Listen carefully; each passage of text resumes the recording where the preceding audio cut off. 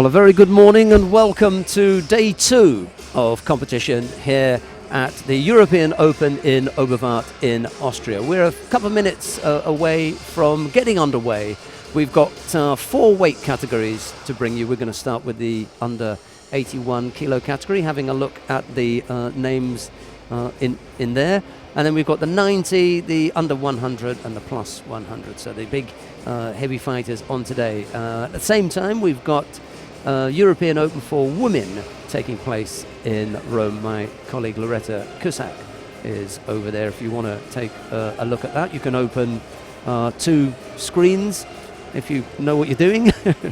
Let's take a look then at the first of the weight categories, the under 81 kilo category. And the top 4 seeds: Otgun Bata of Mongolia, Emmanuel Lucenti of Argentina, Niam Surin Dagvasurin of Mongolia, and Abdel Aziz Benamar of Tunisia. Those are the top 4 seeds in the under 81 kilo category. Top 4 seeds in the under 90 kilo category: Komransho Ustapirian of Tajikistan, Tiago Camilo of Brazil, Cheng Xiunchao of China, Mamadli Mediev of Azerbaijan. Top 4 seeds in the under 90 kilo category. Under 100 kilo category: Jose Armonteros of Cuba, Rafael Buzacarini of Brazil, Javad Majoub of Iran, and Hector Campos of Argentina. And in the plus 100 kilo category, the number 1 seed is Faisal Jabala of Tunisia, the number 2 seed Rafael Silva of Brazil, the number 3 seed is Daniel Natia of Romania, and the number 4 seed is Timoilin Batulga of Mongolia. We raced through those names very, very quickly, and I'm looking forward to the action today. We had a good day yesterday. That's about it. We started early, and Sinisha has caught me unawares because I didn't realize that we were going to come back to the camera shot. As I say, we've got a competition in Rome, and next week we are in Dusseldorf for the IJF Grand Prix. We've then got 2 competitions on the same weekend. The weekend after that, when we go to Warsaw and Prague. Let's take a look at the opening contest then. 3 mats here. You can choose whichever mat you want. We're going to start on mat number 1 with Damian Stepien of Poland. On mat number 2, it's the number 1 seed, Komransho Ustapirian of Tajikistan. That's in the under 90 kilo category. And there's another contest in the under 90 kilo category. Down on mat 3, Tiago Camilo is up against Dragan Begovic of Serbia. We're going to start on mat number 2. It's Komransho Ustapirian of Tajikistan against Aybol Aitbek of Kazakhstan.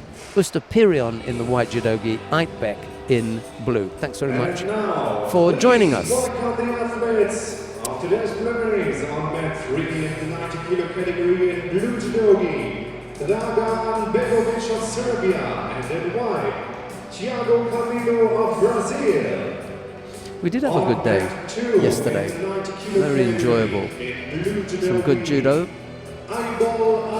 Ludwig Pesha did the job for the home team by taking gold in the under 60 kilo category. On mat 1 in the 81 kilo category in blue judogi, Ricky Bernhardsson of Iceland, and in the white judogi, Damian Stepien of Poland. Come on, please clap your hands for the athletes. I wonder how it is then that we come to have Komransho Ustapirian, who's the number 1 seed, up first. I can only imagine that we've got the exact number of 32. We must have, or else he wouldn't have a first round fight. We have. It's a nice 32. There you go. No bye for anyone. Straight in to the action.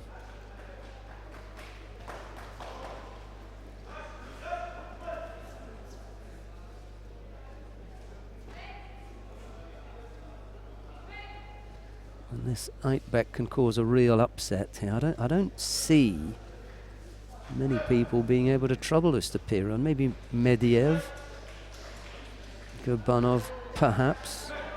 Dark horse maybe Jia Tingyan of China. Definitely Camillo, Thiago Camillo, who's the number 2 seed here. Safguliev. And the other Chinese, Cheng Chun-Chou. Those really are the top fighters. Anyway, we'll see how it works out. Like Becker's picked up a Shido. The only mark on the board with just a little over a minute gone.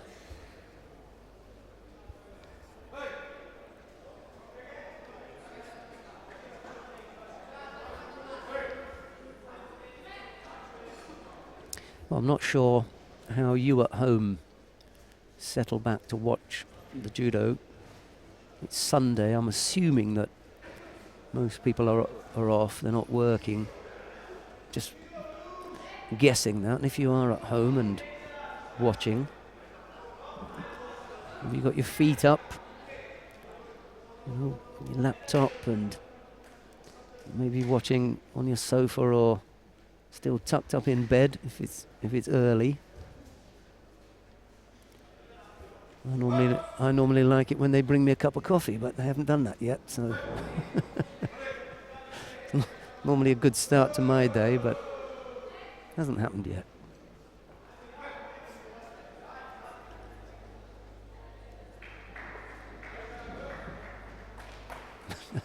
Yeah, milk and 1 sugar, please. He's gone off to get the coffee now. Winner on mat 3, Thiago Camilo, Brazil. Christian Fraser is the stadium announcer today. A lot of the tournaments we have Luis Torres, but we have the pleasure of the company of Christian Fraser here in Oberwart. Next contest on mat 1, in white judo, Quentin Joubert of France, and in blue, Stella Andras of Hungary. Isn't it? You're going to make someone a nice, good wife one day. Look at that. Coffee first thing. That's a nice start to the day. Well, Mr. Pirion has picked up a penalty, but Eidbeck now has a second. It's early in the day anyway, so maybe they're just finding it difficult to get going.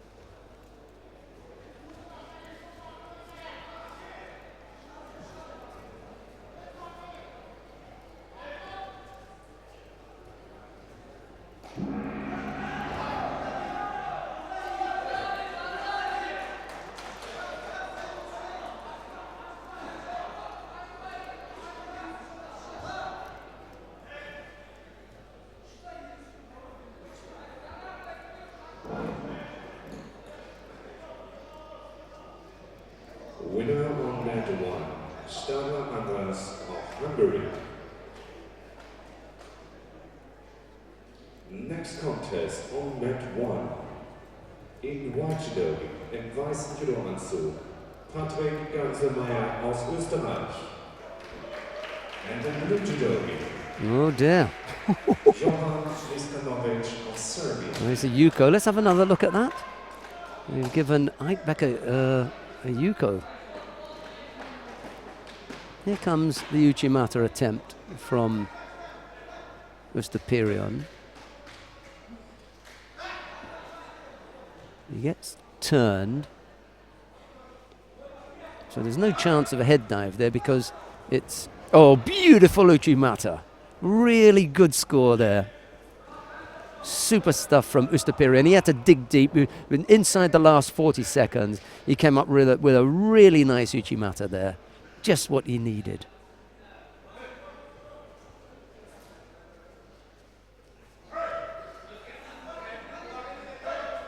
I mean, surprised that didn't go for Ippon there.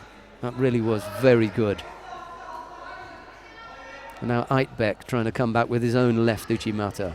Ustapirian blocks that, and there was a real chance. He decided to go for the drop Morote Seonagi, and now the Udigarami. Eitbeck fighting that off. And Ustapirian not really interested any longer in the arm. He'll just see off the time. Eitbeck gave Ustapirian a little scare there. Over 40 seconds.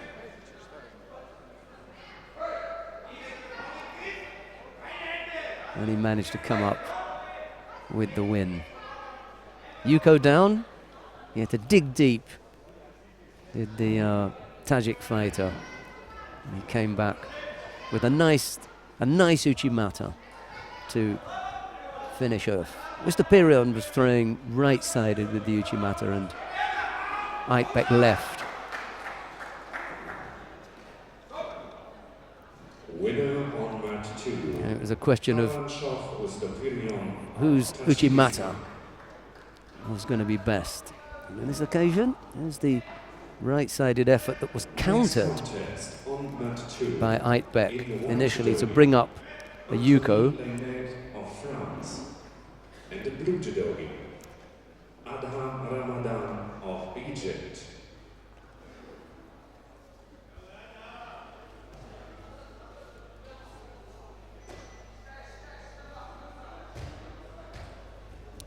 Right, who have we got here then? Anthony Lainé of France, I think that is, and then Adham Ramadan of Egypt.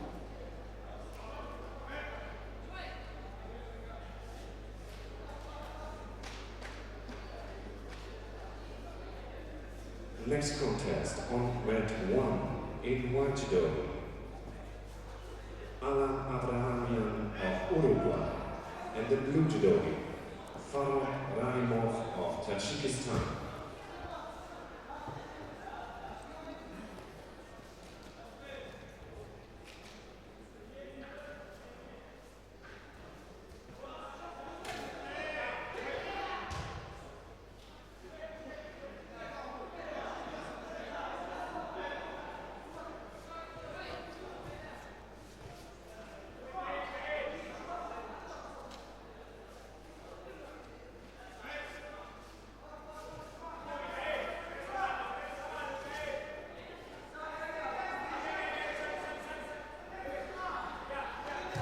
Measured start by both fighters.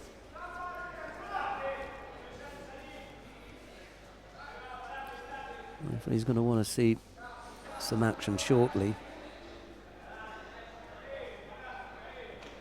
See, yesterday someone got penalised for that step out.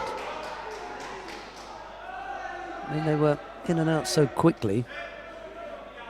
It's hardly worth looking at, and I'm glad that the referee didn't get involved in that one. Did have to dish out the passivity penalty to Ramadan, however.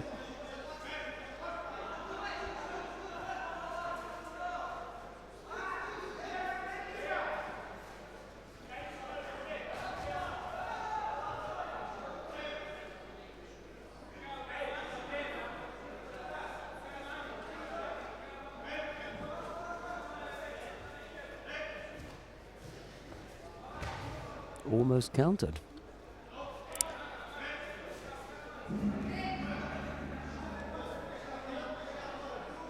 Line trying to go over on the right side, and Ramadan almost catching him with a counter on the left.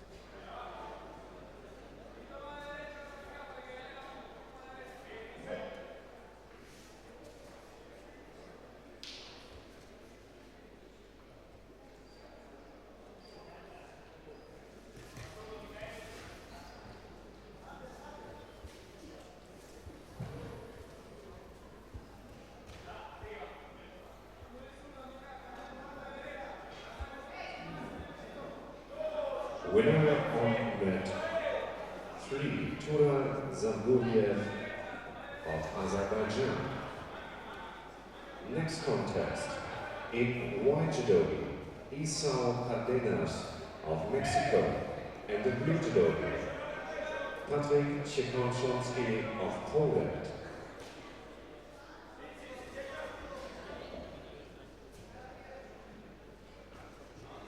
Just the single Shido against Ramadan at the moment.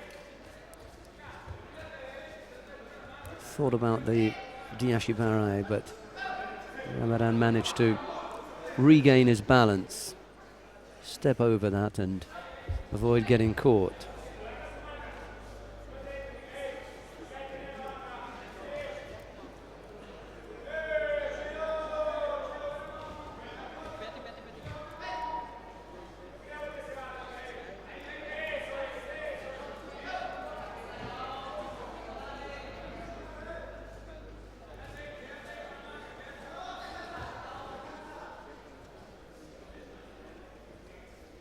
Second penalty picked up by the Egyptian, and he's going to need a score now.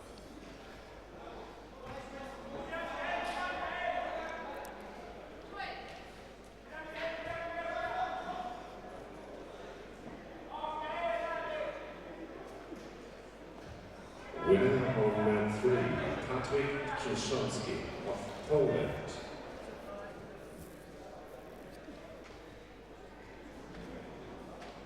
Next contest, on mat 3, in white judo, im weißen Judoanzug, Sebastian Schneider aus Österreich. And in blue judo, Dusan Hegedus of Slovakia.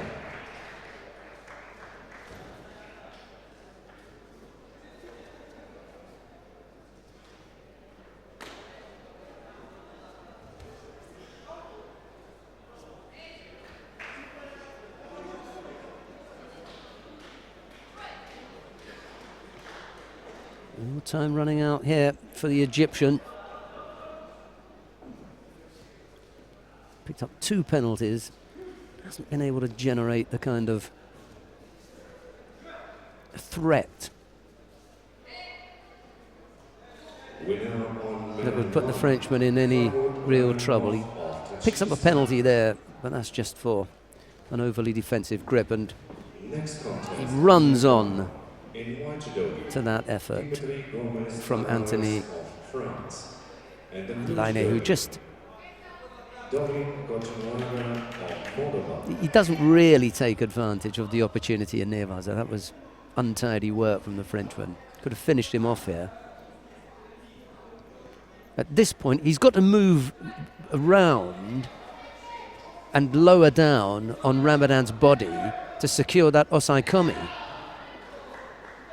I think if I was the coach, I'd be a little bit upset with him there. And he's going to take another penalty, but he's got the Yuko, so doesn't matter. All right, so we're not talking about the sharpest tool in the box here, as far as the French is concerned.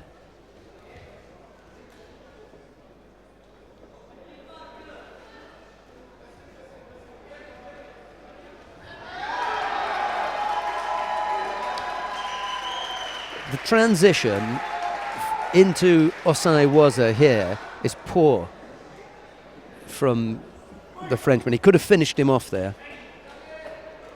Anyway, he comes away with a Yuko win and goes into round 2.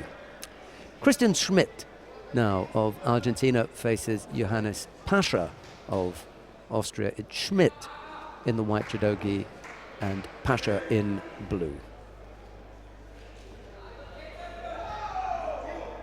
Next contest on mat 2, in white judogi, Christian Schmidt of Argentina, and the blue judogi, in blauen Judoanzug, Johannes Pasha aus Österreich.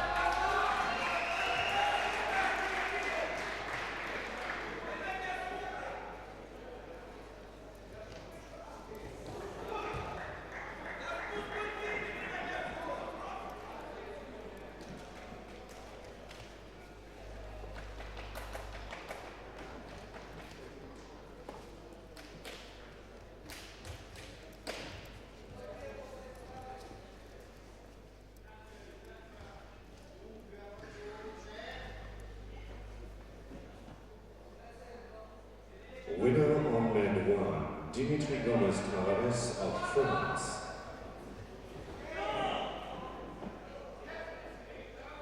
Next contest on mat 1, in white judo, Rustam Alimli of Azerbaijan.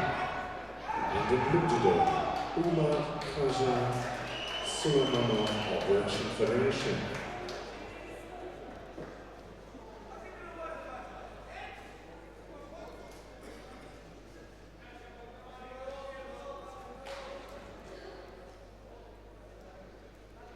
Winner on mat 3, Dusan Hegidos of Slovakia.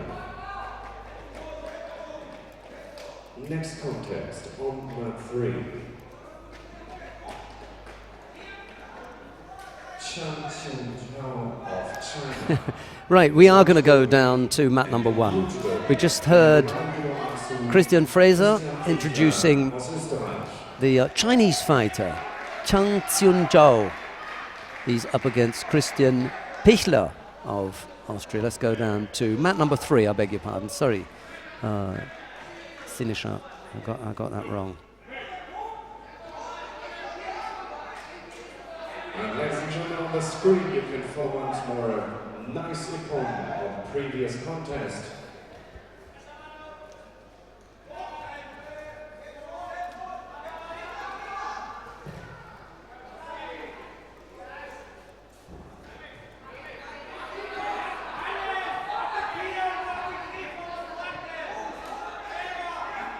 Right, so it's Chung in the white judogi, Pichler in blue.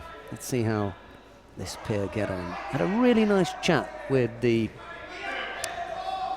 Chinese coach. Well, I should say the coach of the Chinese team. Because the coach of the Chinese team is not Chinese. He just happens to be coaching the Chinese team. There's a difference.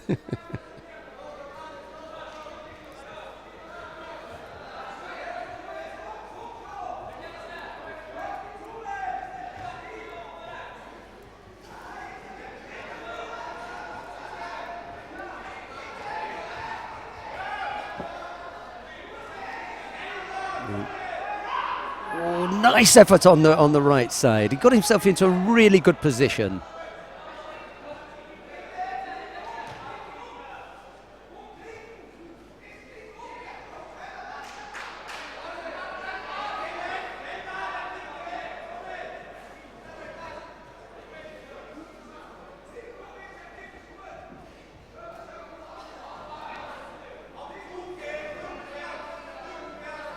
What?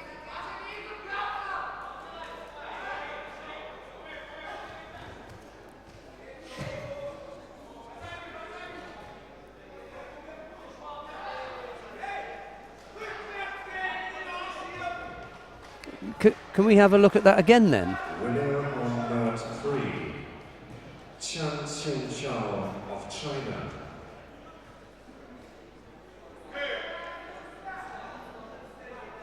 What about that is Ippon? Next contest on mat 3, in white judo, Oh, I was going to say because the throw is there's no way that's Ippon. Right, okay. I didn't see the finish. Right, okay. Because I thought that was a good. The referee gave a good score there, was Ari? Right, okay. It was all perfectly done. Right. Shahin Garamanov of Azerbaijan faces Gary Hall of Great Britain. We're going to stay here, not because it's a British fighter, but just because we're too lazy to move to any of the other mats. So why not? Let's have a look at Garamanov in the white judogi and Hall in blue. of Russian Federation.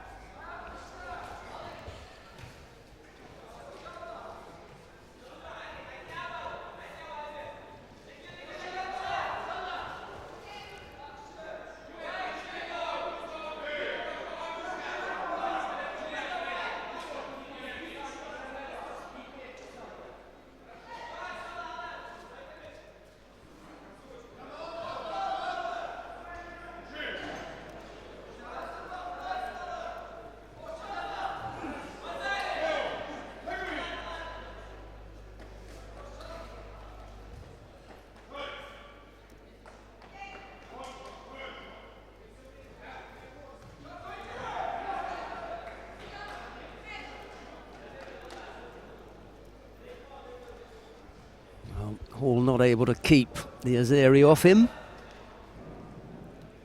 And Garamanov coming up with an ippon there.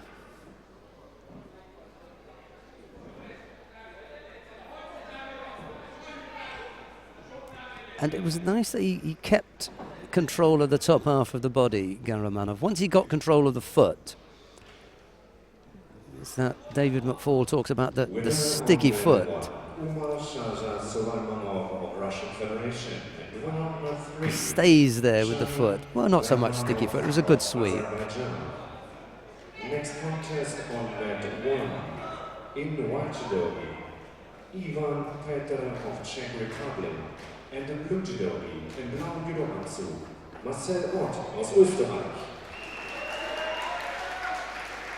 Next contest on mat 3 in the white judogi, Igors Milenbergs of Latvia, and in blue, Dario Covina Garcia of Germany.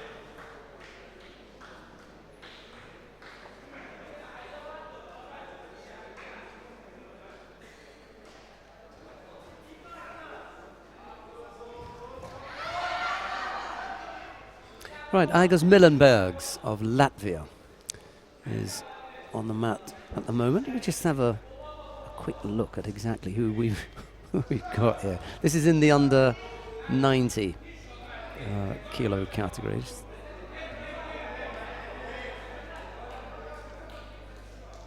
Who have we seen so far? Österperion and Eitbeck, Leine and Ramadan, Schmidt and Pasha. And then we changed mats so that we could have a look at Cheng Xun Zhao of China. Christian Pichlenat went off, and Garamanov defeated Hall. So it's Igors Milenbergs of Latvia now, and Dario Kubievait Garcia of Germany. Okay. It's Milenbergs in white, Kubievait Garcia in blue.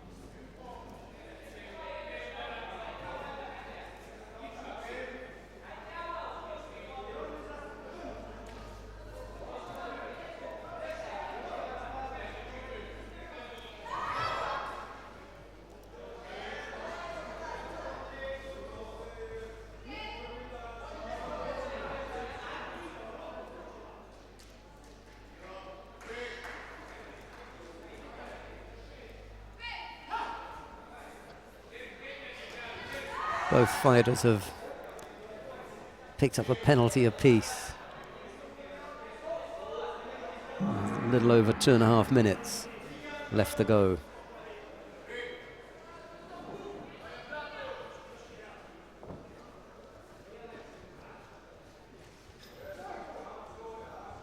Oh, chance here.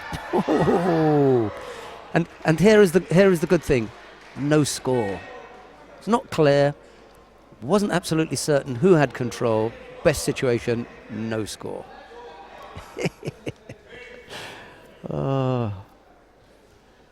no one could really take over that opportunity. And the best thing to do was to leave it alone. No score. Of Azerbaijan, and in blue, Osama Mahmoud Snoussi of Tunisia.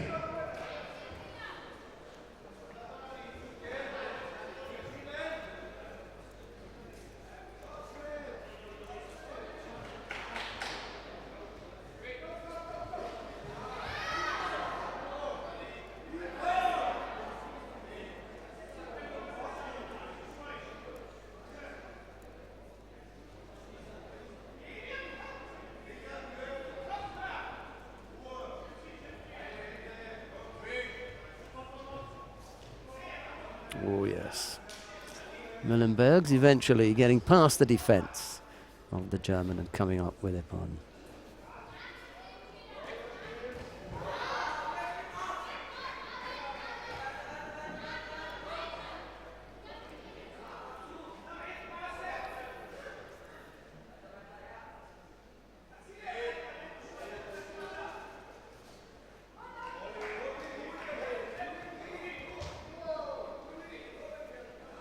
Winner of round 3, Ignas Mullenbergs of Latvia.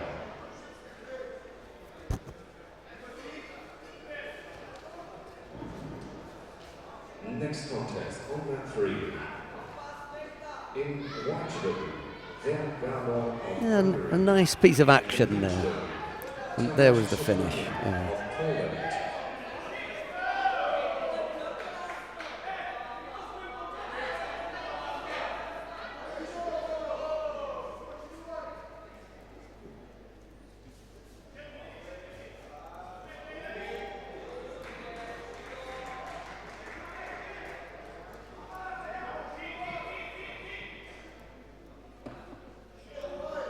On the mat now, Vergabor of Hungary faces Tomasz Szczepaniak of Poland. There in the white judogi, Szczepaniak in blue. And I wonder if we're going to get to see when we are in Warsaw, Tomasz Kowalski. I know he's doing some coaching there. Former Polish international. I always thought that he would come and sit in as one of our commentators. He got a job coaching, so we've lost him for the time being. Sasha Mamedovic as well would have been a really good shout, but he's coaching with the Canadian team.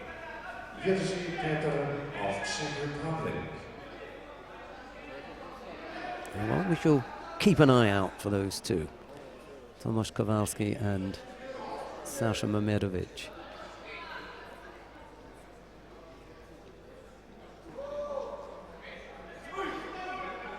No score yet, first minute out of the way.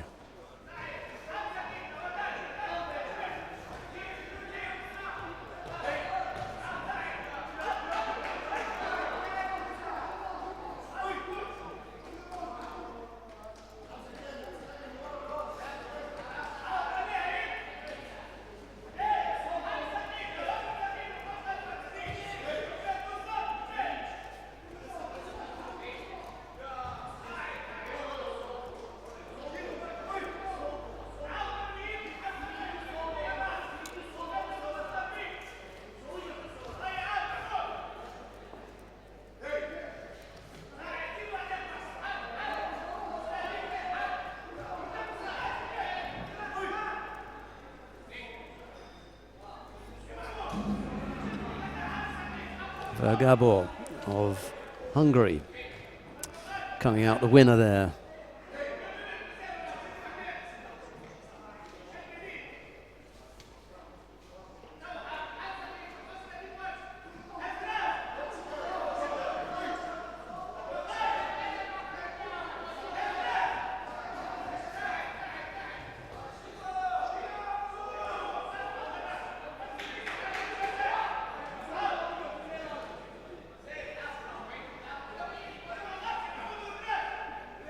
Winner on round 3, Gabor of Hungary. Next contest on mat 3 in white judo in men's 100 kg category. Thomas Knabek of Czech Republic and in blue judo Jakub Wojcik of Poland. Right, coming up next on mat number 3 in the under 100 kilo category. Tomasz Napek of the Czech Republic faces Jakub Wojcik of Poland. It's Napek in the white judogi, Wojcik in blue.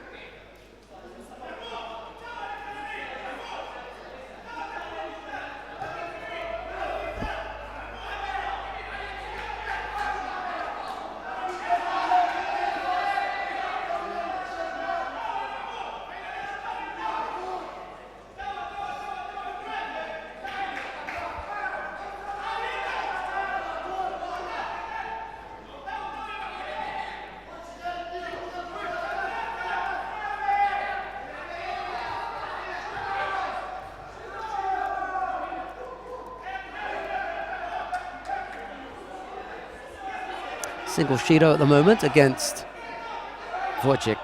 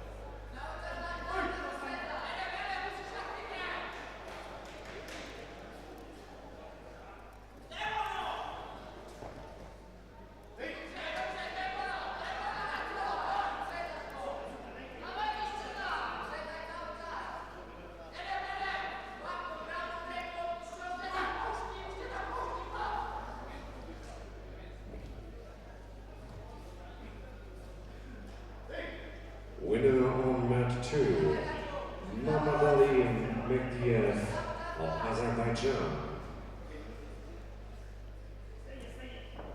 Next contest on mat 2, in white judo, Yomut Vazian of Romania. And in blue judogi, in blauem judomatsu, Stefan Kociara. Just a single Shido against the Polish fighter. He's not out of it yet by any means. There's plenty of time left on the clock. Half the contest still to come.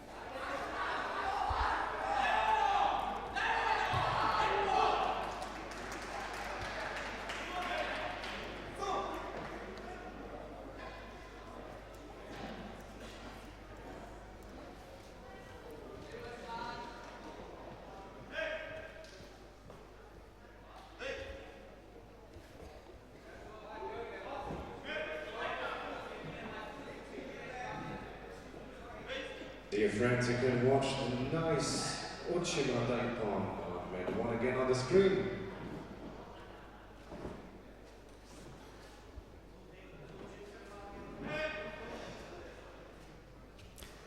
Yeah, second penalty picked up now by Wojcik. Again, he's not out of it. Napek hasn't come up with a score yet, and for as long as he remains scoreless, then Wojcik remains dangerous. Next contest on mat 1 in white judogi, Elvin Akhmadli of Azerbaijan, and in blue judogi, Christian Bodilau of Romania.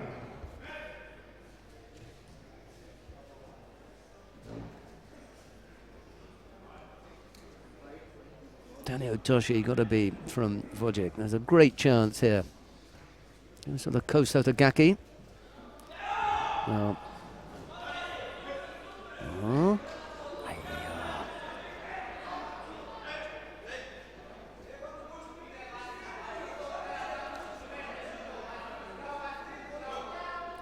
Napek comes up with Wazari here.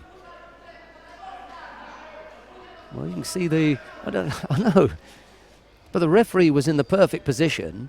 He could see that the landing, my feeling, was not, but he's in a far, far better position than our camera is. And he gets the score.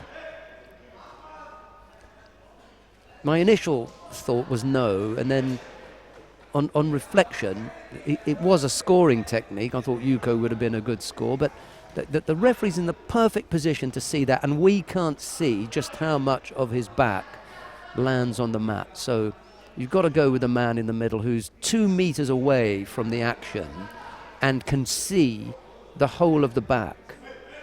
So for me, I would have to agree. It's impossible to disagree because you're in a worse position. And that was the score that the referee decided. He's the one with the experience. You got to go with him.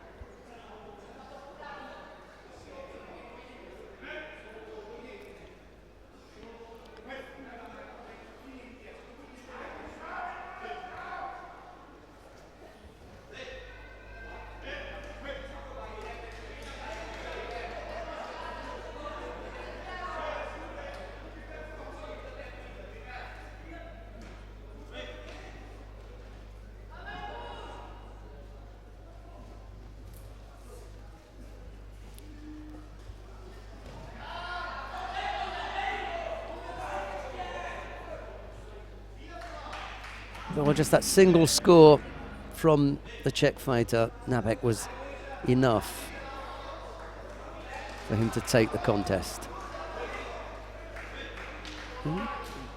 Close run thing, but Tomasz Napek it is who goes into round 2.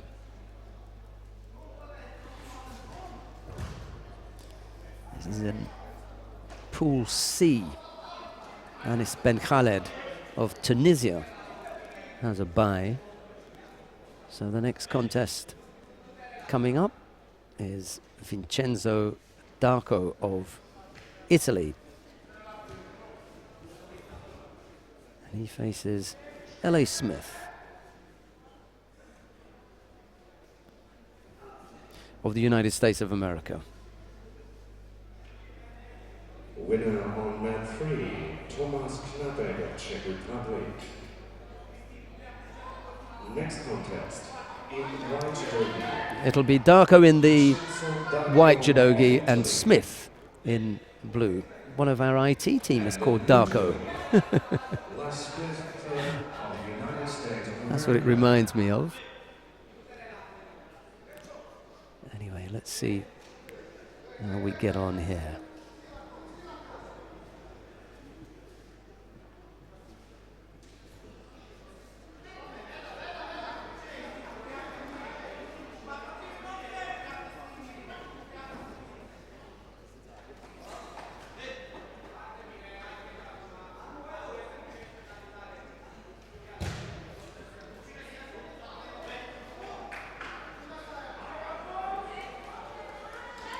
Very good morning to anyone in the USA who's tuning in.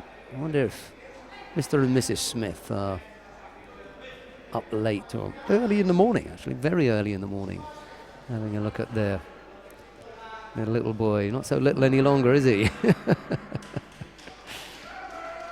even when he was younger, he wasn't that little. Spoke to him in the warm-up area this morning. Everything's going well. He's got no injuries. Needs to break that right arm off, though. The grip of the Italian. He's dealing with it at the moment just by pushing that left arm, using his left arm to push Darko's arm away from him. It'll be better if he can take control of that. Yeah, he's going to pick up a penalty for passivity. He's been busy fending off the stronger grip of the Italian at the moment. That's better. See, the Italian is uncomfortable if he hasn't got that right arm up there. That's a good effort there because it helps to break that grip up. So throwing in that attack broke that grip up. Let's see if he can take control of Darko's right arm. And once he's got it, he's got to attack reasonably quickly. He's protecting it now, the Italians. He's got hold of it again. His first thing is to try and get rid of that. And now if Smith can get his right hand on, he can attack from there. Back up the top. Got to work harder on keeping that off. Going to get penalised for stepping off the area here.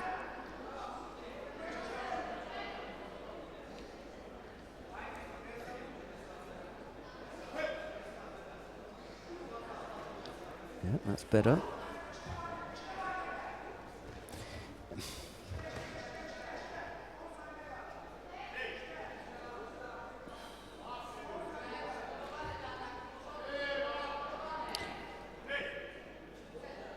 It's a really tricky thing, gripping, when you've got a fighter like Darko.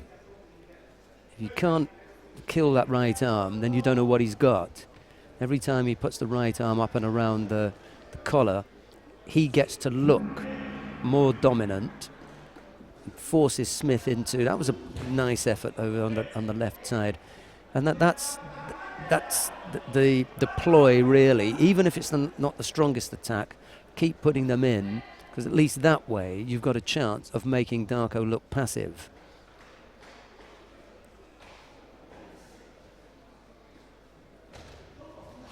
Go again, because Darko's the only thing he's going to look to do is to break up the grip.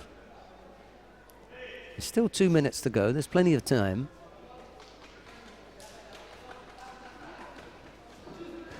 That's okay. It's a little bit more positive a movement than Darko's been showing. Got to get in a big attack here now. A big attack here would straighten things up. And the other thing is, if you're not going to kill the right arm, then attack as soon as he puts his right arm up. He's not settled yet, Darko. And once the right arm goes up, put in an attack. It'll make it uncomfortable for the Italian to keep going up there if he knows that every time he puts his arm up there, he's going to get attacked.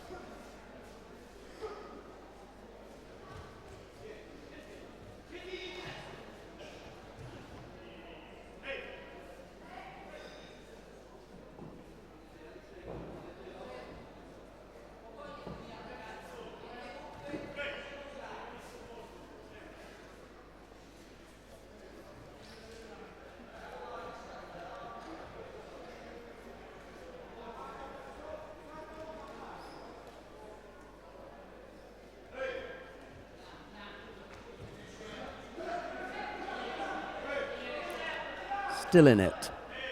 L.A. Smith has picked up 2 penalties. Vincenzo just the one. Sorry, Vincenzo Darko just the one. Got to find a way to come up with a big attack here. Can't afford to pick up another penalty. Backed up in that corner, just where the Italian would like to have his opponent.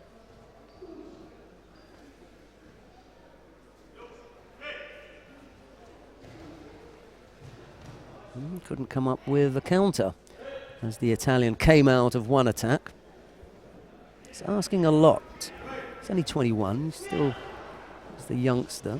Hasn't been exposed to the kind of constant high-level competitors that would have helped for some of their experiences to have rubbed off on him. See, the thinking's there. He couldn't get the body in the right position, but that's the kind of thing that will unsettle your opponent. He just threw the top half of the body in. There was a shape towards the Ippon Seoinage. He couldn't come up with the lower half and really threaten his opponent, but that's what you want to be looking to do. Half a minute left to go, just a single Shido in it. See, two good attacks here, and his opponent would pick up the penalty for passivity.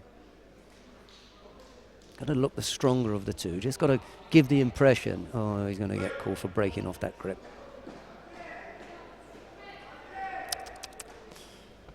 Yeah.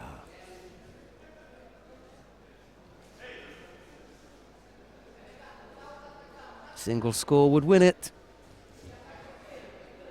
Smith's had the better attacks, but he's had the greater number of errors, unfortunately. That's reflected in the scoreboard.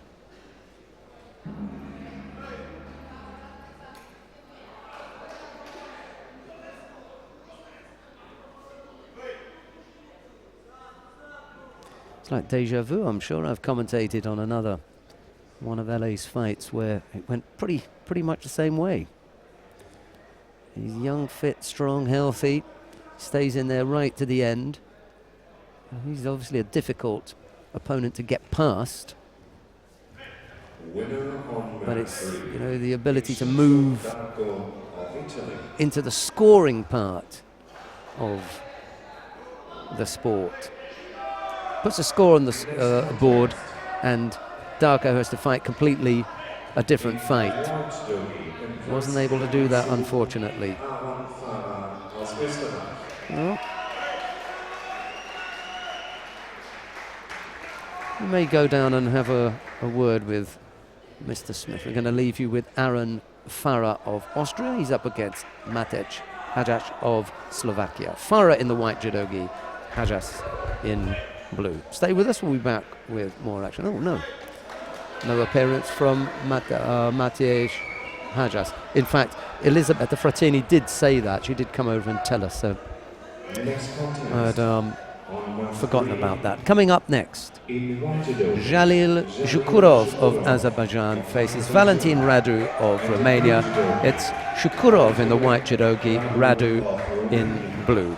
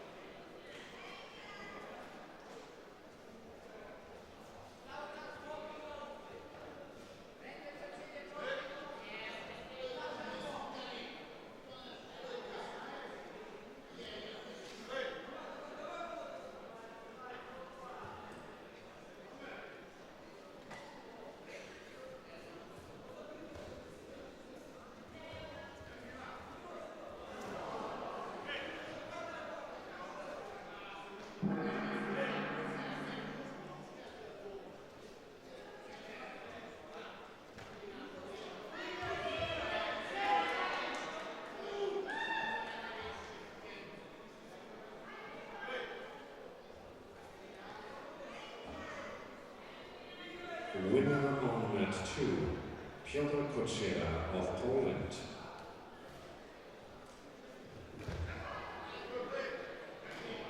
Next contest on mat 2 in white judo, Jia Chen-yang of China, and in blue judo, Emil Blomberg of Iceland.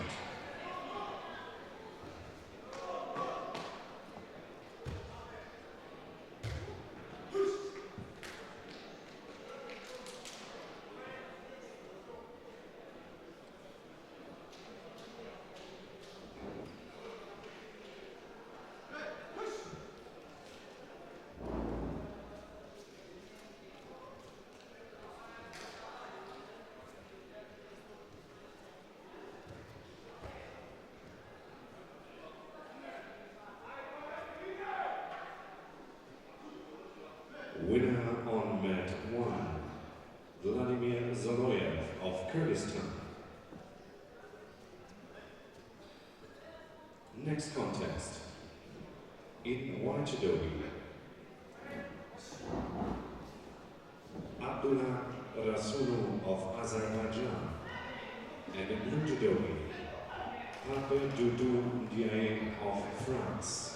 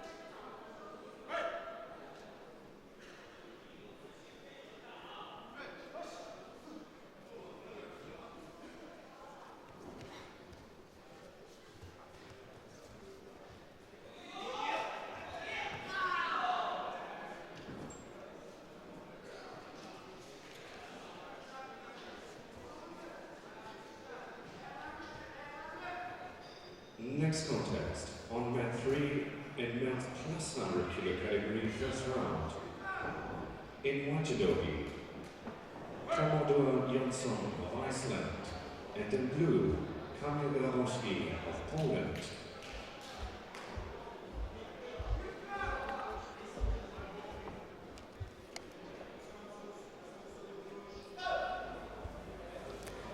We've got the big fellas on now then. Tomador Johnson of Iceland and Kamil Grabowski of Poland. First round. In white judogi, Boton Kons of Romania. And the blue judogi, Nikita Azarov of Kazakhstan.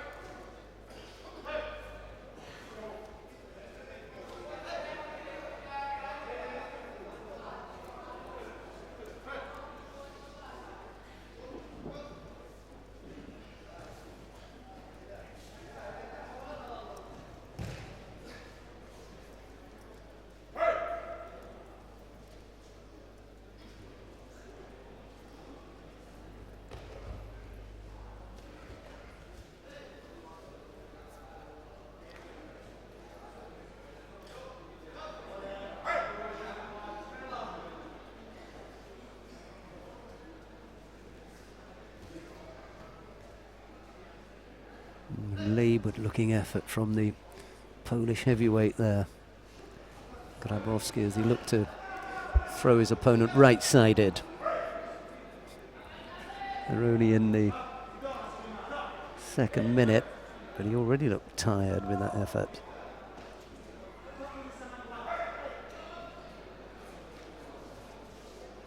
Johnson just wandered off the area there, and the referee was kind enough not to penalise him for stepping out. Ah.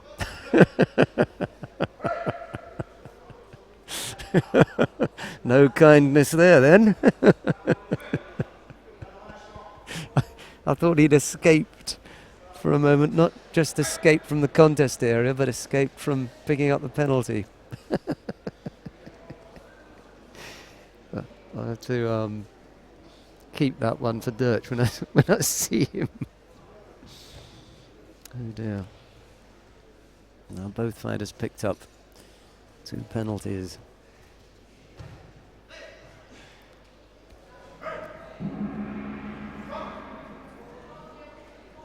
Just when I thought he was a nice guy, all of a sudden he's dished out 4 penalties in a short space of time. Johnson on 3, Grabowski on 2, and this one is not going the distance.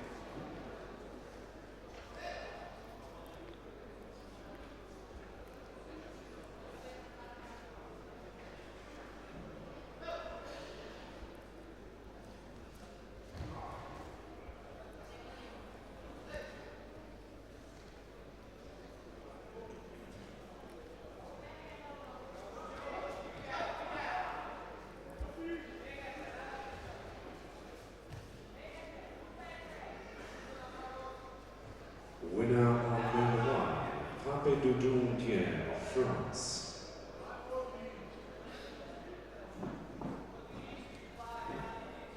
Next contest on number 1. Oh, there you go. Yeah. Just tidy yourselves up first, fellas, and then we do the niceties after.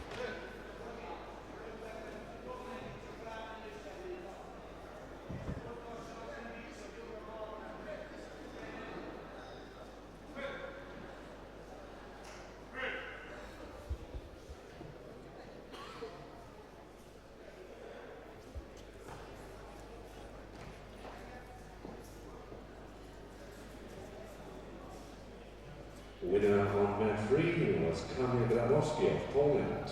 Next contest in white judo. Michal Horak of Czech Republic and the blue judo im blauen Judoanzug Stefan Hegi aus Österreich.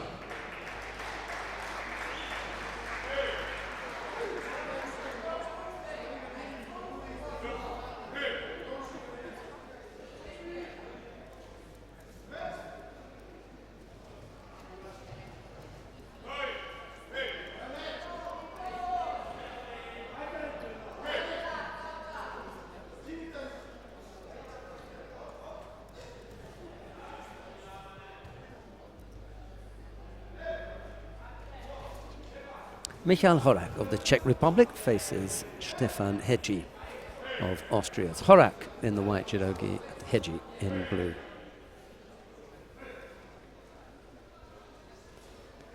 Measured and reasonably sedate start to the day's action here in Oberwart.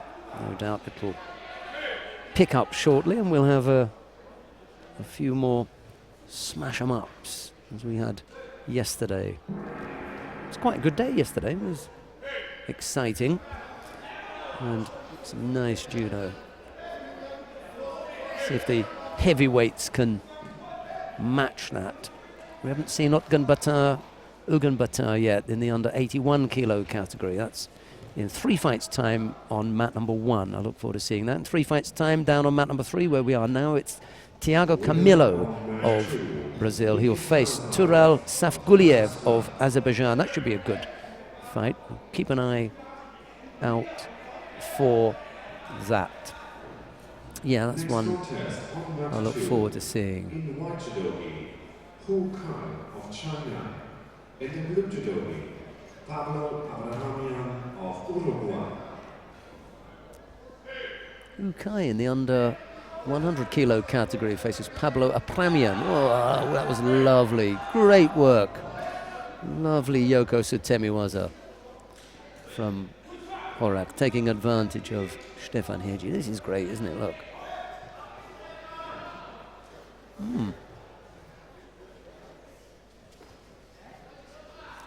Nice execution from the Czech fighter.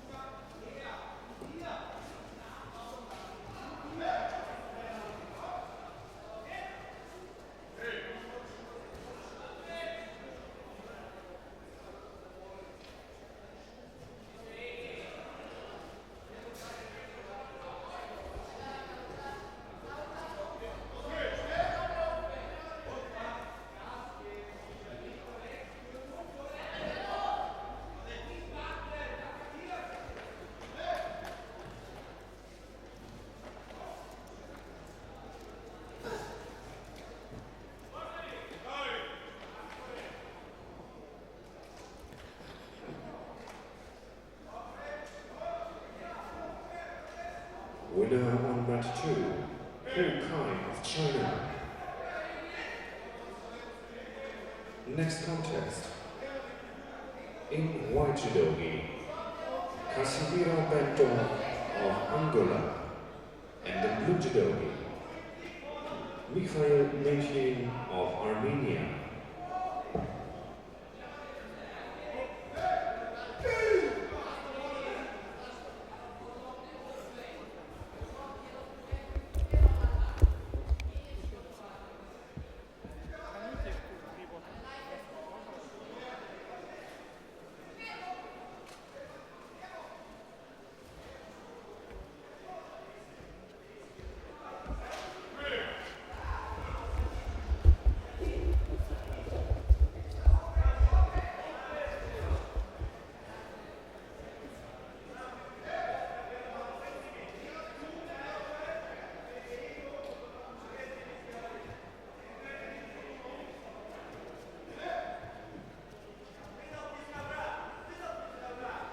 Second score on the board for the Czech fighter with a minute and a half left to go.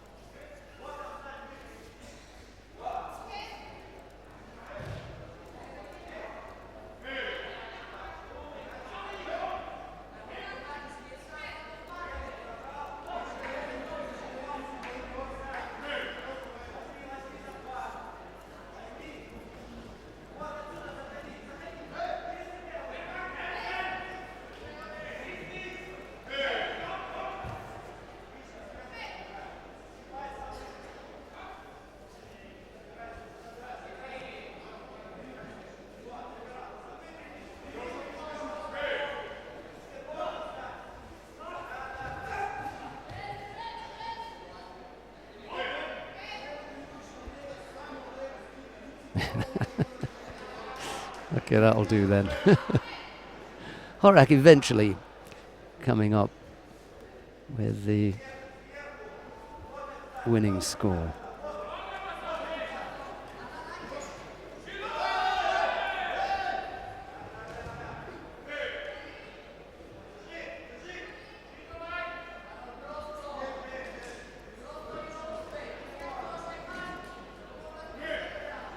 Winner on mat 3, Michal Horak of Czech Republic.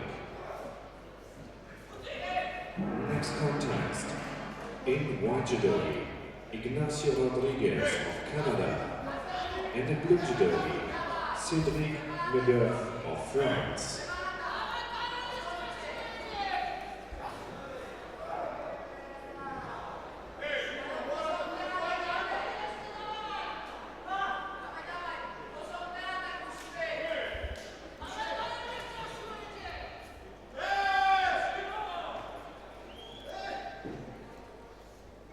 Winner on mat 2, Mikhail Minkin of Armenia.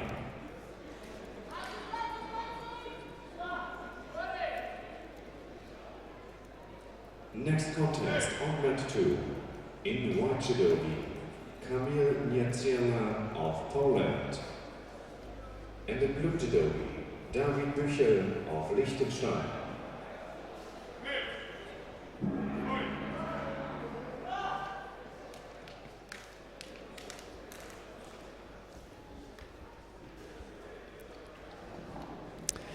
Right, on mat 3 now, our first look at Ignacio Rodriguez of Canada. He's up against Cédric Medeuf of France. Rodriguez in the white judogi, Medeuf in blue.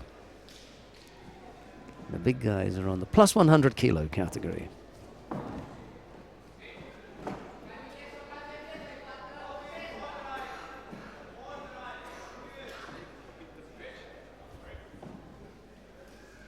Winner on mat 1, Karol Kosaj of Poland.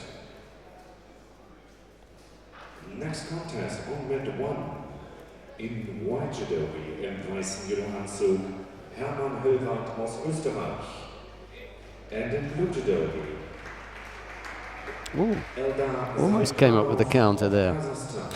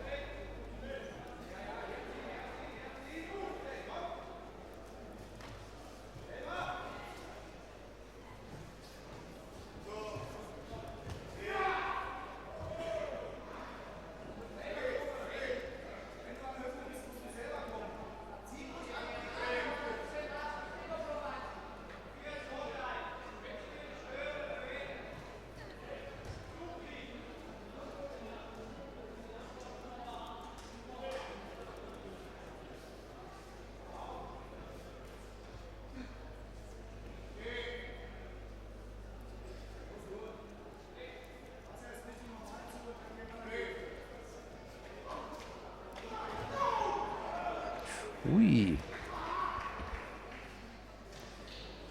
Medeuf of France getting hold of Rodriguez there and throwing the big Canadian 4.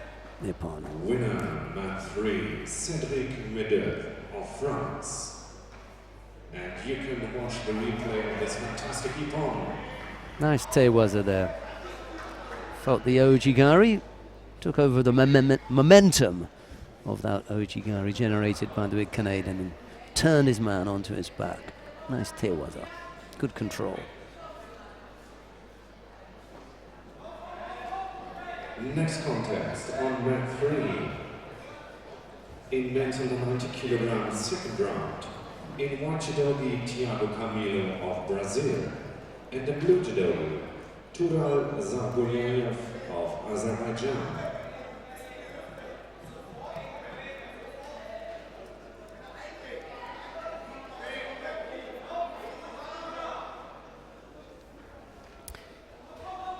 On mat number 3 now, one of the most beautiful throwing exponents ever produced by Brazil, Thiago Camilo. He's up against Turel Safguliev of Azerbaijan. It's Camilo in the white judogi, Safguliev in blue.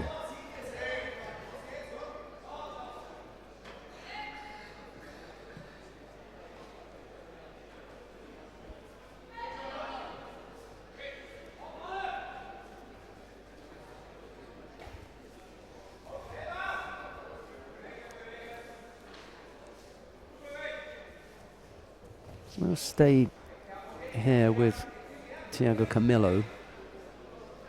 Safguliev will pick up the penalty if he continues to hold on to that side. He does.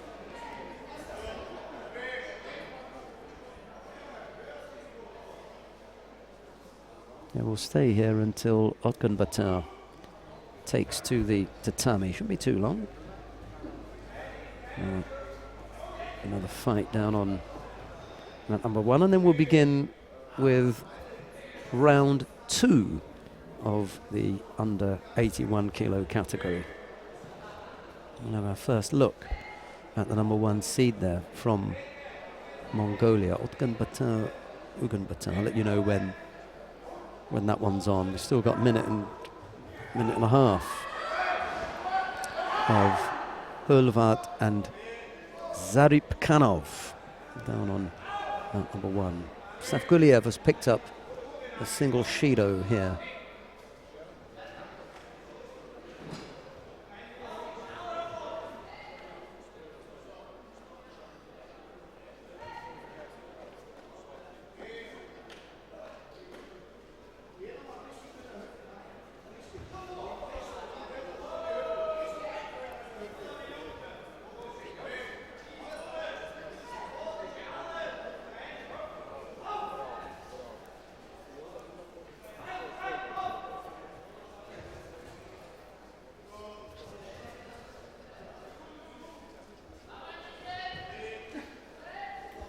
After 11. It's only been going an hour and 20 minutes or so, but there is, as I mentioned to you yesterday and earlier today, there is another European Open taking place in Rome this weekend, and the women are underway out there.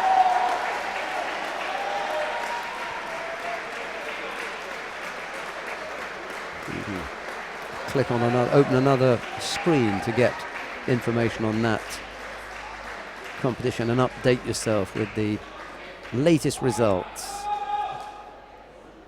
Und wir können uns diese wunderschöne Technik nochmal anschauen. There are 3 weight categories there today. The under 70, 78 and the plus 78 kilo categories. Sieger auf der Matte 1, also Hermann Oberwart aus Österreich. 2 penalties picked up by Turel Safguliev, and he takes a bit of a dive there. The 3rd penalty. Next contest on mat 1. Right, we're going to go down to mat number 1, because coming on to mat number 1 is the number 1 seed in the under 81 kilo category. Otkan Batar, Ugan Batar of Mongolia faces Damian Stepien of Poland.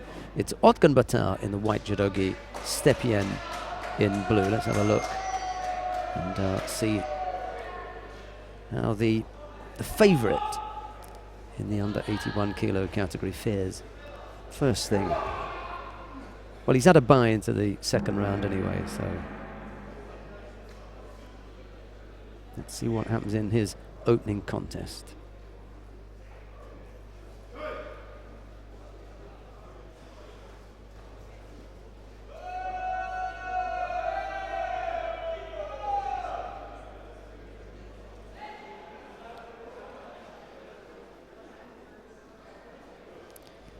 For those of you that are interested, you can either get an update with regard to the results from Rome, or you can go and watch the live stream. Loretta Cusack is our commentator out there. I'm sure some of you will be interested in results with the women.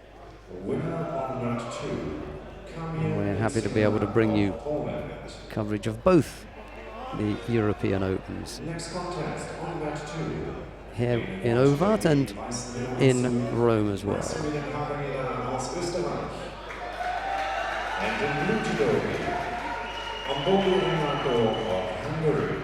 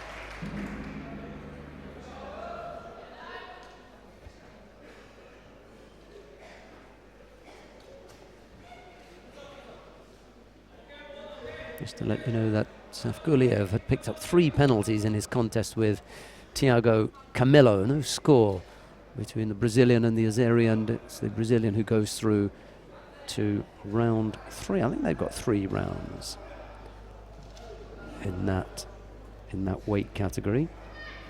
That's the under 90 kilo category we're talking about. No, they haven't. It's 2 rounds, quarter-final, semi-final and then final. So Mongolian winning out here.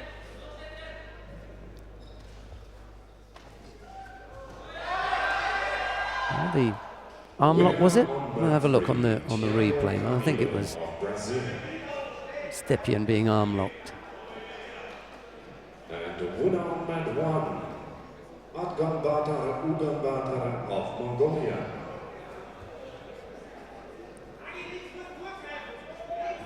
Big Koji Gake bringing his man down, and then the Jujigatami from Otganbatar.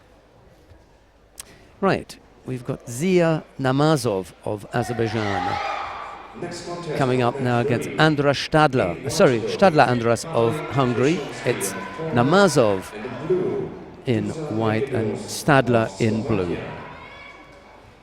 Next contest on round 1 in white judogi, Zia Namazov of Azerbaijan, and in blue judogi, Stadler Andras of Hungary.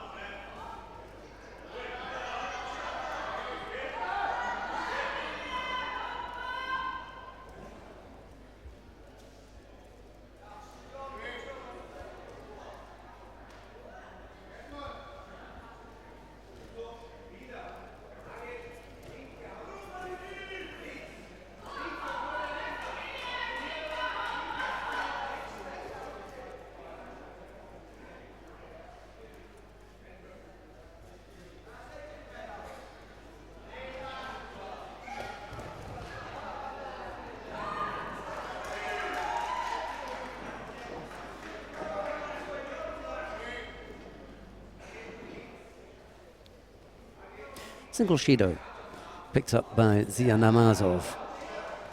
He's not going to let that worry him at all. He comes in for a nice combination of Ippon Seonage and Koji Gake that brings Stadler Andras down flat onto his back, and a nice neat piece of work by the Azeri in the under 81 kilo category there. Namazov did that well, didn't he?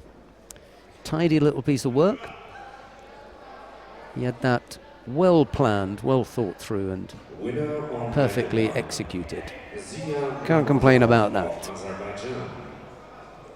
Pulls his man in. Here we go. Next contest, on red one, in white judogi, Dominic Hessel of Germany. And No problems there. Right, coming up next, Dominic Hessel of Germany faces Jovan Niskanovic of Serbia. It's wrestle in the white judogi, Niskanovic in blue. Stay with us, we'll bring you all the action from the second day of competition at the European Open in Oberwart.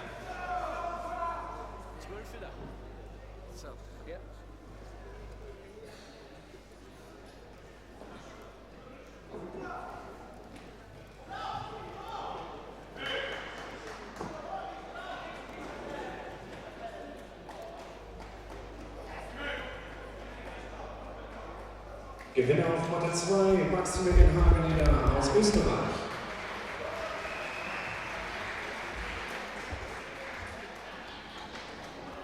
Next contest, on mat 2. That's plus 100 kilo category in first round. In white judogi, Jose Cuevas of Mexico. And in blue judogi, Marko Radulovic of Montenegro.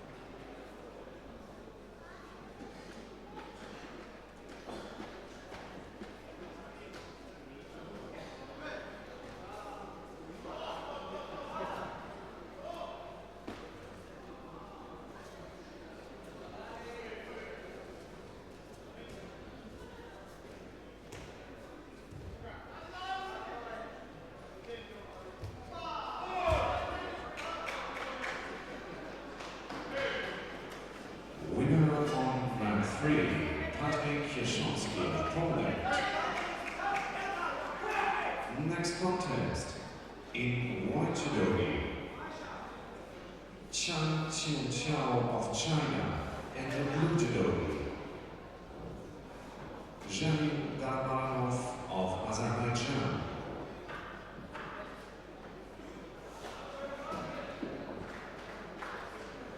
Winner on mat 2, Marko Radulovic of Montenegro. Next contest, in white judogi, Magomed Najmudinov of Russian Federation, and in blue judogi, Ahmed Vahid of Egypt.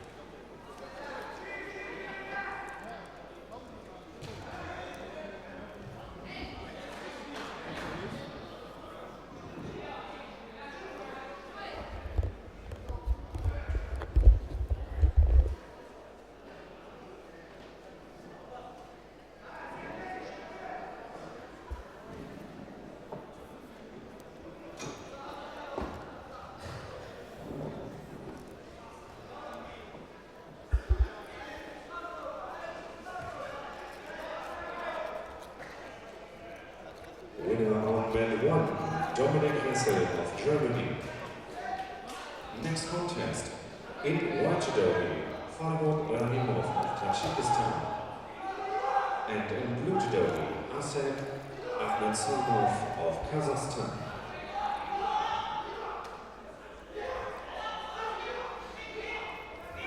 We're going to go down to mat number 3 because a little bit earlier on we saw the opening contest from Chang Sun Chao of China. He's up against Shaheen Garamanov on this occasion. Let's have a look and see how he gets on in his second round contest now. This is in the under 90 kilo category. For 32 fighters started out the day. There's a second Chinese in here. I haven't seen him yet. He did win his opening contest against Igat Blondal of Iceland. So Jia Qingyang is into round 2, but Chang Sun Jiao looks as though he's in a little bit of trouble here. Couple of minutes gone. Wazari down. He's got to try and wear down Garamanov. Knocked out Christian Pichler in round 1, but got some problems here against Garamanov.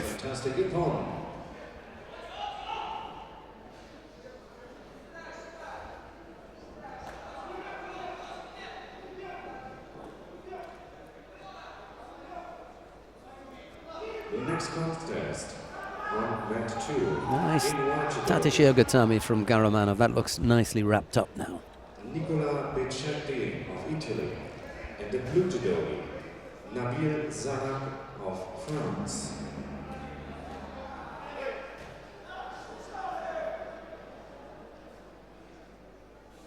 I love the coach. Look at Chung in the coach's chair. He's like, what on earth do I have to do, honestly?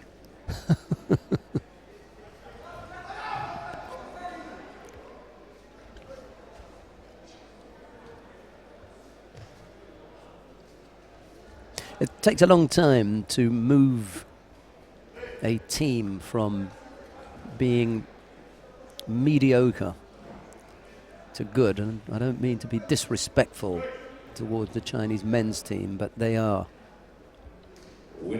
at the very best mediocre, and that's borne out by the results. The addition of Chung to their coaching team has given them just that little bit of spice, and they're showing signs of having some good fighters. But it takes time.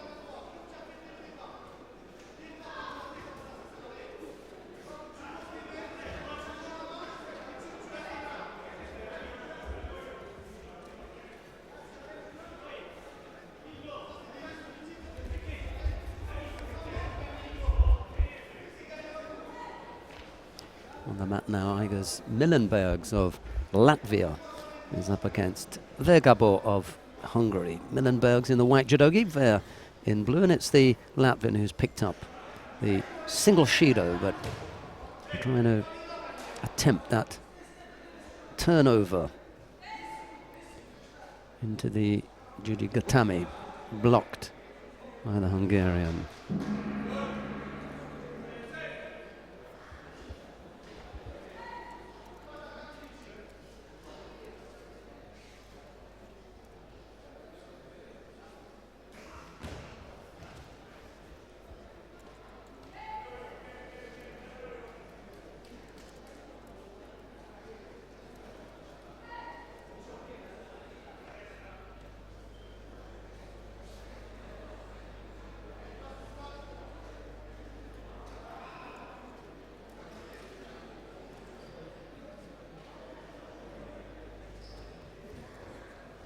Winner on man 1, Asif Ahmedsanov of Kazakhstan.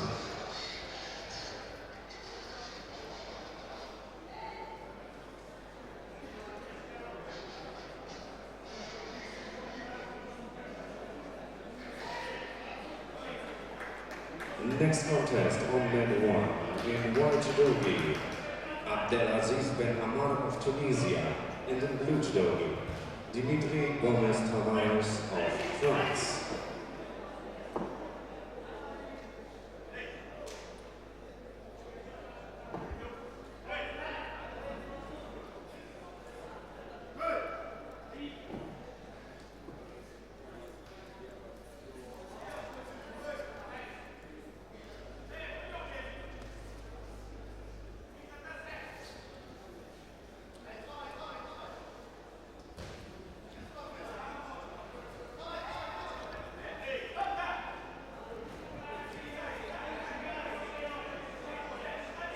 Still just the single shido. No panic needed. Well, now, okay, 2. Milenbergs has looked the more likely to score here. That's the one thing that he's got in his favour.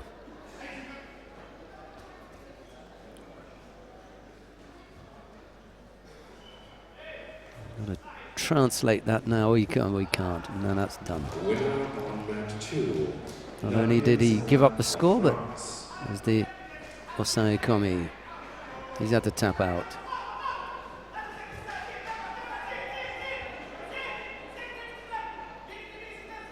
Next contest, on mat 2, in white judogi, Freddy Figueroa of Ecuador, and in blue judogi, Uzhani Kokari of Azerbaijan.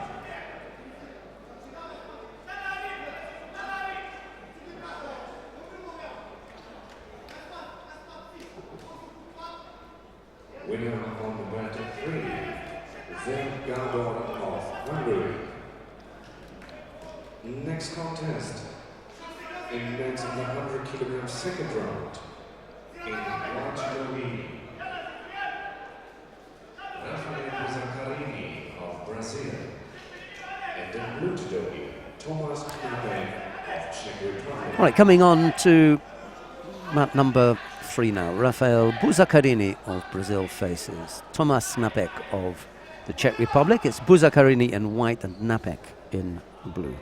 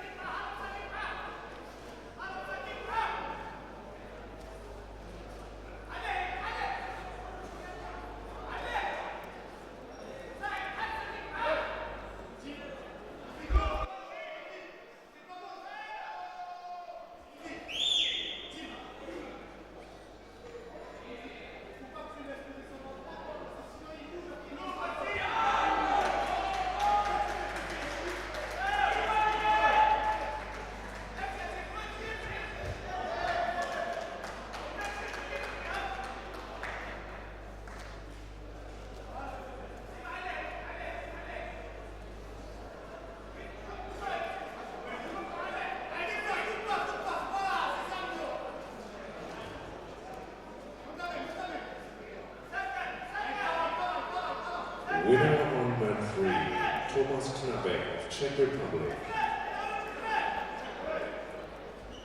Next contest, on mat 3, in white judo, Anis Ben Khaled of Tunisia, and in blue judo, Vincenzo Darko of Italy.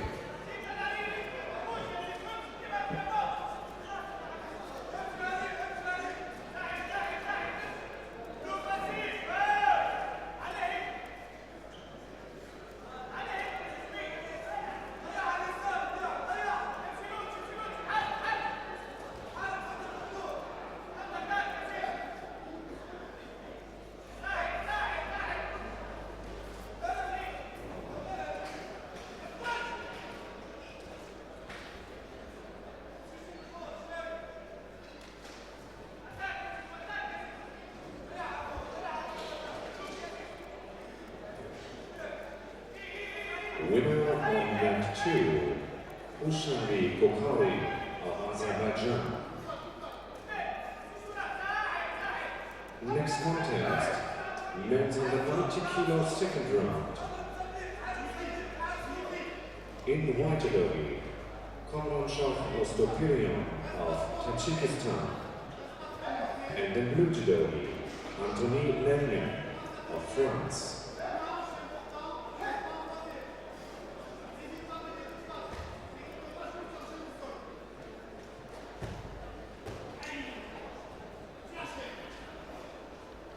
Anis Ben Khaled of Tunisia is on the mat now against Vincenzo Darko of Italy. It's Ben Khaled in the white judogi, Darko in blue. We saw Darko in his opening contest when he defeated L.A. Smith of the United States of America. That was in round 1. This is round 2 in the under 100 kilo category. Winner on mat 1, Dimitri Gomez Tavares of France. Next contest. In white judogi, Mohamed Abdelal of Egypt, and in blue judogi, Umar Shazan Sulaimov of Russian Federation.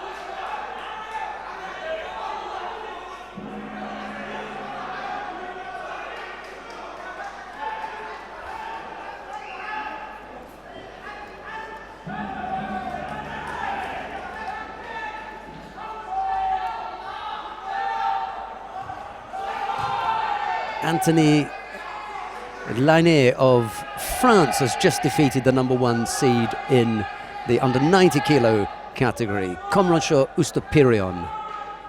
That's on mat number 2. And here, Vincenzo D'Arco of Italy has squeezed his way past Anis Ben Khaled of Tunisia. Okay, coming up next, Javad Majoub of Iran faces Aaron Farah of Austria. It'll be Majoub in the white judogi and Farah in blue. On mat 3, Vincenzo D'Arco of Italy.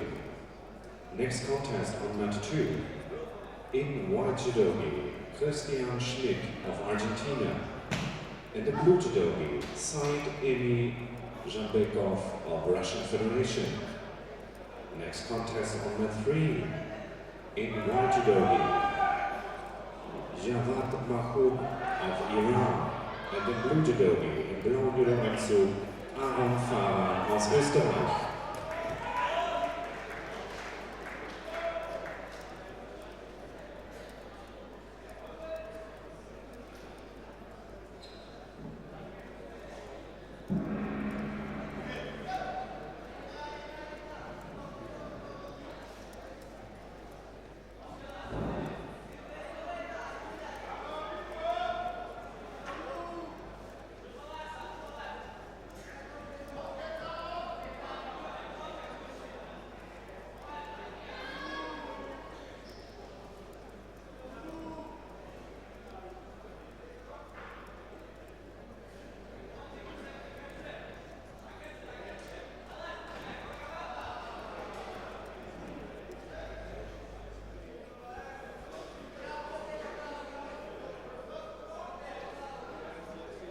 Winner on mat 1, Umar Khaja Suleimanov of Russian Federation. Next contest on mat 1, in the white judogi, Elena Short of Romania, and the blue judogi, in blauen Judo-Anzug, Marcel Ott aus Österreich.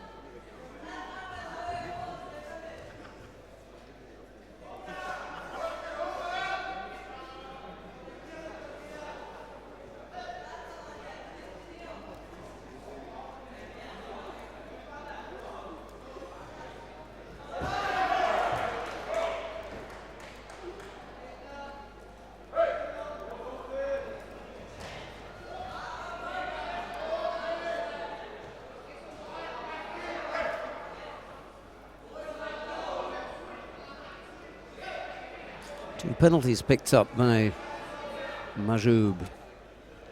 Slightly untidy looking scoreboard at the moment for the Iranian.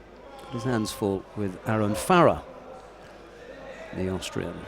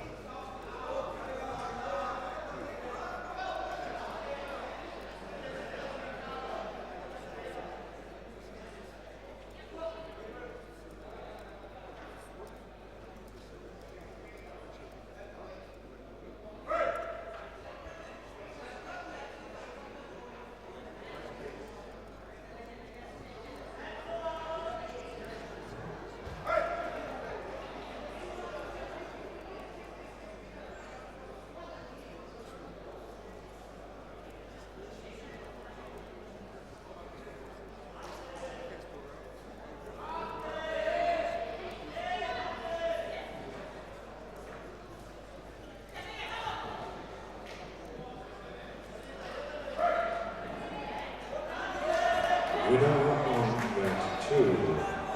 Zain Ilish Bekov of Russian Federation. Next contest in white judogi. Mamadali Mediev of Azerbaijan and in blue judogi. Yolud Wazian of Romania. Majub eventually working things out. He takes his place in the quarter-final. It'll be interesting to see how things work out from there. Okay, stay with us. We've got more action for you. Sergio Garcia of Mexico faces Jalil Shukurov of Azerbaijan. It'll be Garcia in the white judogi, Shukurov in blue.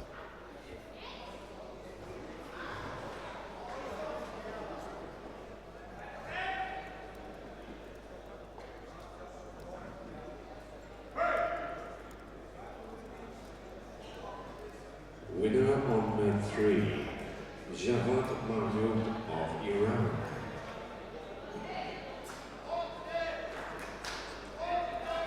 Next contest on mat 3 in white judogi, Sergio Garcia of Mexico, and in blue judogi, Jalil Shukurov of Azerbaijan.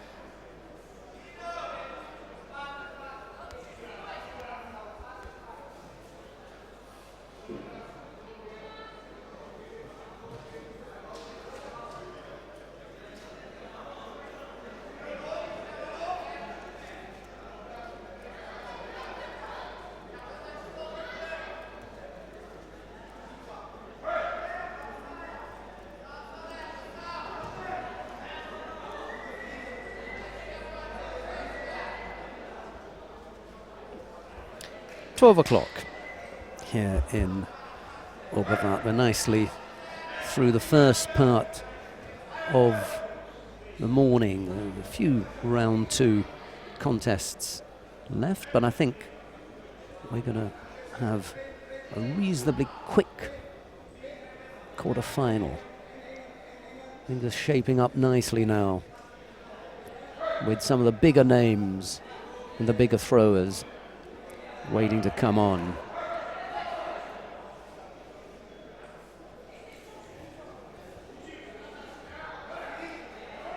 Whilst things are still in the reasonably early stages here, I'm going to have a quick look at what's happening over in Rome. There are 3 weight categories going on over there. The under 70, the under 78, the plus 78 kilo categories for women, and the number 1 seed in the under 70 kilo category, Tsendayush Naranjagla of Mongolia, has made her way through to the quarterfinals. She'll face Chen Fei of China in the first of the quarterfinals in the under 70 kilo category. Zhou Chao of China faces Maria Perez of Puerto Rico. Maria Portela is up against Irina Gadzieva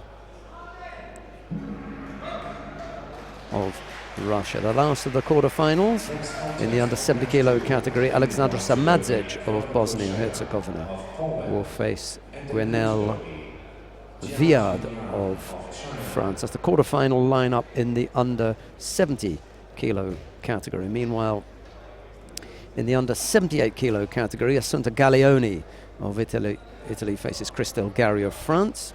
Park Eugene of Korea faces Ivana Moranic of Croatia, and it's Anastasia Dmitrieva of Russia to face Purevjagul Khlamded of Mongolia. The last of the quarterfinals is Yelenis Castillo of Cuba. She'll be up against Zhang Zihui of China. Yep, he had to tap out there. Mexico couldn't hold off for any longer and had to tap out. Right, the quarterfinals in the plus 78 kilo category. This is the competition taking place in Rome. Yu Song of China faces Kim Ji-yoon of Korea. Kim Min-jeong of Korea faces Vanessa Zambotti. And then it's Idalis Ortiz to come up against Maria Suelen Altaman. That sounds like a good match.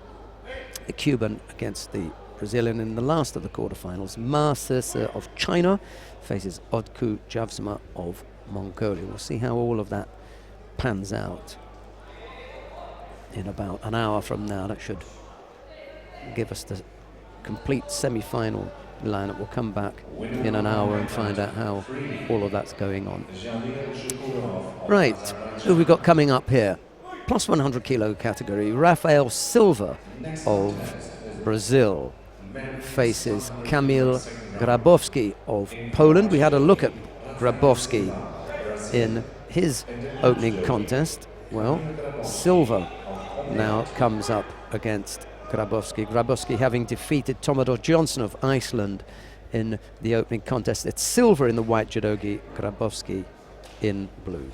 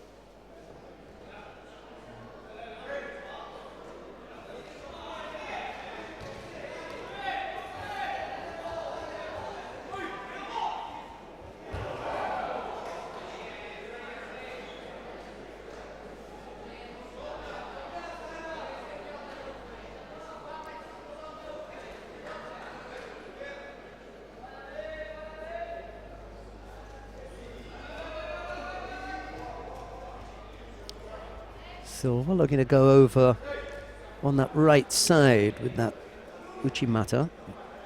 Grabowski just pushing his hips forward, pushing the hands forward and keeping the big Brazilian away from him, making it difficult to come up with a really strong attack. In the meantime, he's picked up a penalty for passivity. He has a little tap there at Silva's left leg with an attempted Yashibarai, but it's hardly worth mentioning. It was of little real threat to the Brazilian. A little over 3 minutes left to go. No score yet, just the single Shido against Grabowski.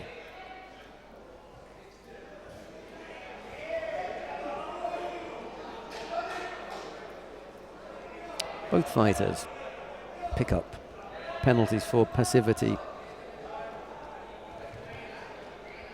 Grabowski now on his second Shido again. Silva on that right side, thinking about the Uchimata. Wasn't able to come up with a strong attack. Ochigari this time.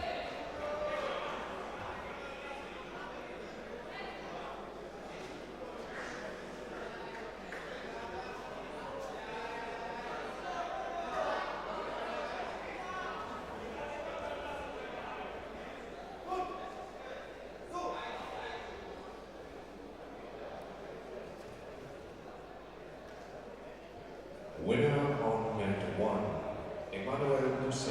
of Argentina.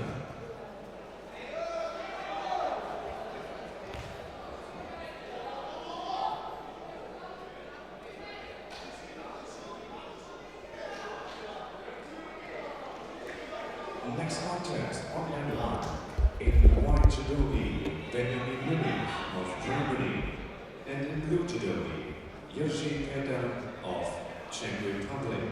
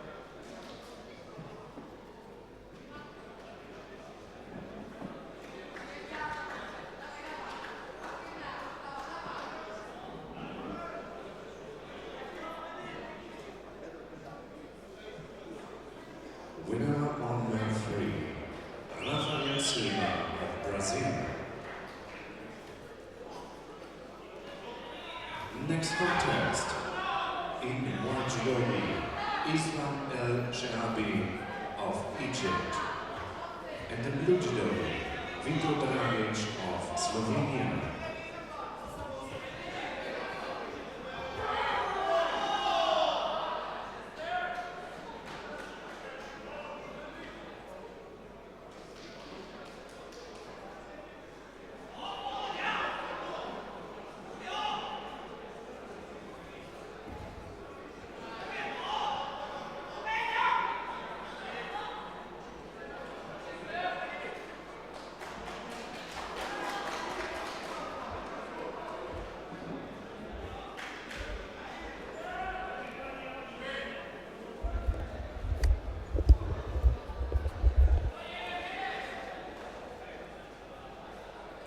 That was a really big effort there from Islam El-Shahabi.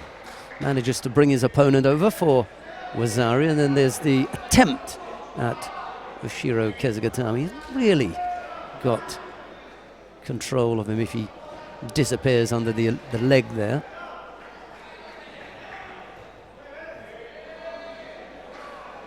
Just loses control at the end.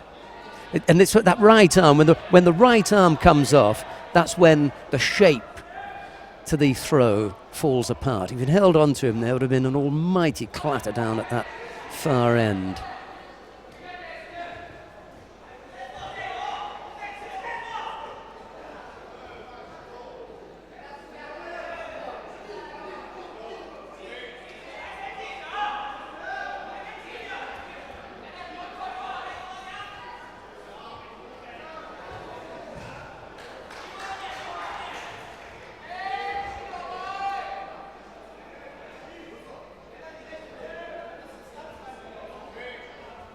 There he goes again. That'll do.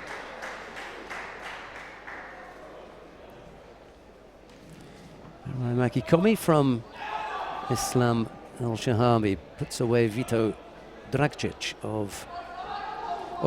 beg your pardon, Vito Dragic of Slovenia. Winner on mat 2, Piotr Koczena of Poland, and the winner on mat 3, Islam El-Shahabi of Egypt.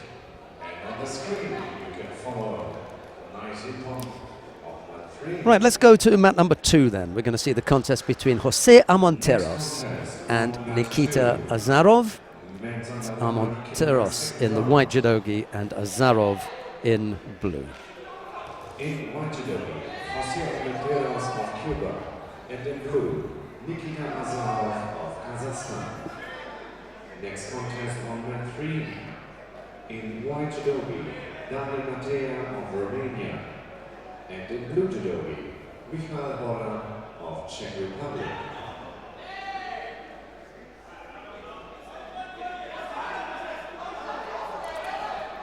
Armenteros searching for that left hand.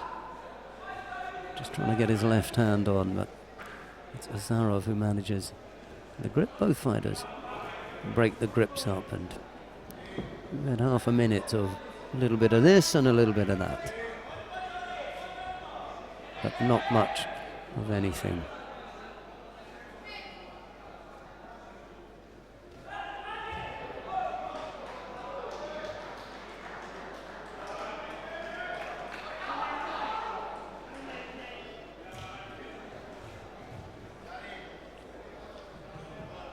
Well, the referee's not going to stand for a great deal more of this.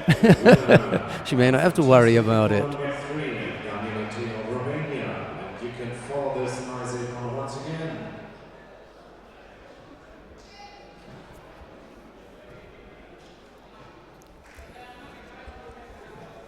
Next contest on mat 3.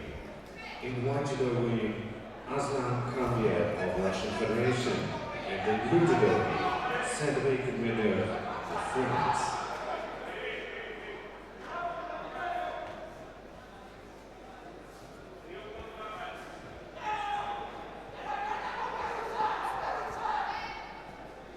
Yeah, Azarov is going to pick up the penalty here. Just pushing off with that right arm and blocking there.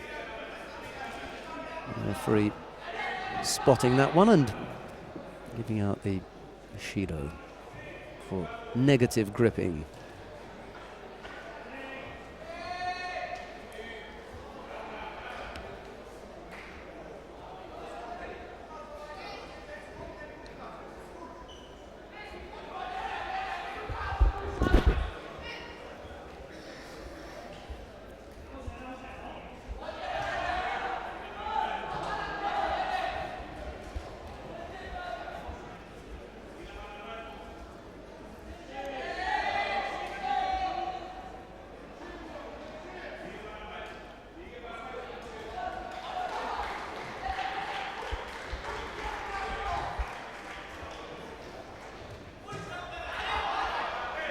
Nazarov trying to be inventive there, not quite.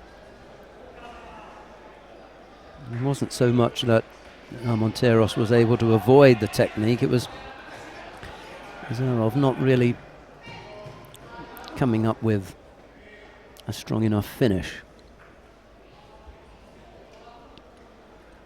Nice effort from the Kazakh fighter, but wasn't quite good enough to come up with a score.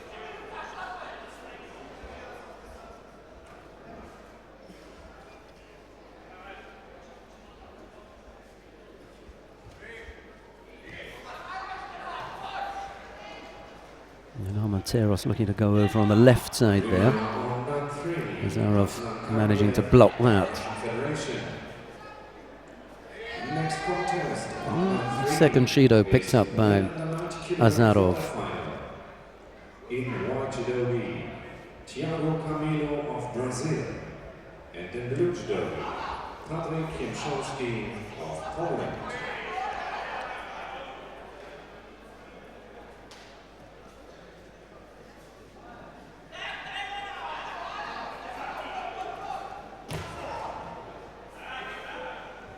Again, a little bit over-ambitious, Nazarov, thinking he can catch Armenteros with that. He's better off sticking to, well, more traditional techniques. A little bit fancy, I'm afraid, from the Kazakh fighter. And on both occasions that he's tried that, Armenteros has not only seen it come, well, not only been able to block it, but he's seen it coming. So no real chance of him catching Armenteros with that. He might catch a few fighters in Astana in the club with that, but not here in international judo.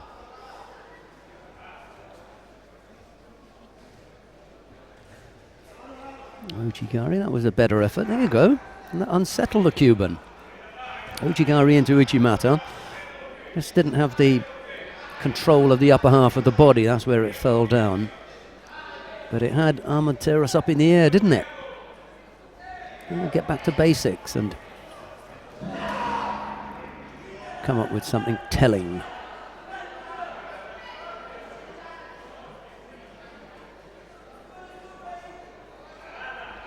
He's going to have one more shot at this, given the speed with which heavyweights usually move. But they've gone into Newaza, and that'll be the end of it. Referee calls Mate with 4 seconds left to go. Armenteros is going to take this one.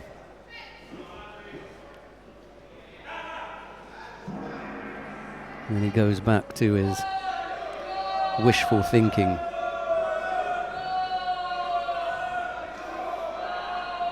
Well, we could have a look at the replay just to see that right at the end whether there was any chance of a score. Did Armenteros take his eye off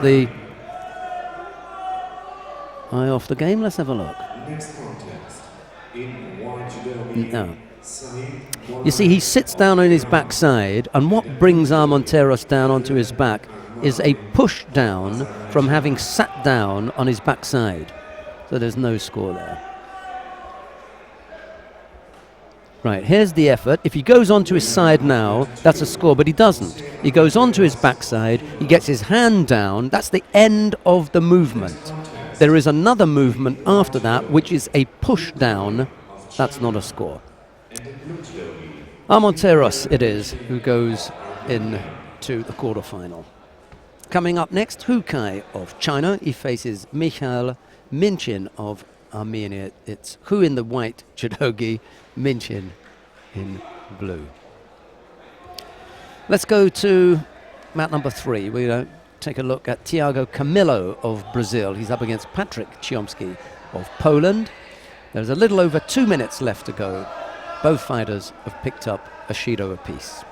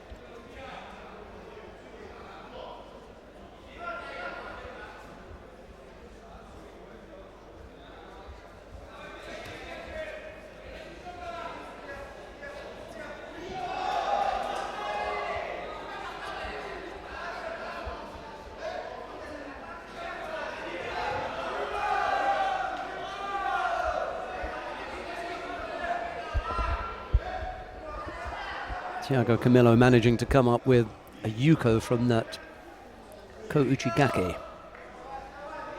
Chomsky unable to get off it. Got himself in some problems when he put the right arm over the top.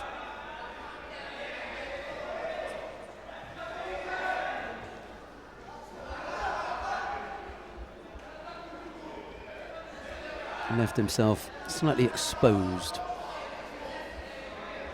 Polish fighter, and Thiago Camilo able to take advantage of that. Nice movement from the Brazilian there.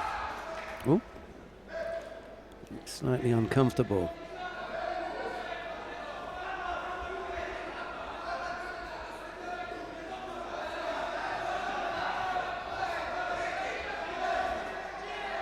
Yeah, well, he came down heavily, but he came down on his side. I know there were screams of Wazari, but not really. Kowalski doesn't hang around in the chair, does he? He's off.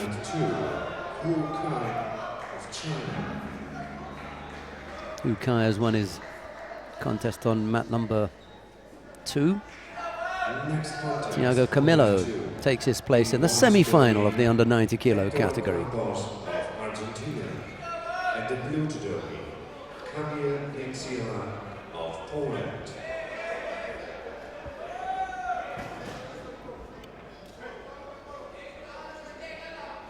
Right, who have we got coming up next? That was Thiago Camilo in the under 90 kilo category. Exactly where was that in the... It was Pool C. So we got Pool D now. Thiago Camilo of Brazil. Shahin Gahramanov of Azerbaijan faces Vergabova of Hungary. It's Garamanov in blue. Sorry, Garamanov in the white judogi and Ver in blue. And in blue judogi, Vergabova of Hungary.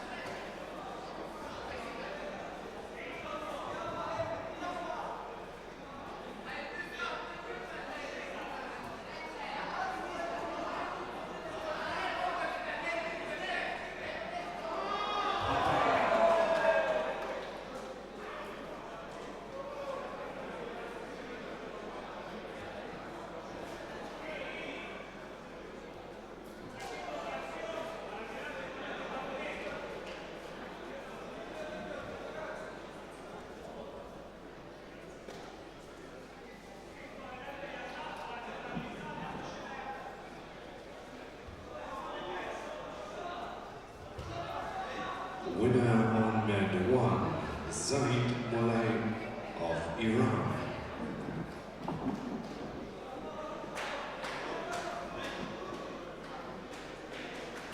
Next contest, in white judogi, Konstantin Ovshinnikov of Latvia, and the blue judogi, Vladimir Zoroyev of Kyrgyzstan.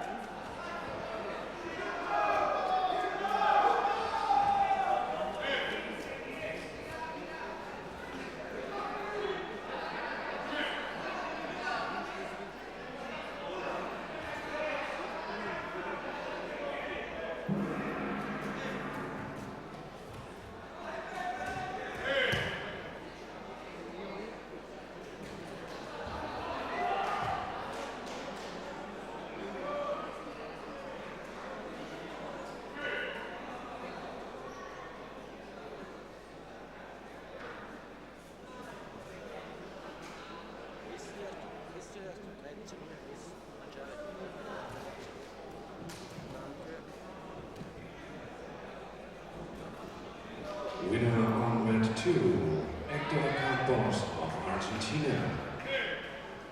Next contest, in white judogi, Arsen Oberwart of Russian Federation, and in blue judogi, in blauen Judo, Maximilian Hageneder aus Österreich. Winner on mat 3, Ver Gabor of Hungary. We've got another quarter-final coming up on mat number 3, and however, unusually, we're going to move to mat number 2 to watch a second round contest. We're going to have a look at Arsen Omarov of Russia. He faces Maximilian Hagender of Austria. Omarov in the white judogi, Hagender in blue. Couldn't bring myself to watch Napek and Darko, I'm afraid.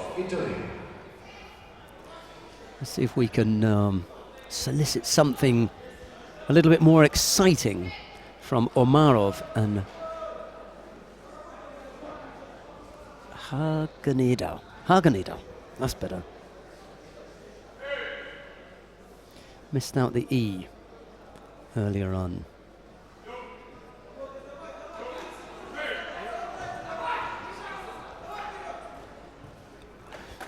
Because we'd seen Napek and Darko, and they weren't exactly lighting the stadium up, were they? So let's give Omarov and Hagenida a bit of a try. What's happened to our camera operator? Slightly. Oh, beautiful. There you go, you see? You know, give the big fellas a chance on a big screen and they come up with the stuff. Why not?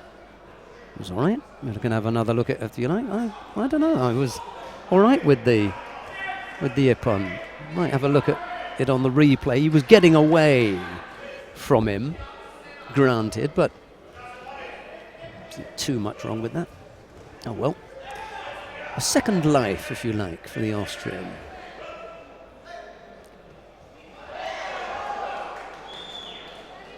I think he might be gone now, though.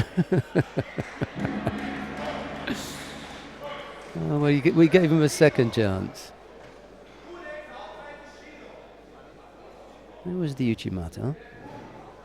Okay, yes, agreed. He was turning away from him. Now, if you look where the referee is, she can't see his back, but we can, so we can see that was Wazari. Okay, and with that one, well, it was even. Omarov knew that was done and dusted, didn't he?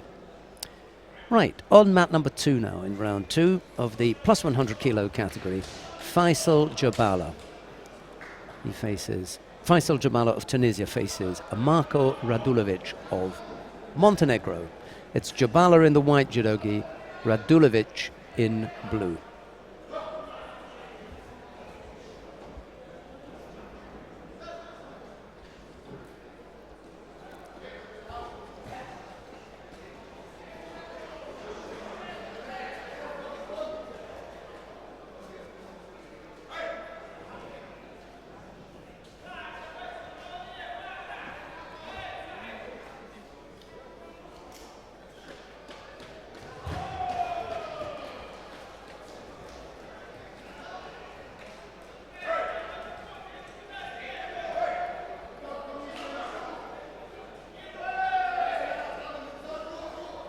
Jabala just picked up a penalty for breaking off that grip in an unacceptable fashion, using the leg to break that grip. Missed with the attempted Haragoshi. Radulovic just collapsing that effort. Next contest on mat 3. Men under 90 kilogram.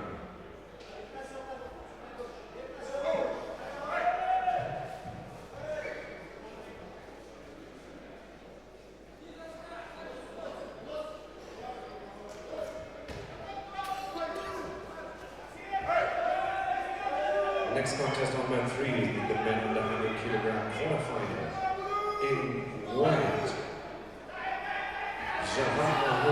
That was Ari from Jabala. Just needs to untidy. We've seen a few untidy pieces of work in Newaza from the big fellas.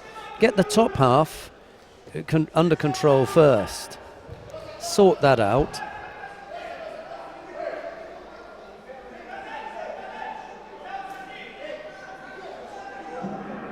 There's enough there. Wazari, I was there to Yapon, that's done. But it's untidy work in Nevaza from Faisal Jabala. He gets away with it here, but against a higher quality opponent, it's not going to work. Can't afford those situations to go begging. When you get that chance, it'll wrap it up properly. Anyway, Jabala safely through to the quarterfinal.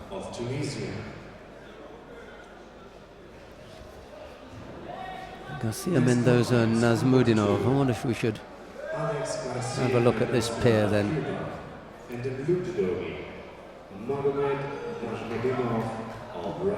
Yeah, why not? One more roll of the dice with the plus 100 kilo category fighters. We haven't seen a great deal of them, so let's have a look at Garcia Mendoza up against Magomedov Nazmudinov of Russia. It's Garcia Mendoza in white, Nazmudinov in blue, and after that we can always have a look at Silva and El Shahabi coming up on mat number 3. Well, Javad Majoub has just finished off his opponent, so it won't be long before we go down to mat number 3. We'll wait for the fighters to come all the way down. They have to make their way from one end of the competition hall to the other, and for the big fellas it will take a while anyway, so we may get a minute or so of Garcia Mendoza and Nazmudinov. The latter now picks up a penalty for avoiding to take a grip. Next contest on mat 3, men's plus 100 kilogram quarterfinal. In white judogi, Rafael Silva of Brazil, and in blue judogi, Islam El Shahabi of Egypt.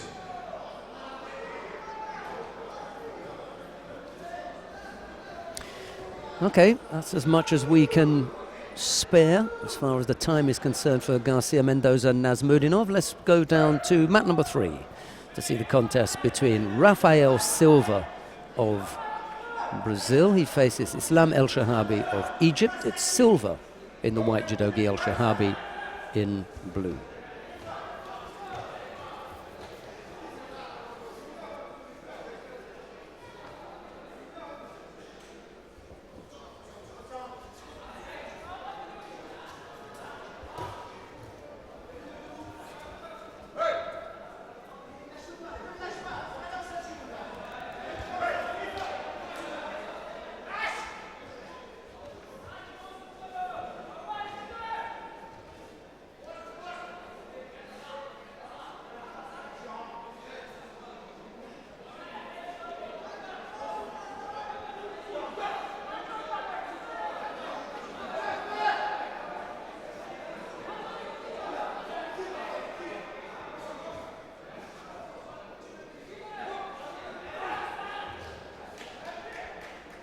Shahabi has picked up with Shido inside the first minute. I thought about the left-sided Ippon Seoinage. When El Shahabi is moving, that's when he's at his best and at his most dangerous. And with a man the size of Silva, you don't want to be stood still for too long. Far better for the Egyptian to be on the move and moving Silva if he can. Not the easiest task.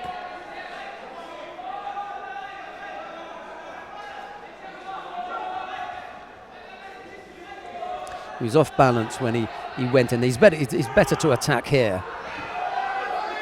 Why not?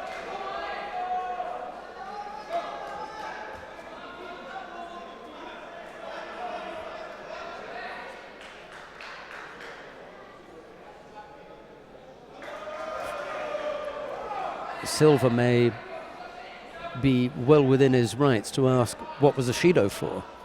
There's no indication from the referee as to why he'd been given a Shido. Would have been interesting to pose that question.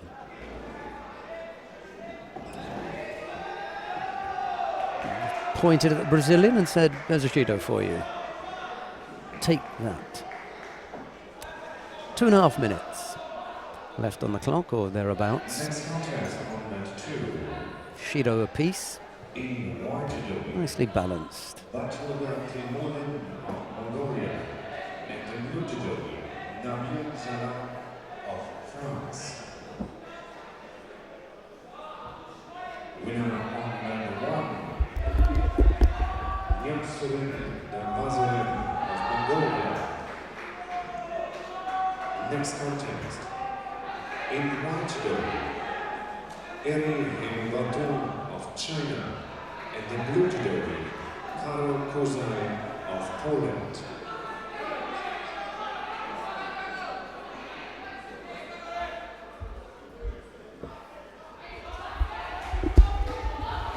I have to apologise to the referee because I've just seen a replay. Sinishev Veer has just shown me a replay where the referee was indicating exactly what that penalty was for, and I missed it. So my sincere apologies to the referee. He just indicated that there was a gripping infringement by Silva, and on the replay you can see it. Sorry about that, ref. All is forgiven.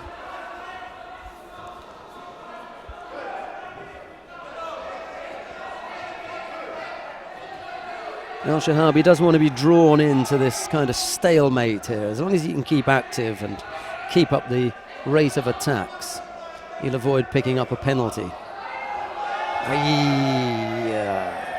Sorry. He knows he's going to be penalised for a false attack.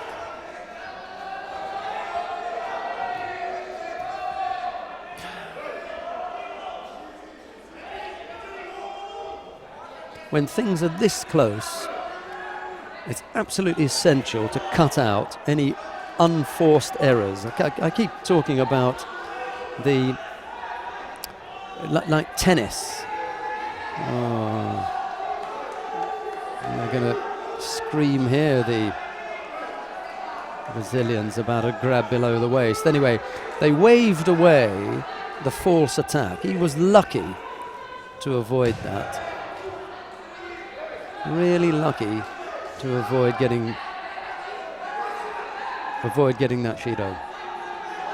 Leaves things nicely balanced. Half a minute left, and now's the time that you don't want to give it away. You've got to know where you are and the state of the contest as far as the timing is concerned, and come up with one or two big attacks.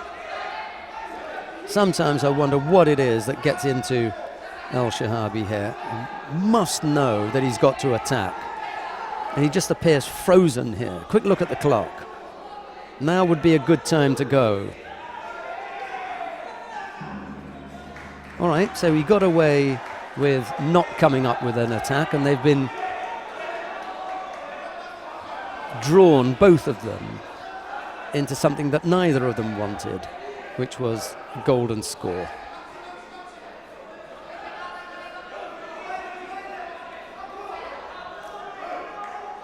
El Shahabi, to me, appears to have a little bit more staying power in him. It's Silva who's doing, more of the breathing.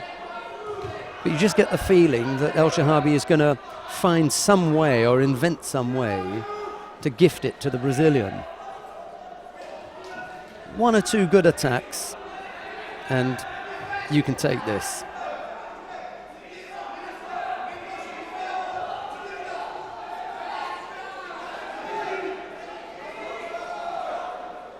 That wasn't one of them.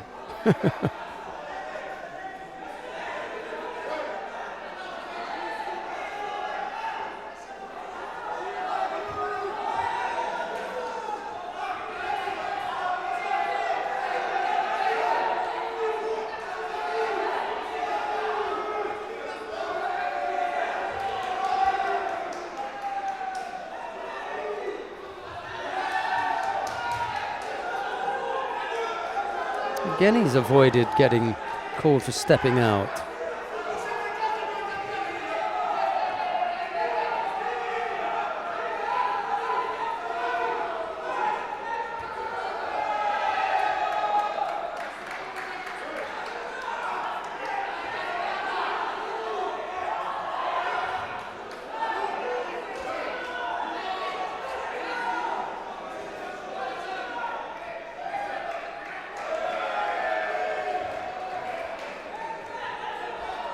Well, the attack came 2 seconds too late. El Shahabi was in the process of attacking as the referee was calling mate, so he'd left it too long. It was a minute, it was a whole minute of golden score without an attack, so you can't bellyache about that. Silva's attacks were ineffective, but at least they existed. And unfortunately, El Shahabi bites the dust at the quarter-final stage. We'll see him in the repechage contest, and we may yet see him on the medal podium, but it won't be in the final. Next quarterfinal, number 3. We've got another quarter-final in the plus 100 kilo category.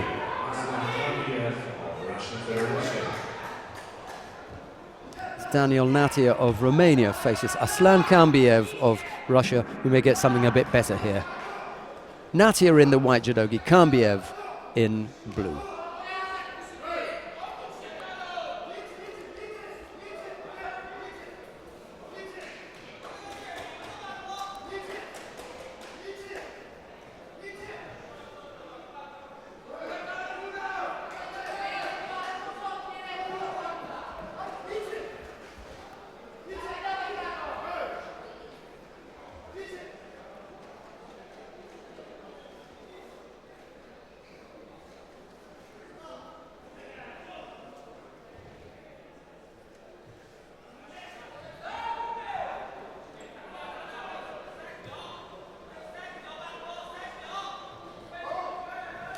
Winner on mat 2, Batruga Temuren of Mongolia.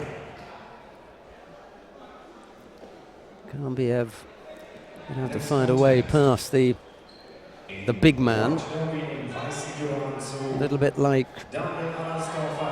Islam El Shahabi, and Silva, the more movement that Kambiev is able to bring to the party, the better off he should be.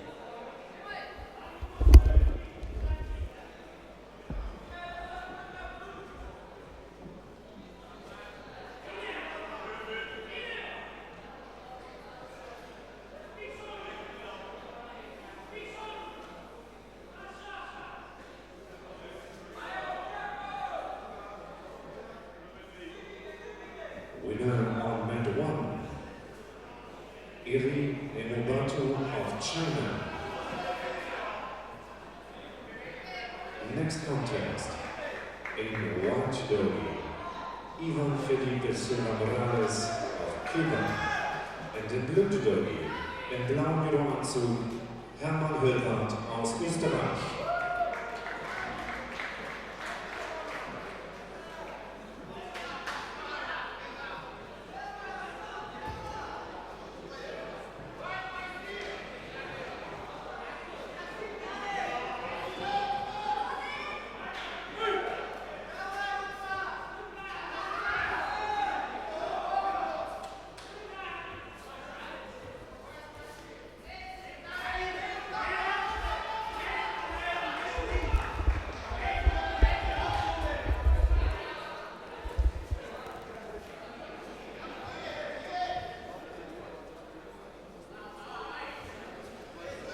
Penalty apiece at the moment. After contest gone, nicely balanced, a reasonable looking effort from Natia given his physical limitations. And then we saw the other side of it there when,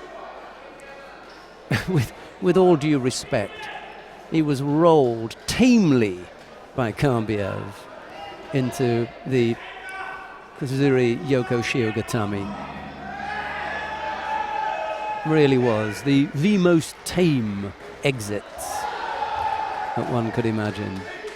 Oh well, that happens sometimes.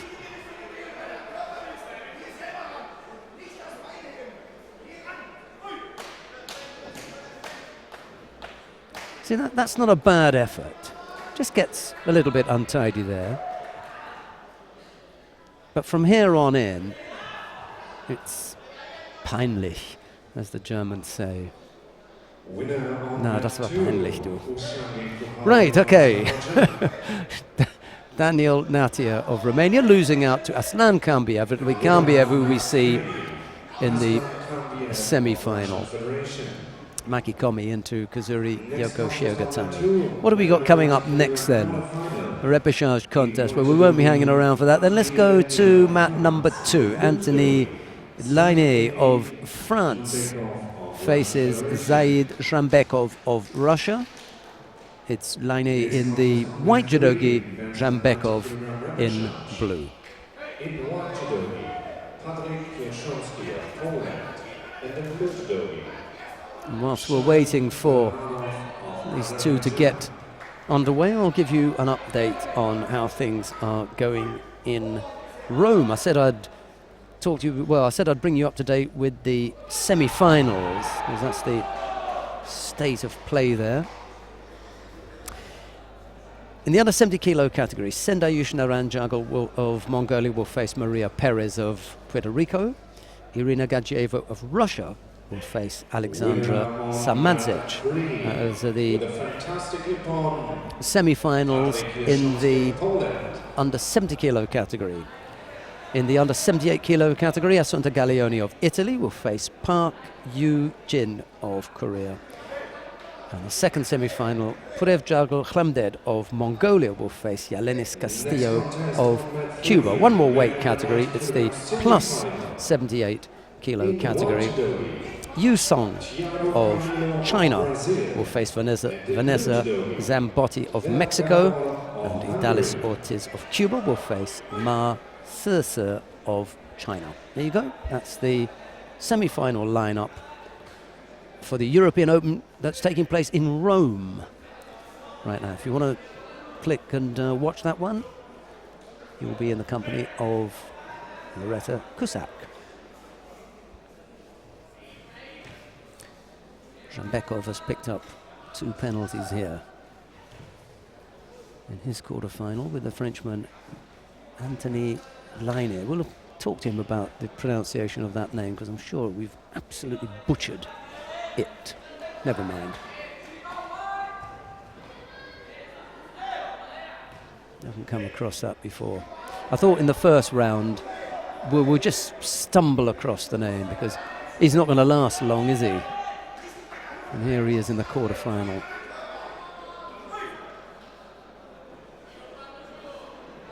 It's always the way.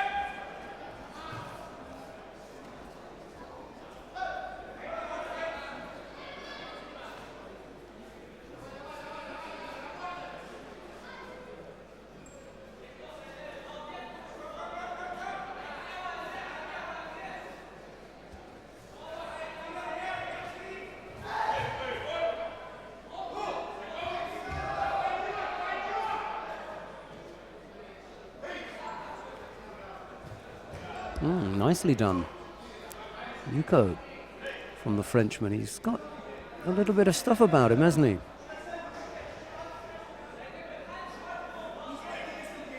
Seized the opportunity here. And over goes Zhambekov.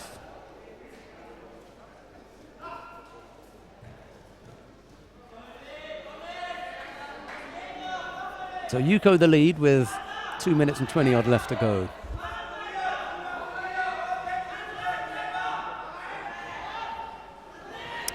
We may come back to this because there is a semi-final taking place on mat number 3, and we should really take a look at that. So let's go down to mat number 3, because Tiago Camilo of Brazil is up against Vegabor of Hungary.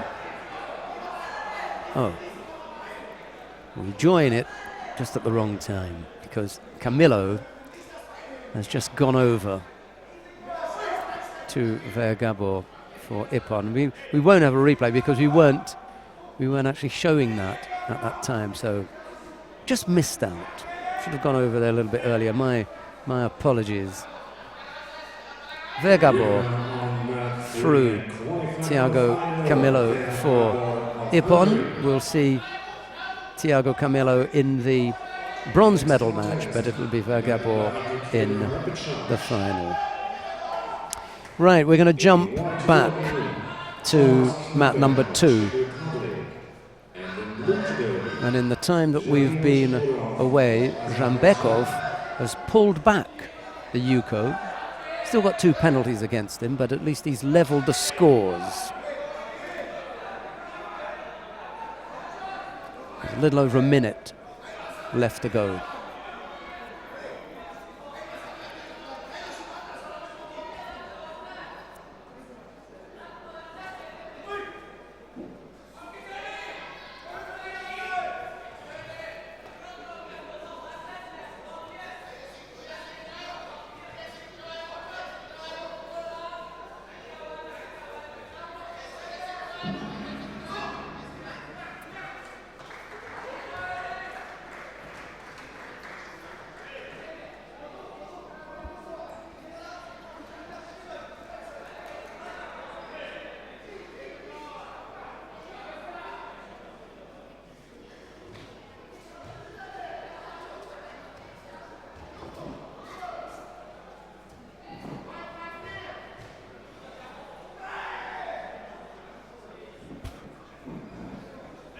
Winner on mat 1, Ivan Felipe Silva Morales of Cuba.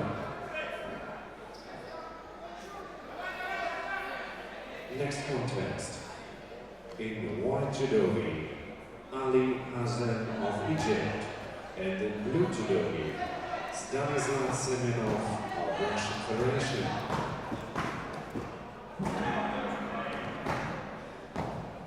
Yeah, Zhambekov not able to come up with the winning score. Slightly frustrated by Anthony Laine. We'll go over and ask the Frenchman how to pronounce his name now, given that he spent most of the day on the mat. He's in the semi-final now.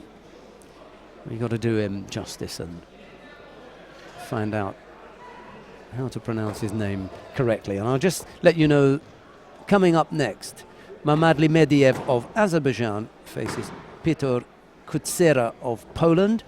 It'll be Mediev in the white judogi, Kutsera in blue. Of France.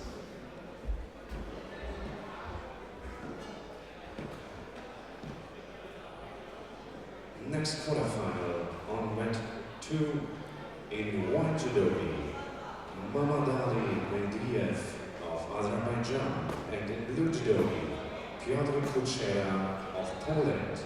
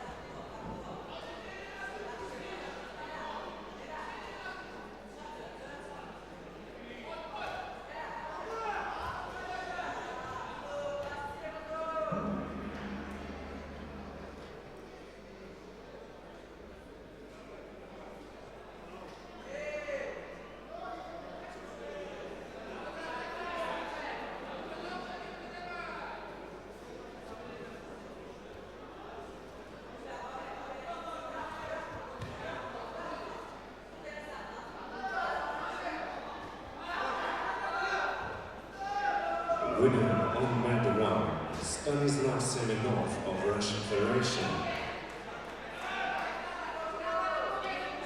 Next contest.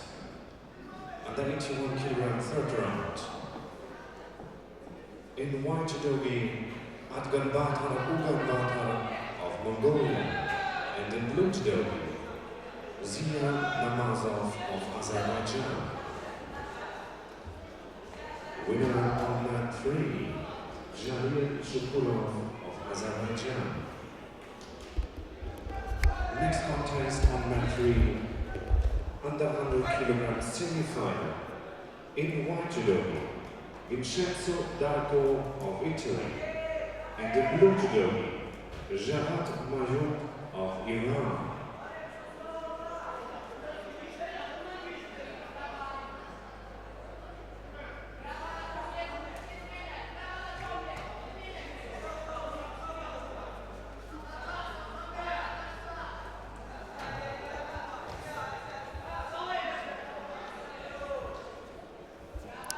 Just after 1 o'clock here, and someone pointed out to me that we've already had a couple of semi-finals, so we should have a bit of a break in the not too distant future. We've got round 3 of the under 81 kilo category still hammering away down on mat number 1, so that suggests that we've got a little bit of judo left, because we've still got the quarterfinals to come up. Medvedev, a rather untidy looking scoreboard there as Kutsera goes to ground to avoid that attack from the Azeri.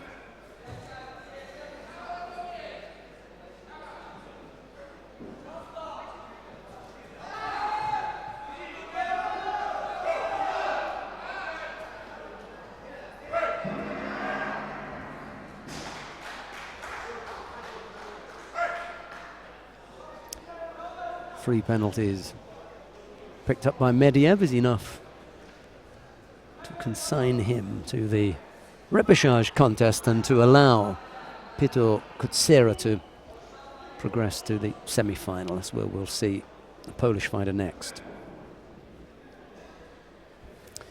All right, let's see what we've got to offer up for you. We're going to stay on.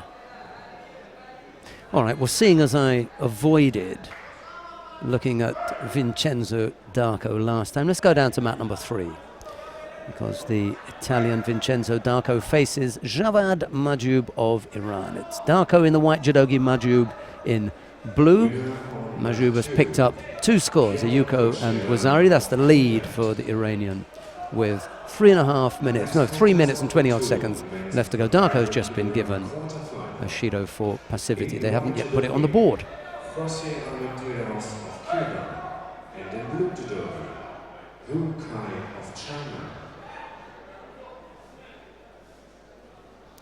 Now, is there any chance of seeing the replay there? Was he not given a passivity penalty just a few seconds ago? They gave him one for the step. Oh, and now they've put the second one on. Okay, thanks very much for joining us.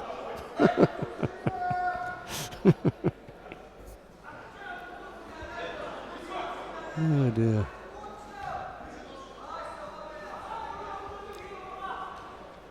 He's going to get penalised again.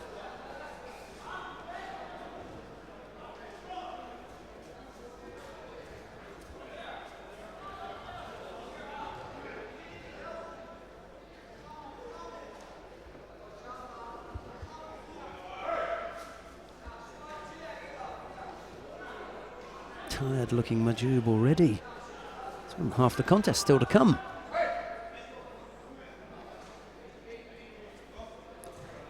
Sort himself out. He's got to finish this early now. If you haven't got the staying power to go 5 minutes, get it over and done with quickly. Darko just blocking with the hips there, and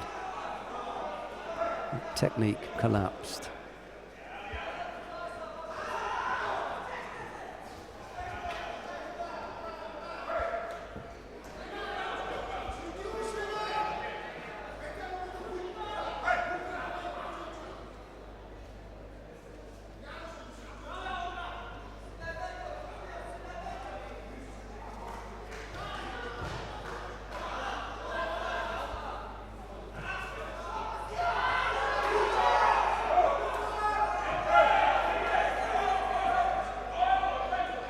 Well, a second score by the Iranian sees off the challenge of Vincenzo D'Arco of Italy.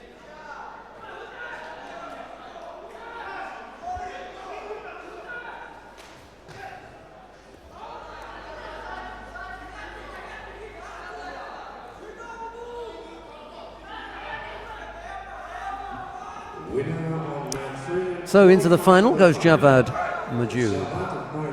Here's the second score. Trap the sleeves. And over went D'Arco.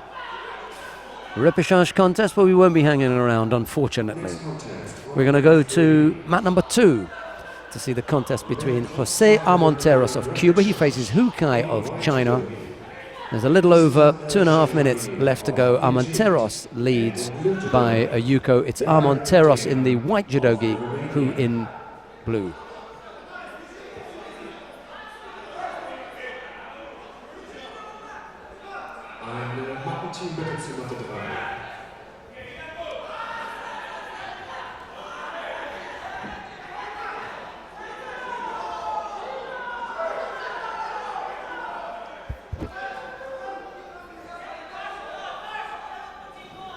Bitte das Mattenteam zur Matte 3.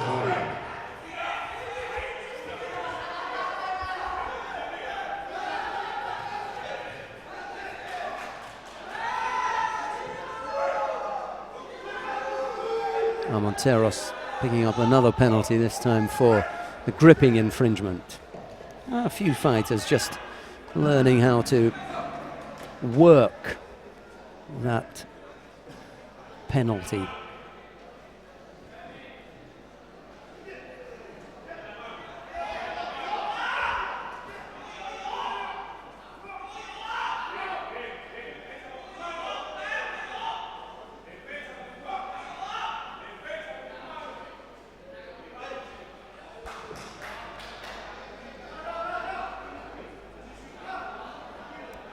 Winner on mat 1,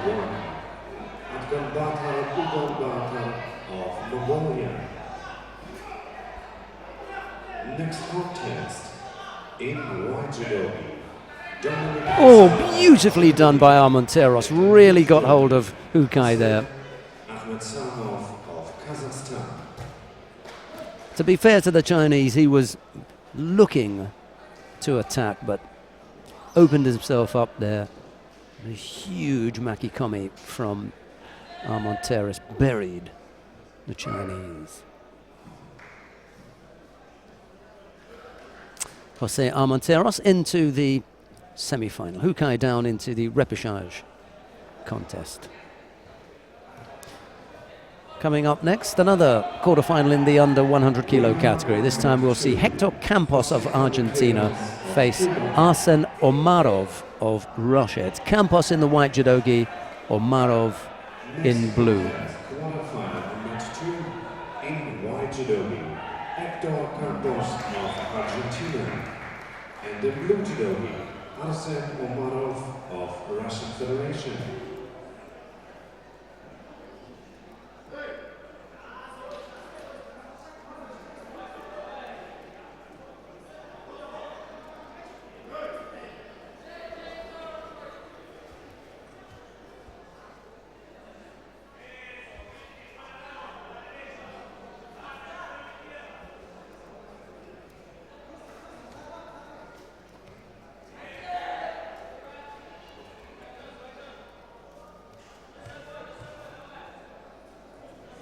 Winner on mat 3, Islam El Sharabi of Egypt. Last contest on mat 3 is the plus 100 kilogram semi-final in white judogi. Oh, sorry about this. We were looking at this quarterfinal between Hector Campos and Arsen Omarov. However, there is a semi-final taking place in the plus 100 kilo category down on mat number 3. So why don't we wander down to the far end of the competition hall to take a look at the semi-final between Rafael Silva of Brazil and Aslan Kambiev of Russia. It's silver in the white judogi, Kambiev in blue.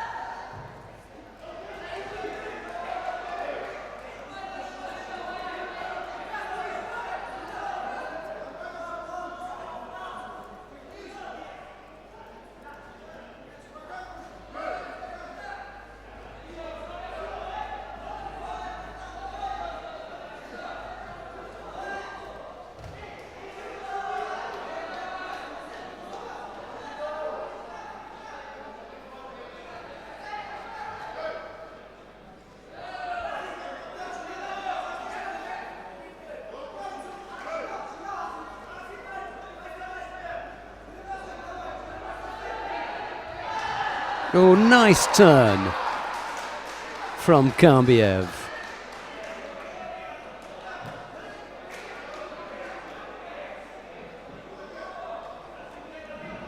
Not that difficult, is it? Big man comes in for Uchimata.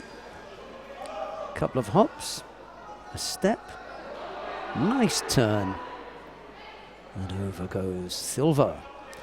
They decided that Yuko was a more appropriate score. Okay, I'm okay with the first, but Yuko will do as well. Kambiev leads by Yuko with 3 minutes left to go.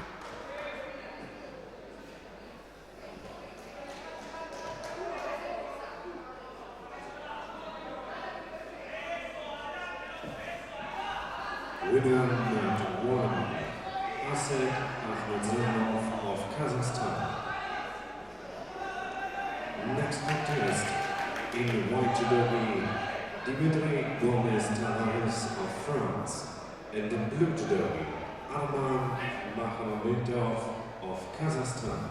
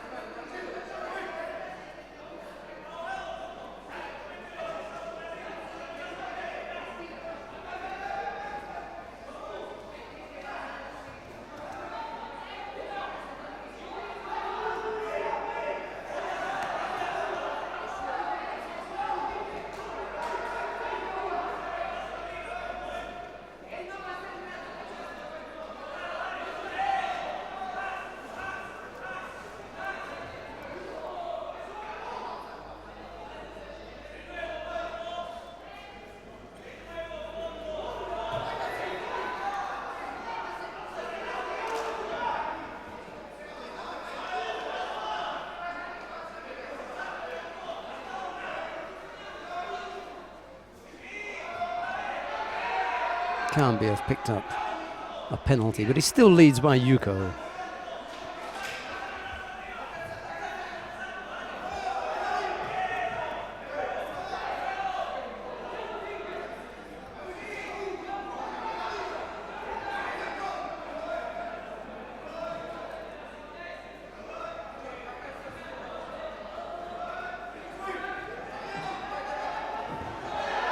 He's got him again.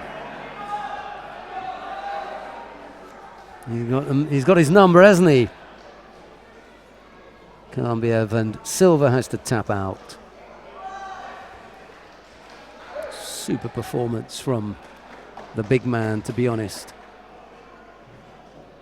Second time that Silva went in there.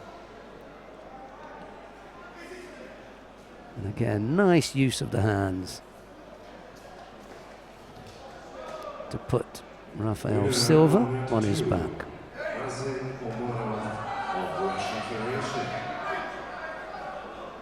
So we're going to see Aslan Kambiev in the final. Silva may yet end up on the podium, but it won't be gold or silver.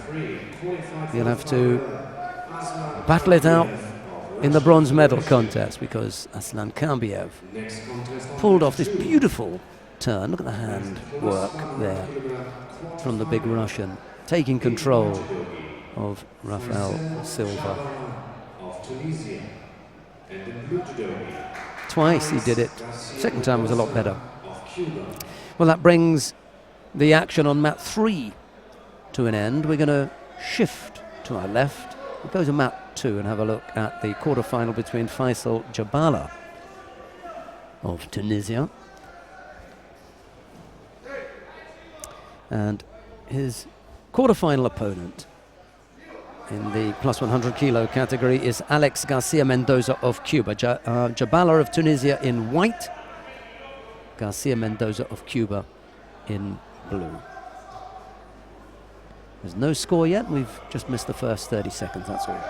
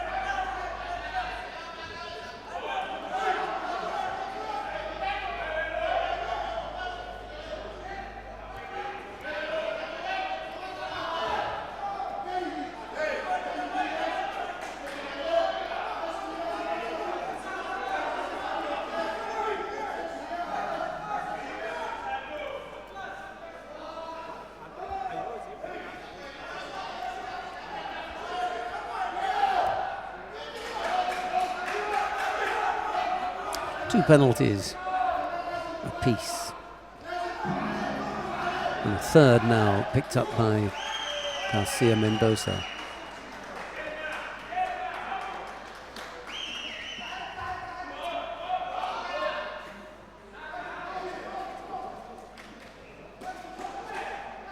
Hard-looking effort from the Cuban there that's blocked by Jabala.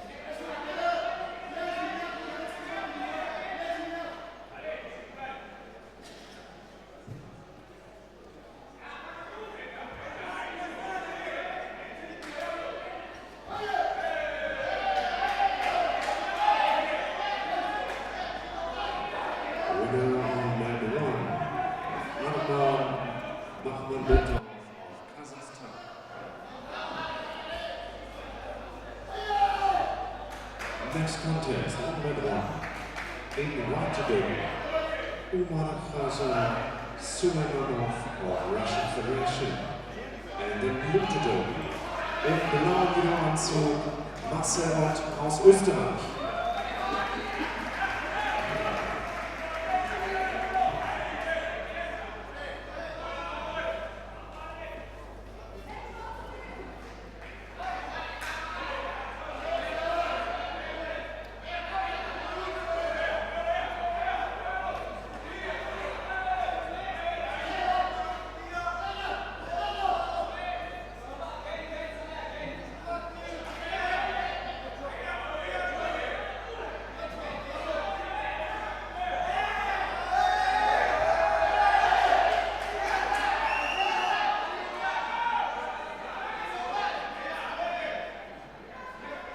Jabala beginning to feel the tempo of the contest now.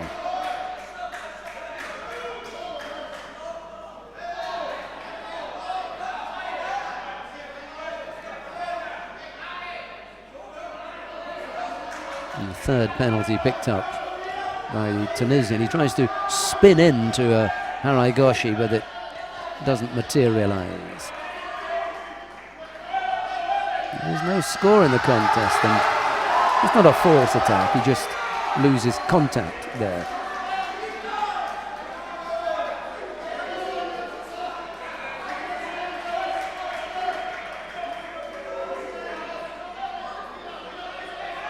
Can't afford another one of those, though.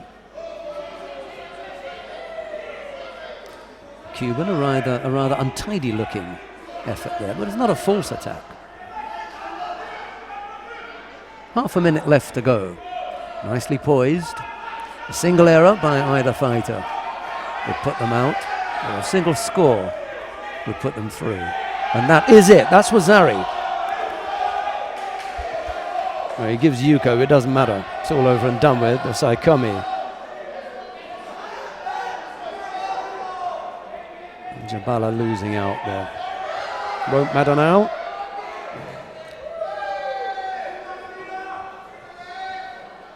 Really doesn't matter.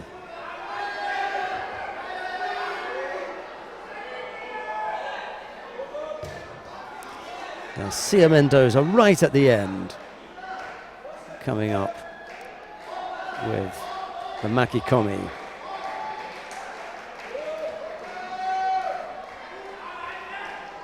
And that was enough to take the Cuban through to the semi-final. Jabala goes down into the repechage. Okay, what have we got coming up for you next? Batulga Temolin of Mongolia will face Ushangi Kokauri of Azerbaijan. It'll be Batulga in the white judogi, Kokauri in blue. Stay with us, we'll bring you that quarterfinal next.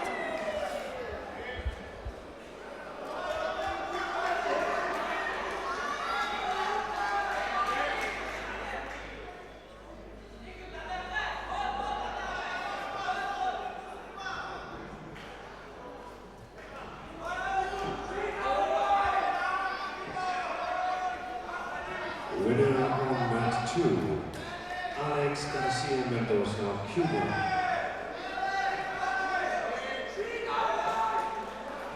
Next quarterfinal on mat 2, in white judogi, Batulga Temolin of Mongolia, and in blue judogi, Ushangi Kokauri of Azerbaijan.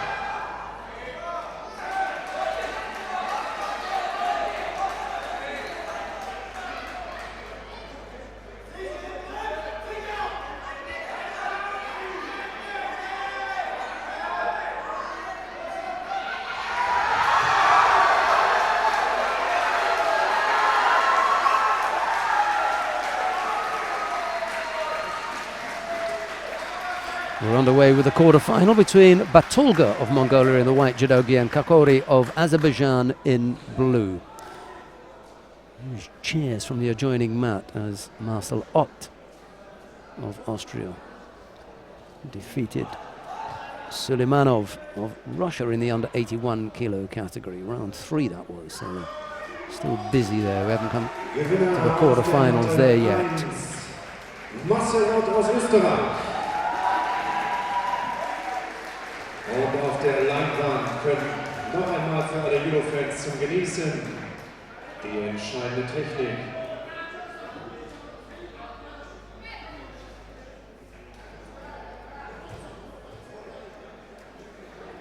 Next contest on mat 1. In white judogi, Emmanuel Lucenti of Argentina, and in blue judogi, Benjamin Bönig of Germany.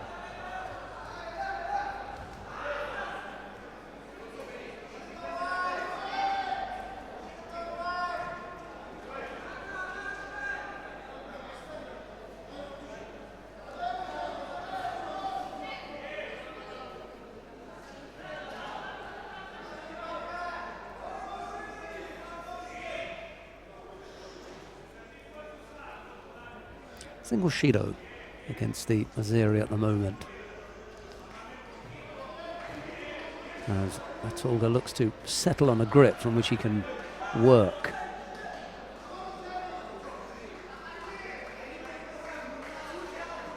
Not really doing a great deal with that left arm except pushing it into the ribs of the Azeri, so both fighters pick up penalties. It's a second one to Kakori, Batolga's first.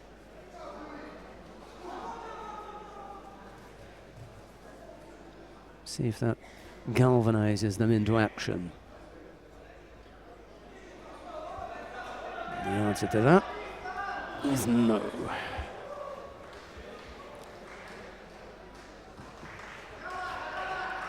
Kakori eventually comes up with a Makikomi effort and then comes inside for Ojigari, Ujimata, and then again looking to go outside, but all three efforts are thwarted by Batolga and come to naught. And apart from the fact that he looks the more aggressive of the pair at the moment, and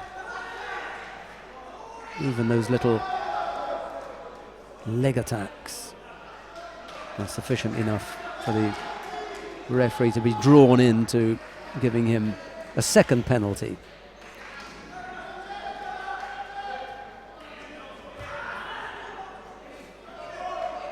Batolga came up with that low Ippon Seonage effort, blocked by Kokauri. He'd just been given a Shido for passivity, the Mongolian, and that spurred him on to that attack, but as I say, blocked by Kokauri with 1.5 minutes left to go.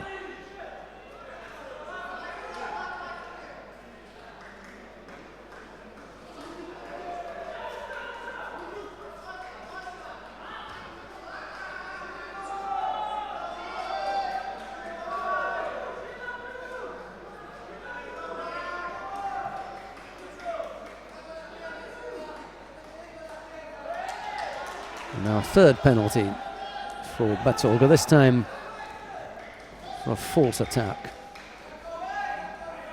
There's problems for the Mongolian now. His time ticks off the clock, there's just 1 minute left to go.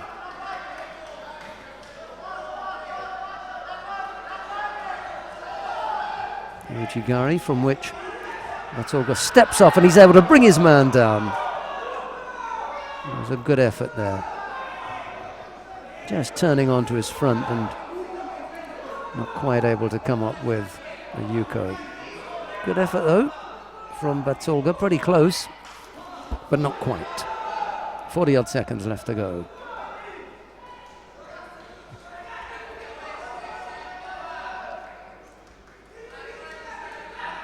Needs a really big effort here. Single score would do it.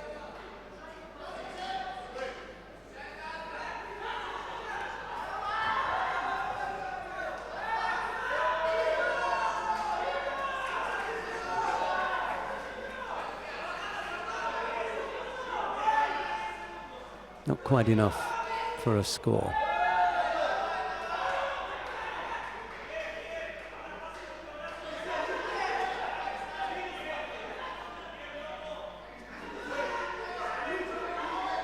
Last 10 seconds. A desperate lunge at Uchigari there from Batolga Temolin, but it's not enough to unsettle Ushangi Kokauri, and it's the Azeri who goes into the semi-final. Batolga will take part in the repechage contest.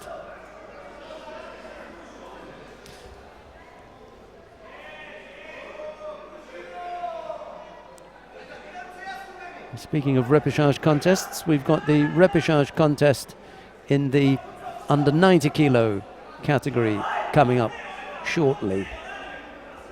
But before that, we've got round 3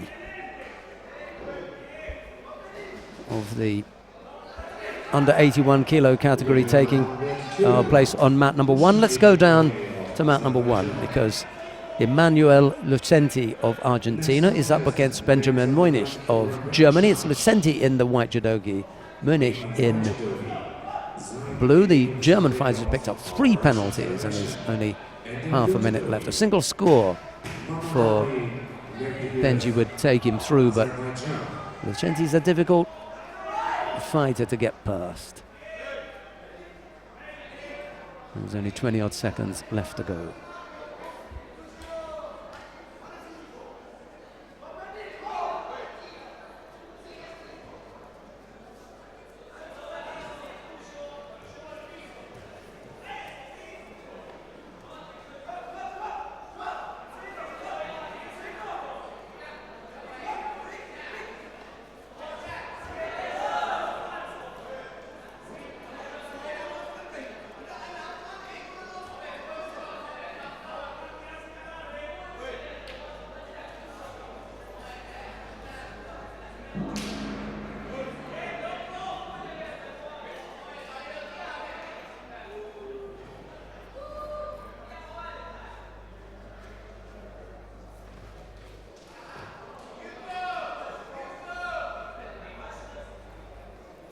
Lucenti into the quarter-final on the back of the 3 penalties given up by Benjamin Munich.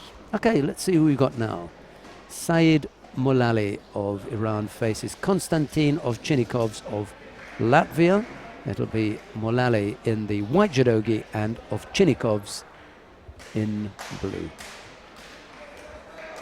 Winner on mat 1, Emanuel Lucenti of Argentina. Next contest, in white judogi, Said Molali of Iran, and in blue judogi, Konstantin Ovchinnikovs of Latvia.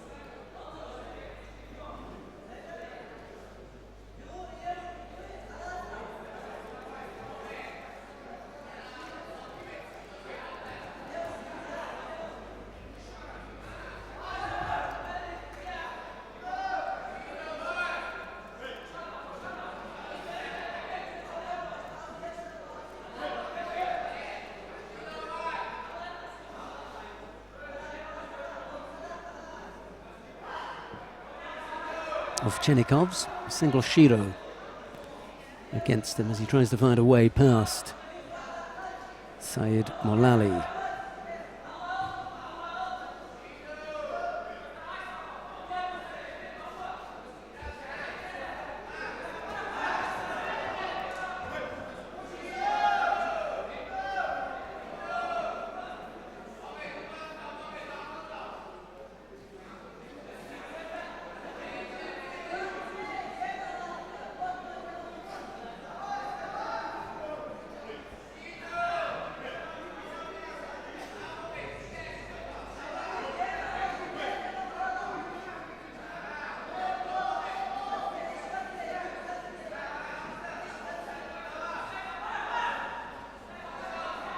Second penalty picked up by Ovchinnikov's now.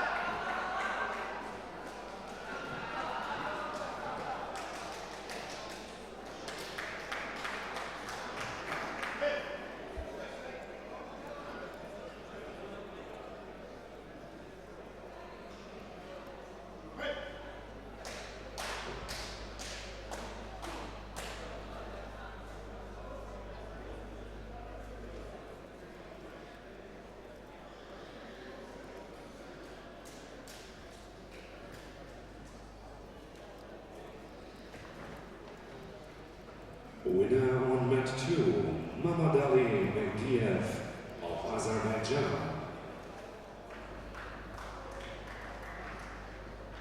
The third penalty now. On mat 2 is the man under 90 kilograms. Going backwards here of Chinikov's. In white judogi, Anthony Lemien of France.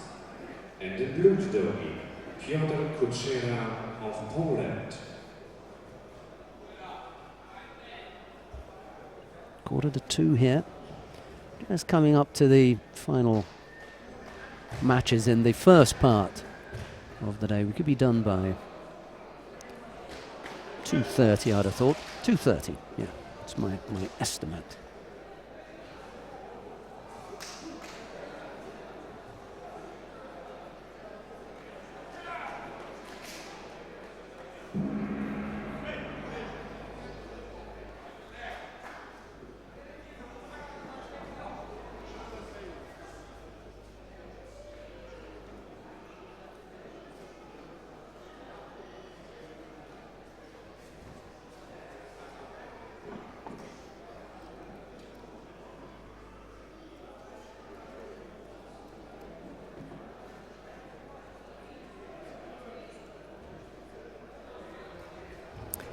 Molali of Iran into the quarter-final. Have a look and see where we are, exactly where we are in this under 81 kilo category then. Ugurbatar, the number 1 seed, will face Azet Akhmedzhanov of Kazakhstan in the first of the quarter-finals. The second quarter-final will be Arman Makhambetov of Kazakhstan against Marcel Ott of Austria. The third quarter-final will be Emmanuel Lucenti of Argentina against Saeed Molali. And we're just about to have the last of the 2 third-round contests. Nyamsurin Dagvazurin of Mongolia is up against Eri Hembubatu of China. It's Nyamsurin in the white judogi, Eri in blue.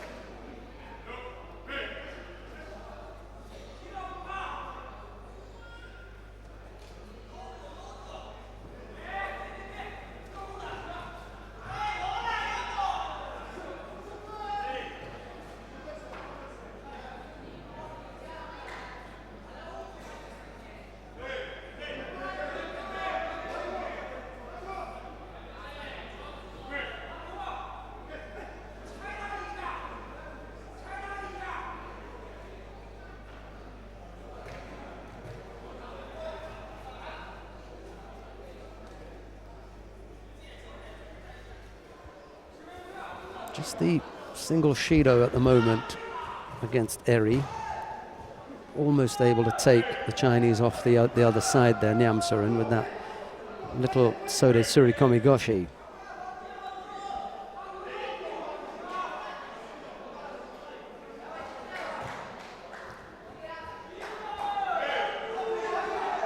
Nothing wrong with that.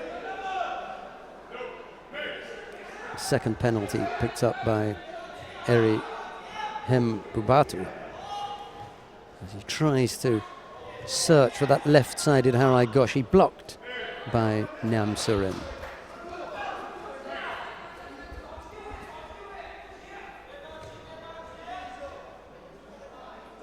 Three minutes left to go. Two penalties against the slightly taller Chinese as he presses forward. Nyamsurin quickly into the attack, making sure that any strong gripping position that Eri had or was looking to establish got put out of the way very quickly.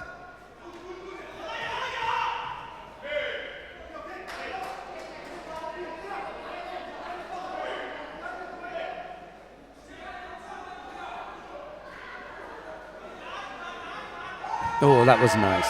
Rosari, low down left-sided from Nyamsurin, catches Eri with half the contest still to come. The lead, Rosari for Nyamsurin.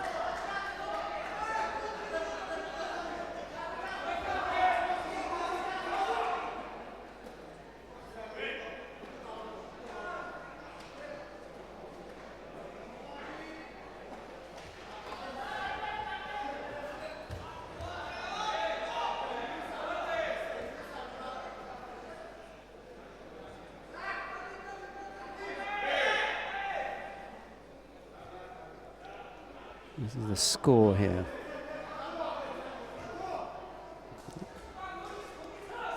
Really nice because he doesn't go to his knees there. He drops low down, but stays on his feet, and then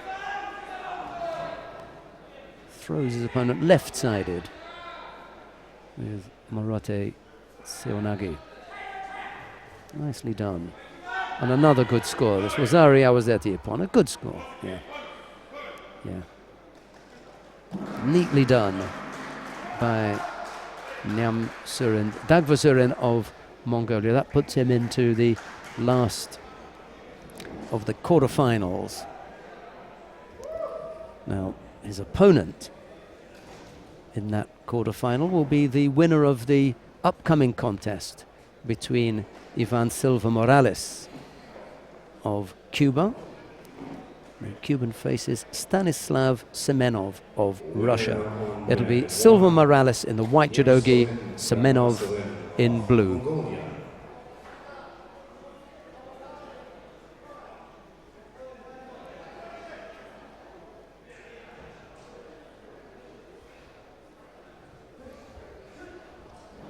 And winner on mat 2 and qualified for the final, Piotr Kuchera of Poland. Next contest on mat 1, in white judogi, Ivan Felipe Silva Morales of Cuba, and in blue judogi, Stanislav Semenov of Russian Federation. Next contest on mat 2, men's in the 100 kilogram rapid charge, in white judogi, Hu Kai of China, and then blue judogi, Hector Campos of Argentina.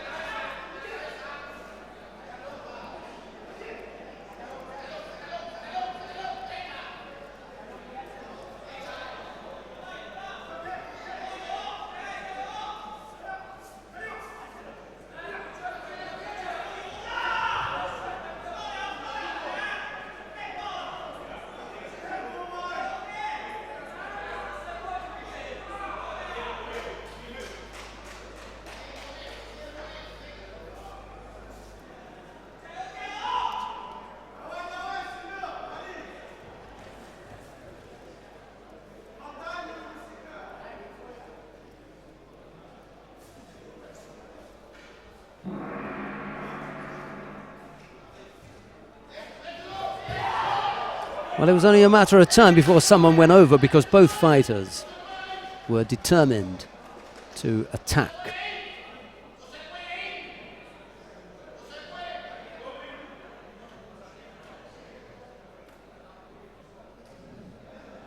Yeah, both fighters were determined to attack, and with that kind of attacking feeling, someone was going to go over sooner or later. And it was Stanislav Semenov who hit the deck for Wazari. Then he was briefly in Osai Komi and gave up Yuko. We've still got a little under 2 minutes left to go. More than time enough for Semenov to come back into this.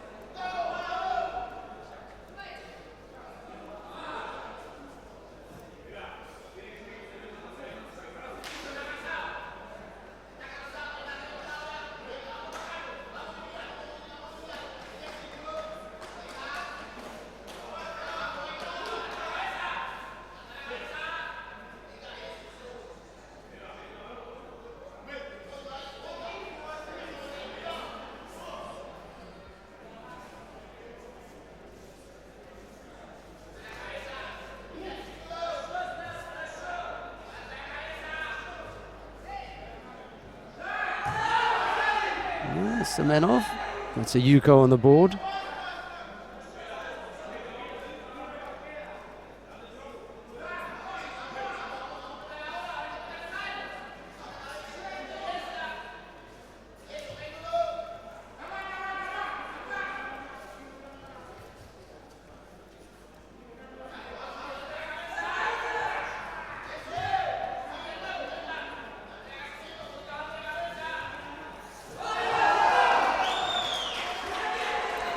But Semenov comes back strongly to catch the Cuban.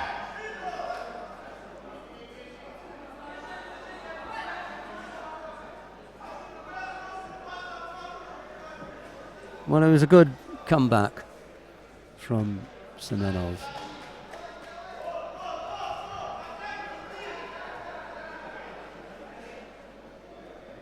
Nah, done.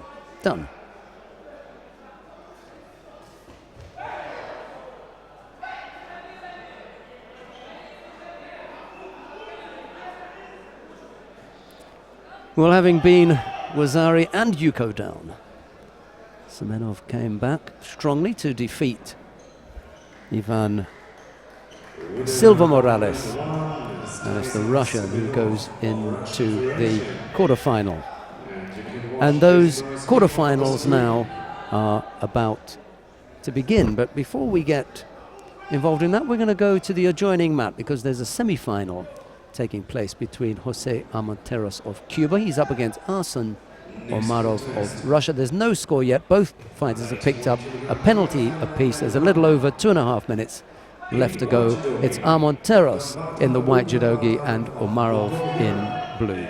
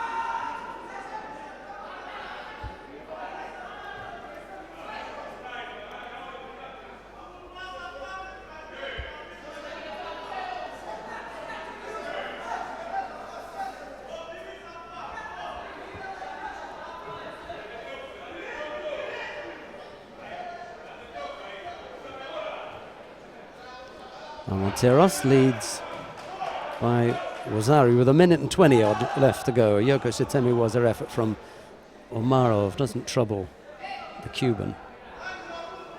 He slightly misses with that effort anyway, so no real problems for the Cuban to deal with.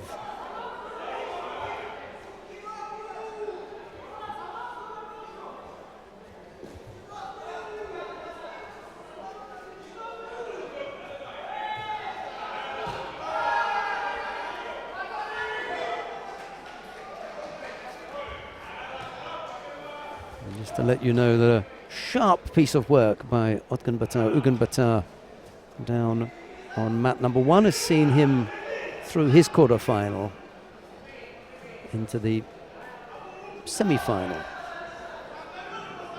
So the number 1 seed in the under 81 kilo category. 1 fight away from a place in the final here. Half a minute left for Armenteros against Omarov. The lead is still Wazari.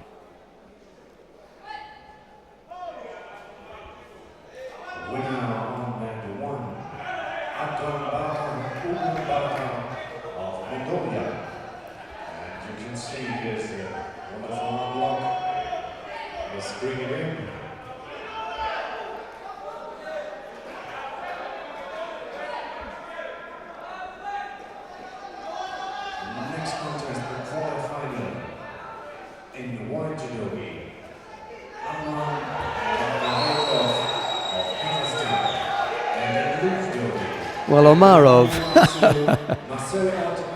has just come up. He must have seen Smenov a moment ago. And the 2 Russians have done for the 2 Cubans. Really terrific. Right at the death. Right at the death. A repeat performance. Smenov before and now Omarov. Never say die, the 2 Russians. And both Cubans falling victims there.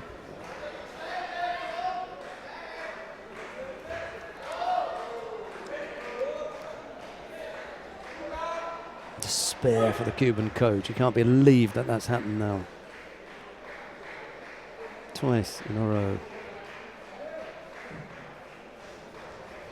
Winner on night 2 and qualified for the final, Arsen Omarov of the Russian Federation. Now there's a quarter-final taking place on mat number 1 that we're going to have a look at. Next contest on mat 2. And this is Aman Makhembetov of Kazakhstan. He faces Marcel Ott of Austria. It's Makhembetov of Kazakhstan in the white judogi and Ott of Austria in blue. We join the contest with a little under 4 minutes left to go. There's no score as yet. Both fighters have picked up a Shido apiece.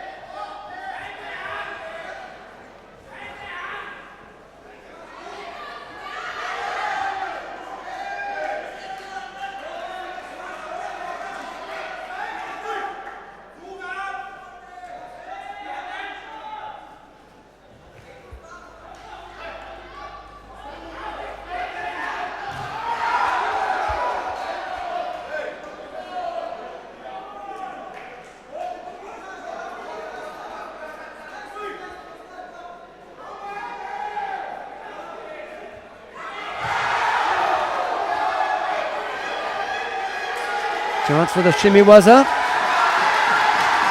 Makhambetov has to tap out. And it's Marcel Ott of Austria who comes out the winner.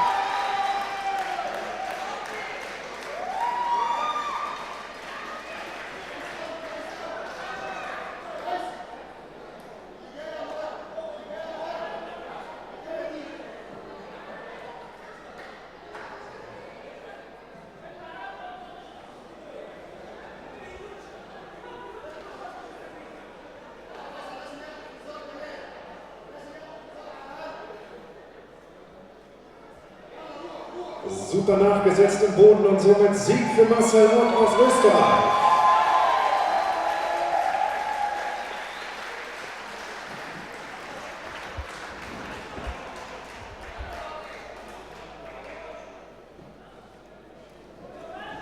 Next quarterfinal on mat 1 in white judogi Emmanuel Lucenti of Argentina and the blue judogi Zaid Moulay of Iran.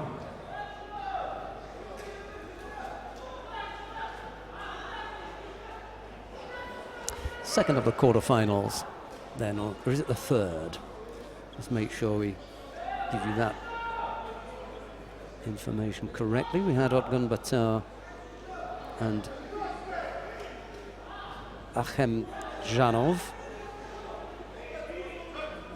The third. So this is the third of the quarterfinals. Emmanuel Lucenti of Argentina faces Saeed Moulali of Iran. It's Lucenti in the white judogi, Moulali in blue.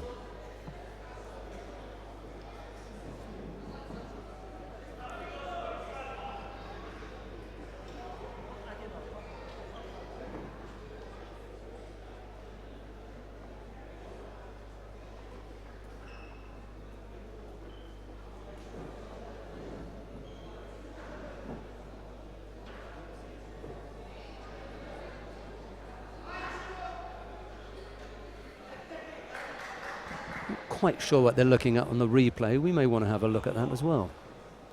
There is a pause here in the last action.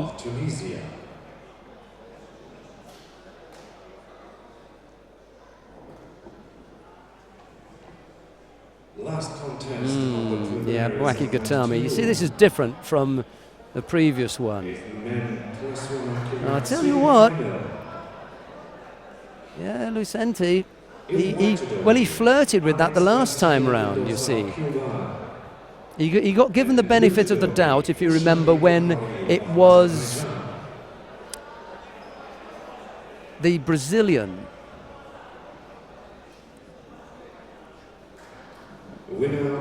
And they gave him the benefit of the doubt. This time round, Wacky Gatami, yeah. Right, coming up next. Nyamsurin Dagvasurin of Mongolia faces Stanislav Smenov of Russia. It's Nyamsurin in the white judogi, Smenov in blue.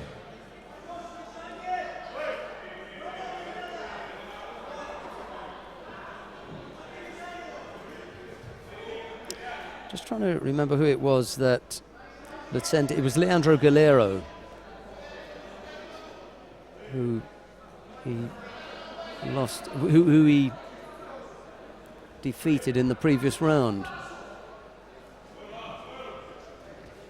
Tried that one once too often. Okay, we've got a semi-final on mat number 2. But Nyamsurin has just polished off Smenov there, Wazari. Mind you, Smenov was Wazari down in his last fight. That's not going to trouble him, is it? He came back to win that, but Wazari down here, this is a big ask against Nyamsurin.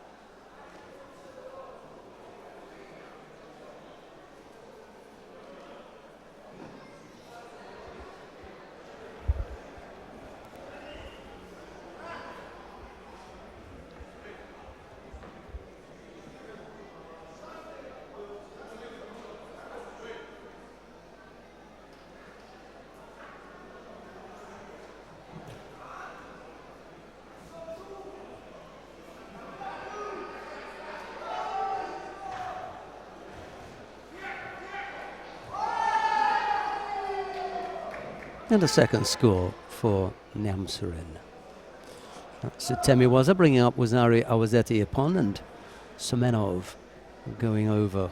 Not able to repeat the heroics of his third round when he came back from a Wazari down. He's not out of it yet, though, because that loss just puts him down into the repechage contest. Yeah. Okay. Nyamsurin into the semi-final.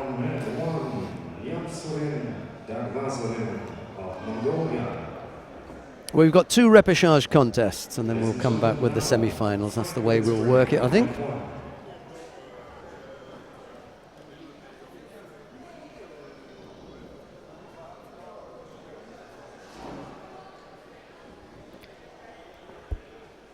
What have we got coming up now then? Repechage contest in the under 81 kilo category.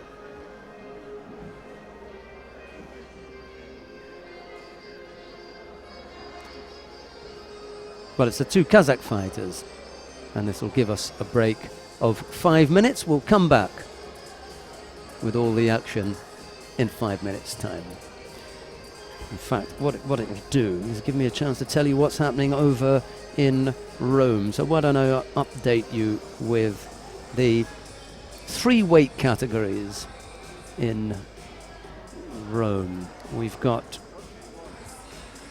the lineup for the medal matches, the 2 bronze medal matches in the under 70 kilo category. Zhou Chao of China will face Alexandra Samadzic of Bosnia-Herzegovina, and Maria Portela of Brazil will face Tsendayush Naranjago of Mongolia. The final is between Maria Perez of Puerto Rico.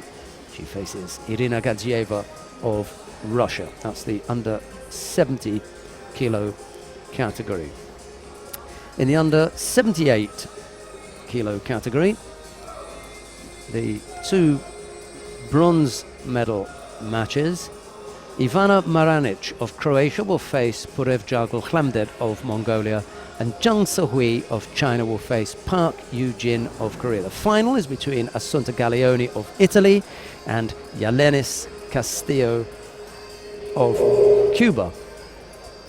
Let's take a look then at the bronze medal matches in the plus 78 kilo category. Kim Ji-yeon of Korea will face Idalis Ortiz of Cuba, and Maria Suelen Altman of Brazil will face Vanessa Zambotti of Mexico. Well, that leaves us with the very neat final between Yu Song of China and Ma Se, her teammate. So the 2 Chinese will go head-to-head in the final of the plus 78 kilo category. Okay, that's the lineup for the medal matches in Rome.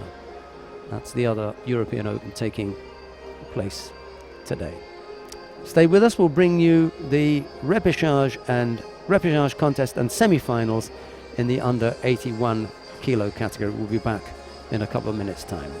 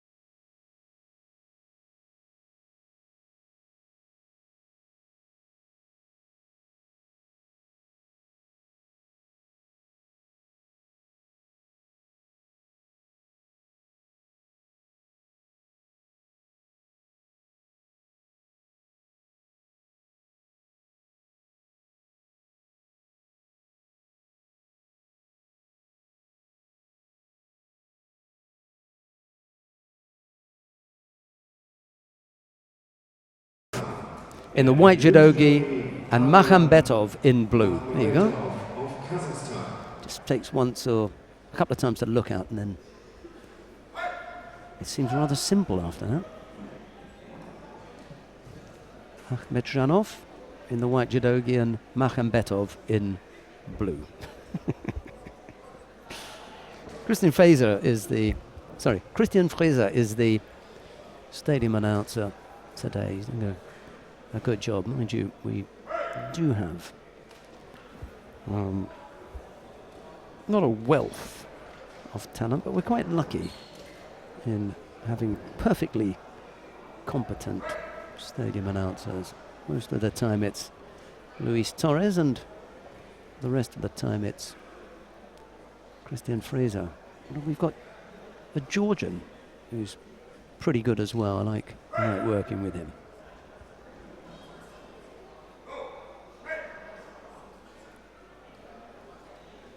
Akhmedjanov picks up a penalty for avoiding to take a grip.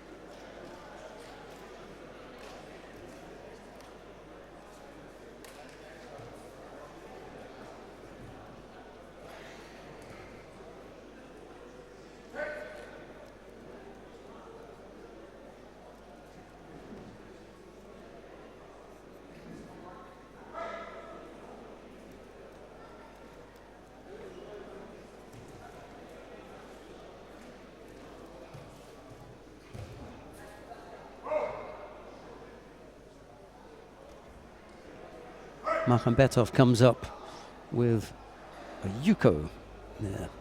That's the lead. As I said, it's an all Kazakh affair.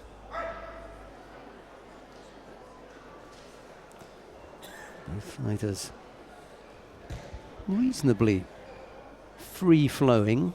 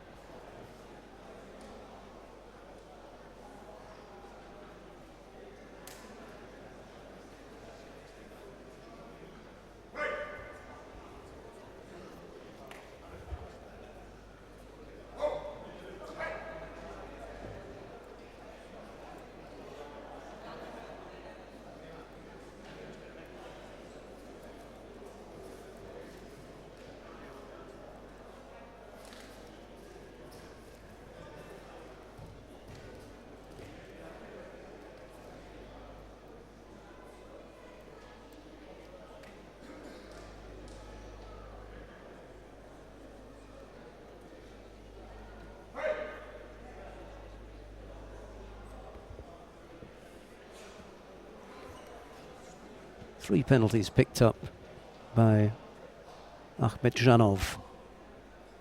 Unfortunate for him. He just hasn't been able to get going.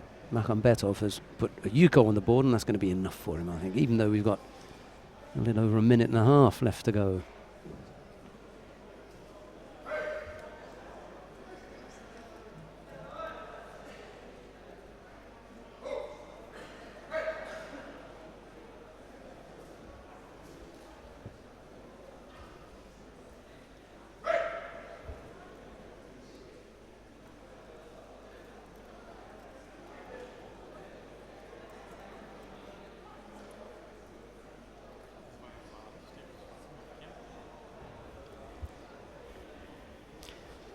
Looked away from the screen for a moment, so I didn't see the fourth penalty, but I think it's going to come from having taken a grip on one side, gone over the top and hung onto one side. That's what my expert is indicating to me, and there it is, yeah. Okay. That's the end of that then. Makhambetov it is who goes into the bronze medal match. Next contest, also rapid charge. In blue judogi, Stanislav Semenov of Russian Federation.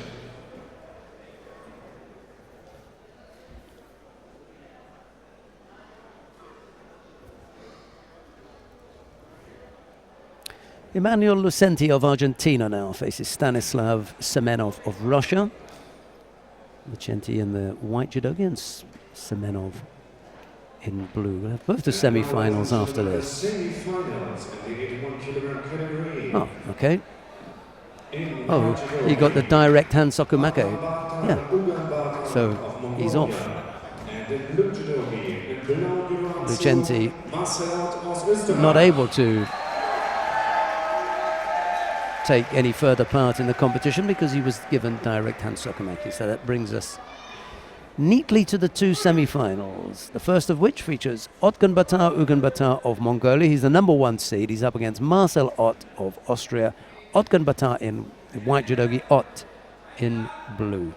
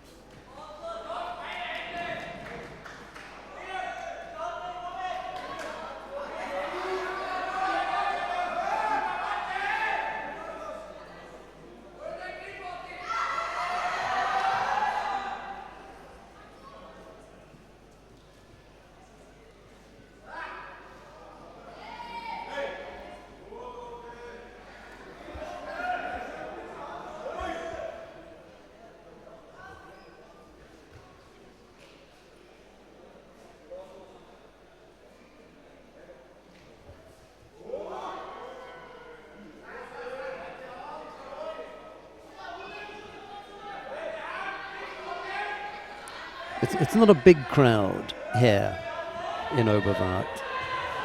And I was just about to say that they would erupt if Marcel Ott was able to win this, but Otgunbatar was a little bit too clever, a little bit too sharp with that technique, caught the Austrian nicely and then transitioned neatly into the Osai Komi.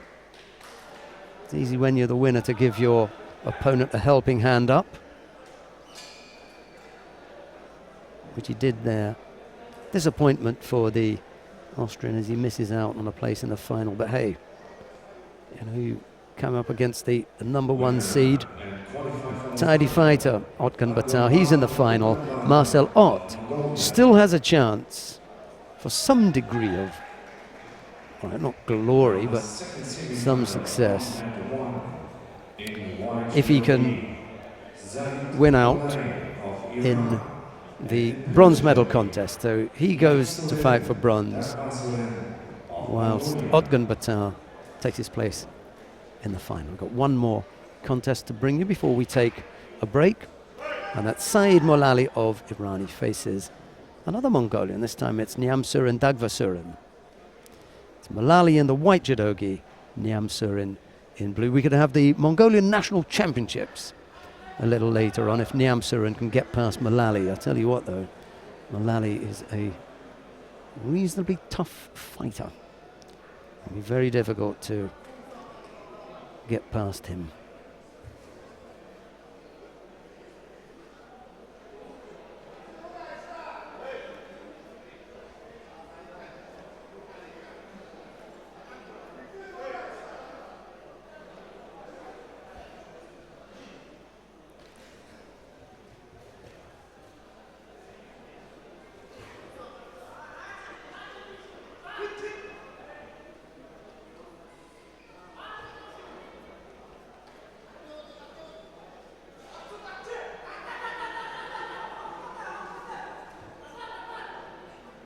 No chance for the turn here. He's lost it now. Rather inventive from Nyamsurin, but couldn't keep control. The more he turned, the further he moved away from him. I'm sure that's worked in Randori, but a little bit more tricky trying to apply that in a Shiai situation. Molali, neat turn into Osai Komi, showing some of his wrestling skills there. As he caught Nyamsurin. Neat turnover. Worked on that very turnover with my co-commentator Annette Burm. We were laughing about it. We had a little introductory session for a small group of fighters at a little, I wouldn't say clinic or seminar, but a little coaching course that we were on together. It was a turnover that we introduced to the group.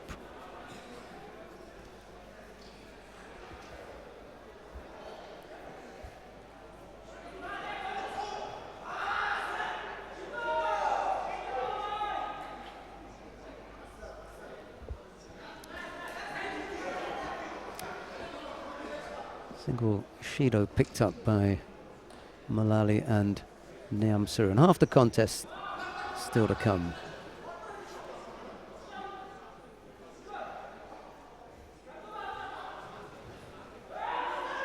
Thought about the Sutemi Waza there, but wasn't able to bring it off.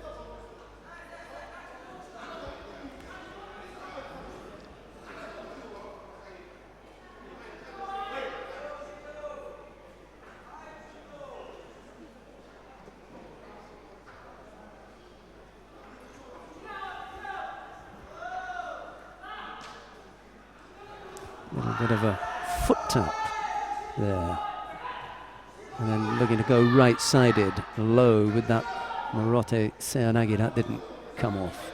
Molali just managing to step over with the right leg and avoid getting caught. He does, however, pick up a second penalty here. There's no score on the board.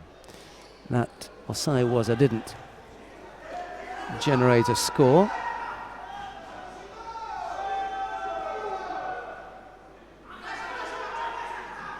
Molali got involved with that little bit of a bear hug, but didn't bring Nyamsurin down. Minute and a half left to go. 2 penalties against the Iranian. Just a single Shido against the Mongolian at the moment.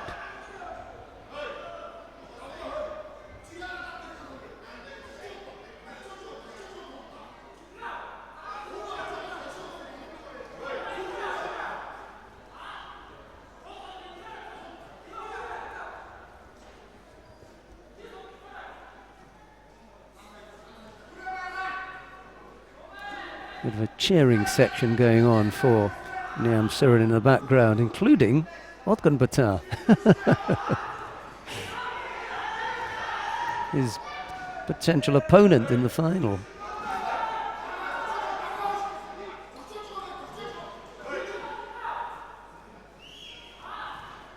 Oh, again he goes for the bear hug. Yeah. Oh, nice effort on the right side. This is a good contest. Nice movement from both fighters. Good attacking judo. Nicely poised here with 40 odd seconds left to go.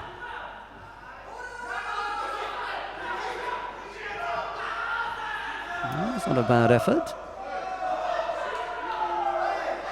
30 odd seconds left to go. Otgun Bata, amazingly, is up on his feet, screaming instructions.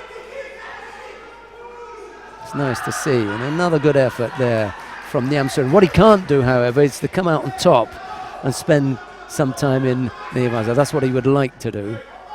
20 odd seconds, here comes Mullally. One big effort again. He's really gone to that leg grab. Sorry, not leg grab, he's gone to that bear hug on far too many occasions, and Nyamsurin has managed to block it. Time ticking away. That's done. Nyamsurin is taking this one, and we are going to have an all-Mongolian final. And this huge leap and a punch of the air from Otgun Bata as his teammate secured a place in the final. He's going to have to go and fight him now. It's a really nice thing to see.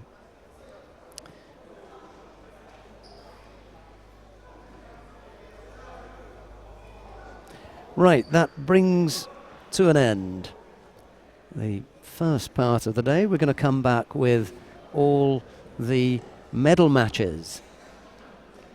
Mullally losing out to Nyamsurin, Dagvasurin. I suppose I could give you a rundown of the lineup for the medal matches, but you can find that online. We've already had a look at the lineup for Rome, so I'm just going to say that in a little under an hour and a half we're going to be back. We'll be back at 4 o'clock with all the medal matches. We look forward to your company then. Thanks very much to Sinisha. A great job done in this first part. We look forward to seeing you at 4 o'clock. Bye-bye for now. Starting with the bronze medal fights in 81 kilogram category.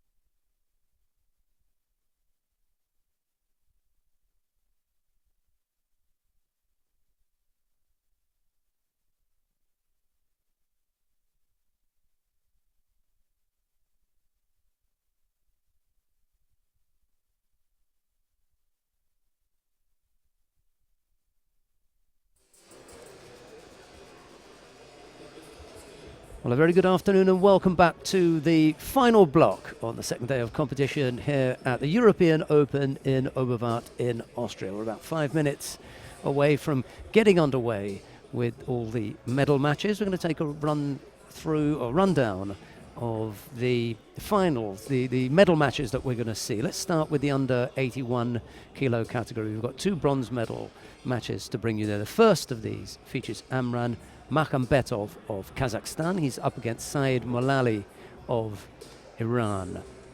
The second of the bronze medal matches features Stanislav Smenov of Russia. His opponent is the home favourite Marcel Ott, just narrowly missed out on taking a place in the final. But the final itself is an all-Mongolian affair between the number 1 seed Otgan Batar Ugan Batar and Niam Surin Dagvasurin. That's the under 81 kilo category. Okay, let's take a look at the under 90 kilo category. 2 bronze medal matches. The first is Mamadali Mediev of Azerbaijan. His opponent is Thiago Camilo of Brazil. And the second of the bronze medal matches features Patrick Chomsky of Poland. And a new face for me, the Frenchman, Anthony Lanier. Fought really well today and had a quick word with him, a nice guy. Okay, the final of the under 90 kilo category is between Piotr Kutsera of Poland. His opponent is Ver Gabor of Hungary. That's the under 90 kilo category. 2 more categories to bring you. The under 100 kilo category. The first of the bronze medal matches features Hu Kai of China. His opponent is Vincenzo Darko of Italy. The second of the bronze medal matches in that under 90 kilo category, Jalil Shukarov of Azerbaijan. He's up against Jose Armonteros of Cuba. And the final, Arsen Omarov of Russia faces Javad Majoub of Iran. Right, we come now to the plus 100 kilos, the heavyweight. And the first of the bronze medal matches features the number 1 seed Faisal Jabala of Tunisia. He's up against the Brazilian Rafael Silva. Second of the bronze medal matches is Islam El Shahabi of Egypt. His opponent is Alex Garcia Mendoza of Cuba. And the final of the plus 100 kilo category, Ushangi Kokauri of Azerbaijan is up against Aslan Kambiev of Russia. Okay, we're still a few minutes away. May as well have a look at the big matchup for me, which is in the plus 100 kilo category. Aslan Kambiev has looked good all day. He's won all of his contests by Ippon. He defeated the fairly unknown Frenchman, Cedric Mediouf, in the opening round. He beat him by Ippon. Then he went on to defeat Daniel Natia of Romania. And in the semi-final, he had a really good win against Rafael Silva. There's a little bit of a presentation taking place down at the awarding ceremony end of the competition hall. That's some of the Austrian team lined up with the new Minister of Sport and the President of the Austrian Judo Federation, Hans-Paul Kuchera. Let's have another look at that shot, just see who else is in there. Bernadette Graf, Sabrina Filzmoser, Catherine Unterwertsacher. I see right at the end there, Ludwig Pescher. There's a couple of people sneaking in at the back. Marco Spitzker, he looks happy, doesn't he? Look. Completely disinterested and hiding at the back was a very shy and coy Hilda Drexler. She came up here yesterday and had a good chat with us. How much longer have we got to go? I can't see any of the scoreboards with it. We normally have the 30 seconds to go. Okay, that gives us time enough to just introduce the first of the bronze medal matches. Arman Makhambetov of Kazakhstan will face Said Molali of Iran. It'll be Makhambetov in the white judogi and Molali in blue. There's still a couple of niceties to finish off here before we get underway, but I think the fighters are primed and ready. I hope you've enjoyed the broadcast so far. And just to let you know that we've got more judo for you next weekend, beginning on Friday, actually, next Friday, the 19th of February, when we bring you the Grand Prix from Düsseldorf. But I think we'll pause just for a moment whilst Hans-Paul Kuchera makes a speech. I'm not going to chat over him. The European Judo Union, Mr. Dr. Hans-Paul Kuchera.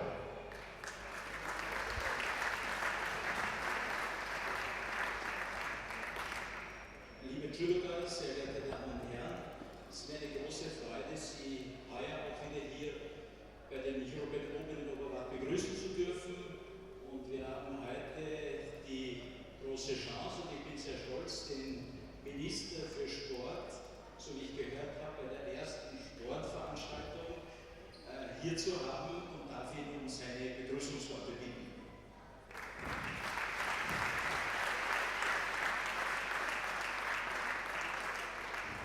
Ja, herzlichen Dank, Herr Präsident, Herr Bürgermeister, meine Damen und Herren, aber vor allem sehr geehrte Athletinnen und Athleten. Ich darf mich wirklich sehr herzlich bedanken, dass ich heute hier nach Oberwart, für mich ist das wie ein Heimspiel, als Oberwarter, als Heimatbezirk hier eingeladen wurde. Es ist in Zeiten wie diesen, wo es das Thema sich sehr stark um das Asylthema und das Fremdenrechtsthema dreht, wirklich ein angenehmer Termin, hier das erste Mal dabei zu sein, zu sehen, wie Spitzensportler hier aufeinandertreffen, wie sie um den Sieg kämpfen. In diesem Fall, ich darf wirklich allen recht herzlich gratulieren. Ich habe schon gehört, dass sich der eine oder andere vielleicht auch für Olympia qualifizieren darf. Ich darf den Athletinnen und Athleten alles Gute wünschen. Das Wichtigste ist natürlich neben dem Gewinnen auch ein verletzungsfreier Wettkampf. Auch das wünsche ich mir. Darf aber auch den Organisatoren hier in allen voran, den Herrn Präsidenten mit seinem Oberwarter Team, den Gebrüder Beuger, recht herzlich gratulieren, dass sie es nicht nur heute hier geschafft haben, dieses Vorbereitungsturnier auf die Beine zu stellen, sondern dass sie stetig und immer, auch voriges Jahr war die U21 Europameisterschaft hier in Oberwart, es schaffen, derartig tolle internationale Turniere hier nach Oberwart zu bringen. Darf allen gratulieren, darf den Sportlern nochmal wirklich einen tollen Erfolg wünschen. Herzlichen Dank. Vielen Dank, Herr Minister.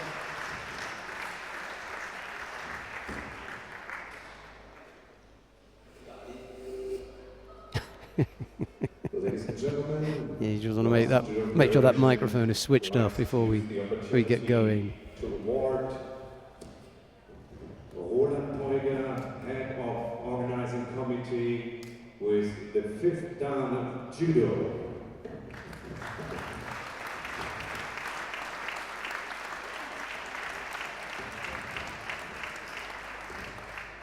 This award will be presented by the President of the Austrian Judo Federation, Dr. Hans-Paul Kuchera, and Mr. Albert Meiner, Technical Director of the Austrian Dan Association. Congratulations, Roland. Alles Gute, herzlichen Glückwunsch.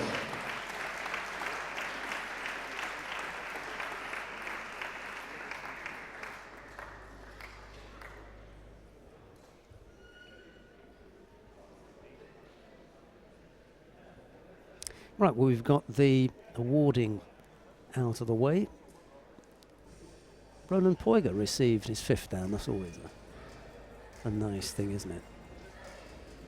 Right, we're slightly delayed because we had that little awarding ceremony, but we're going to move straight to the action now. I know a lot of you have tuned in and you're eager to see your favourite fighters.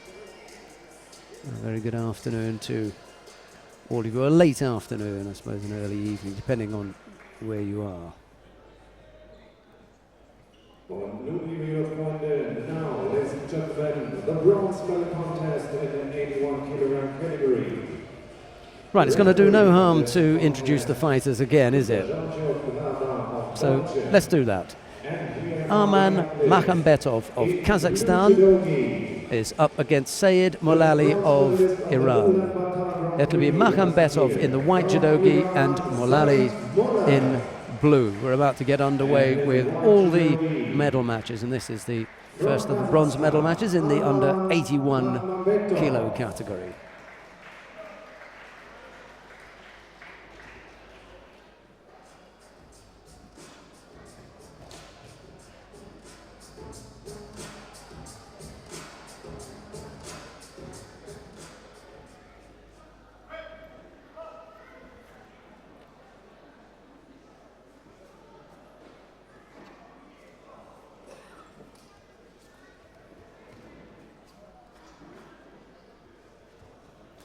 A little bit like a boxing match at the start there, with both fighters using the whole of the ring. Kazakh fighter Makhambetov with his back to the ropes, if you like. Danced all the way around the contest area as Malali just backed him up a little bit. Took a nice strong grip with that left hand and just made it a little bit uncomfortable for the Kazakh fighter.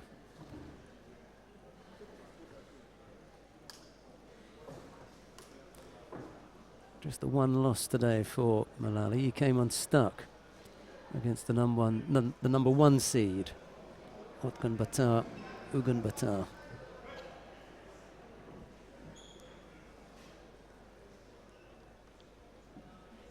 Mongolian has really looked good, and I fancy the Mongolian to win the final.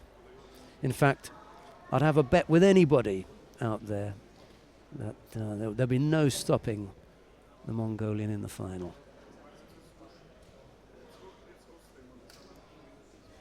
Of course, there are two Mongolians in the final, so I'm bound to win that bet. It's a slow day here. Something to entertain us whilst we wait for the action to develop. And there's a little attempt at Tomoenage from Malali as he goes right-sided. Makhambetov manages to block that. Avoid any danger of getting scored on.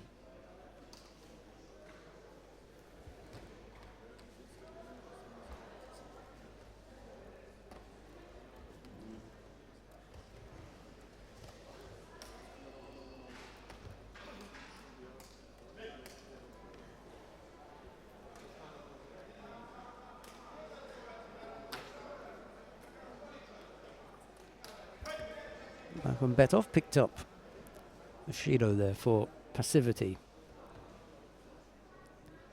Malali is tactically very astute. He's got a good sense of timing as far as attacking. He's got good grips, nice movement. Good looking fighter, the Iranian. A real handful.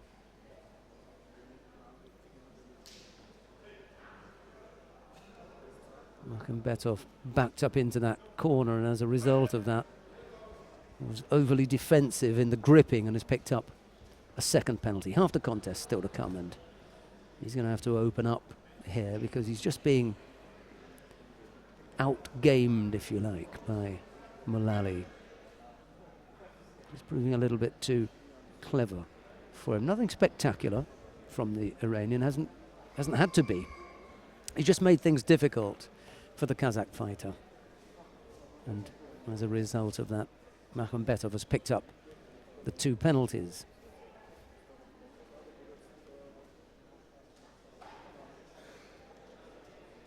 You know, he's not really putting himself out, is he, Malali? Nice and calm, a little foot tap here or there, a bit of movement. He hasn't conned the referee on this occasion, and he picked up a penalty for passivity. But if you look at the scoreboard now, he doesn't really care, does he? Because in exactly the same way that he was keeping quiet himself, he was keeping Makhambetov quiet. So a third penalty picked up by the Kazakh fighter, and the gap there is one that you really wouldn't want. Minute 35 left to go. The chances are Makhambetov will pick up another penalty, and that will be the end of it.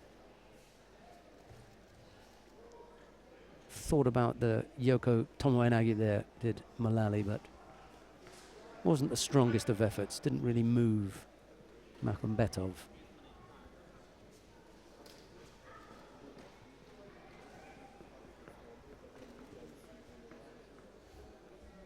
A little over a minute left to go. What it really needed was for Makhambetov to score. He wasn't able to do that. In fact, it's Mullally who has come up with the score, and it's not going to be the best thing for the contest because he'll just shut up shop now. I mean, nothing coming from him in this last minute. He's done his job, and it's all or nothing now for the Kazakh fighter. Really got to open up here and try and go for it. He's tried that on a couple of occasions. He hasn't pulled Mullally into that, so that's not working. 30-odd seconds left to go. Neat little turnover from Mullally, who's shown his skill in Newaza throughout the days. Very tricky down there. He's got some nice turnovers. He's come from a wrestling background, and he's employed a few of those sort of moves.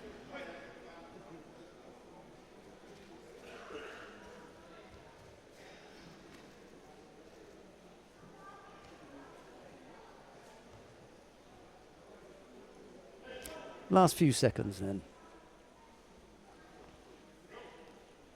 Mullally picking up another penalty, a gripping infringement this time, just for forcing Makhambetov out with a very stiff arm and negative gripping there.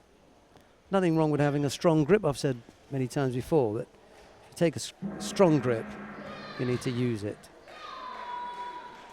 So Saeed Mullally of Iran takes the first of the medals in this final block. It's a bronze medal in the under 81 kilo category, just on the back of that single Yuko. He gave up a couple of penalties along the way, but if truth be told, Arman Makhambetov wasn't really in it. Couldn't find a way past the movement and defense of the Iranian. There he is. Winner and bronze medalist on 91 kilogram is Saeed Mullally of Iran. Right, we've got another bronze medal contest coming up in a moment. Stanislav Smenov of Russia is up against home favourite Marcel Ott of Austria. There'll be a big cheer for the Austrian when he enters the arena, and there'll be a cheering section, special cheering section made up of members of the Austrian team to try and lift Ott's spirits. We'll have to have a look and see if that works out for him.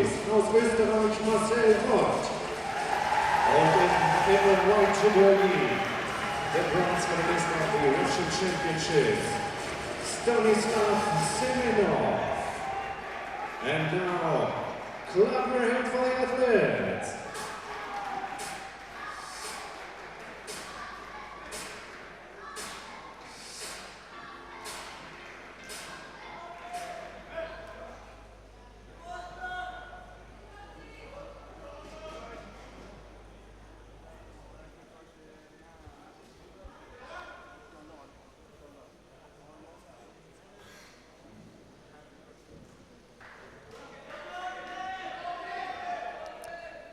He's a tricky customer, Semenov. Ott's got his hands full here. Mind you, Marcel Ott has a few tricks of his own.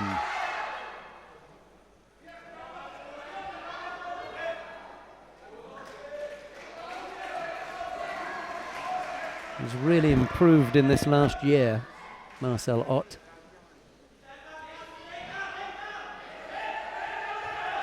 He had to get off that, stuck around for that a little bit too long, should have got his feet out of the way.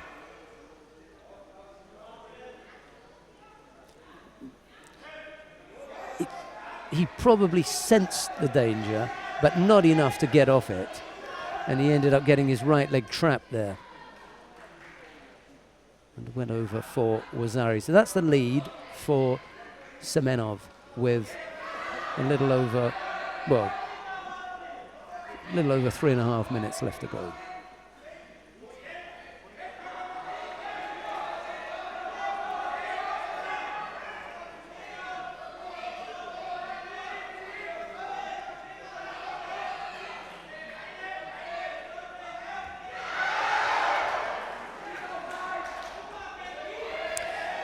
Well, there was a nice shake to that as Ott tried to set Semenov up on one side and try to throw him on the other. A lesser player he would have caught, but Semenov is reasonably sharp.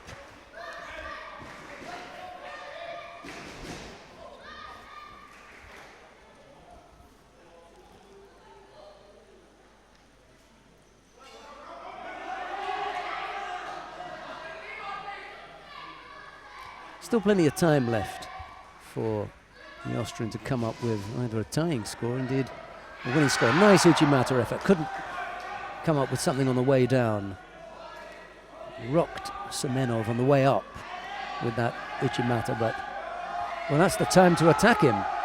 It's no good belly aching to the referee. Good score, and that's a good effort from Marcel Ott. Well, Semenov was attempting to point out to the referee.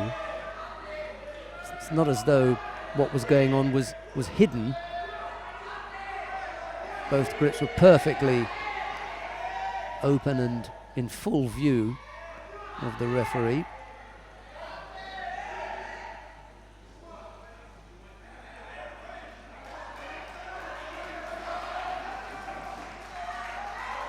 Ott picks up a penalty for passivity. That's not going to trouble him right now. He's only thinking about the scores. And it's Semenov with a score on the board. Rosari the lead there. There's a late arrival with the lower half of the body.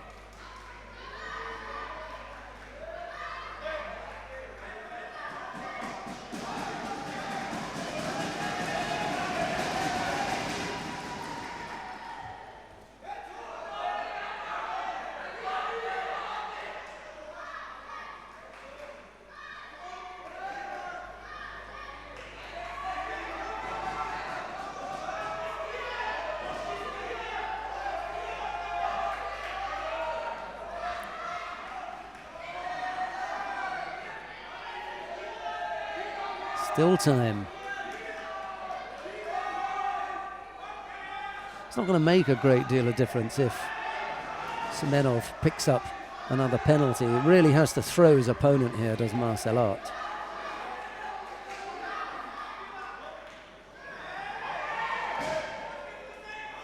Both fighters collecting penalties. And again they wave off the penalty for Marcel Ott. A little bit too eager that time with the Serenage.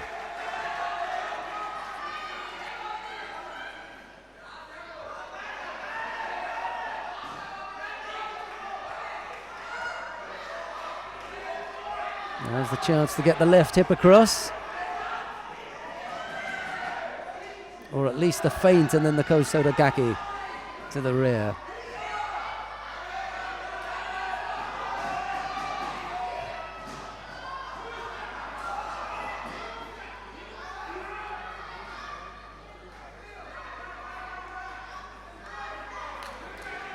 Saikomi and Ott has to tap out. He gave everything there, but unfortunately he was spent.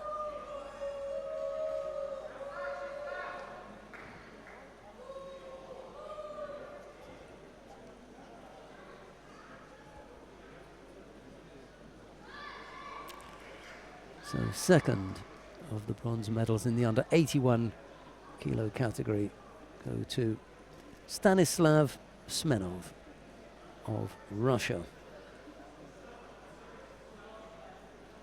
A spirited effort from Marcel Ott.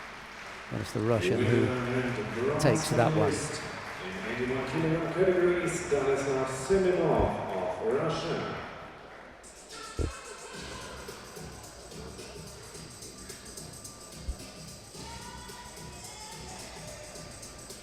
Well, it's not often that you get a classic when teammates go head-to-head in a medal match.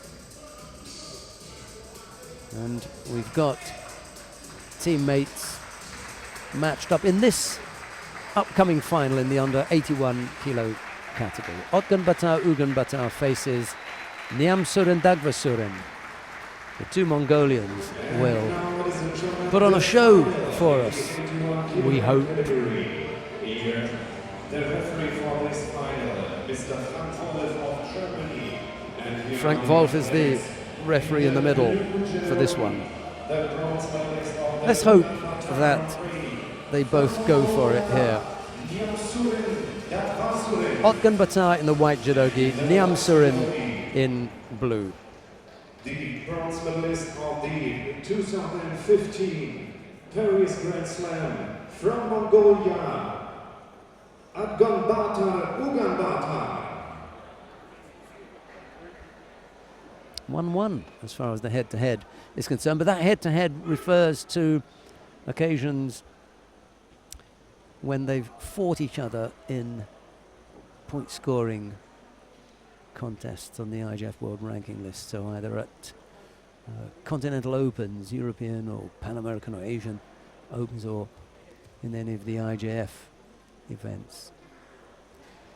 Probably gone head-to-head in the Mongolian Championships on a few occasions, I suppose, but we don't know about that.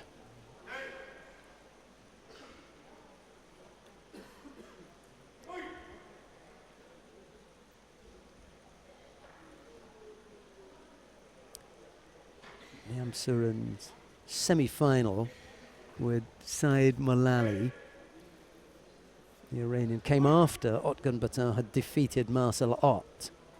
And Otgun Bata watched the whole fight and cheered his teammate on for the whole contest. Became very animated towards the end. Can't remember when I've seen a teammate who was about, or possibly, to fight his teammate had cheered him on so much. Didn't hold back at all, Otgun Bata. It's good to see that.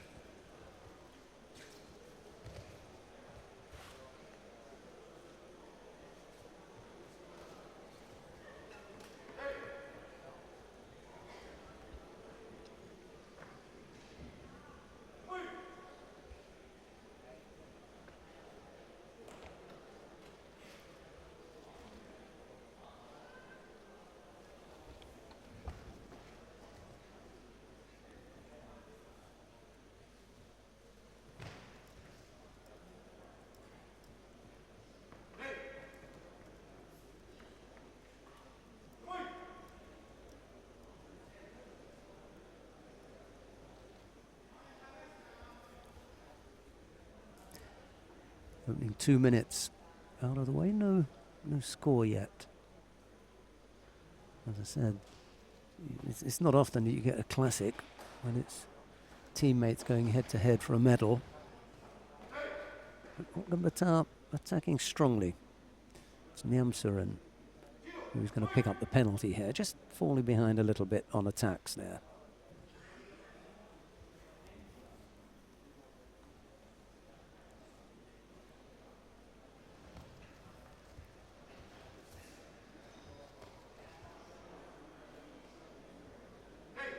Clever, isn't he?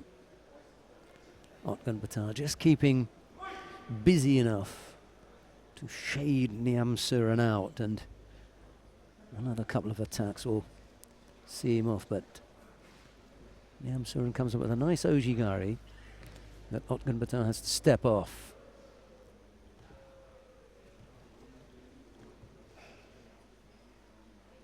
Otgun Bata going back to the right-sided Morote Seonagi effort,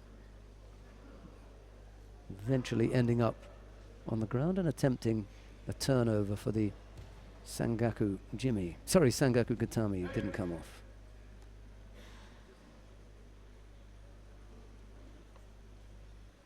Almost got himself into position for the Juji Gatami.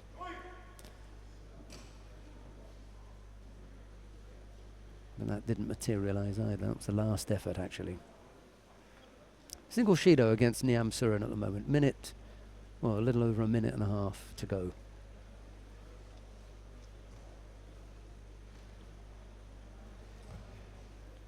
Just lost contact with the hands there.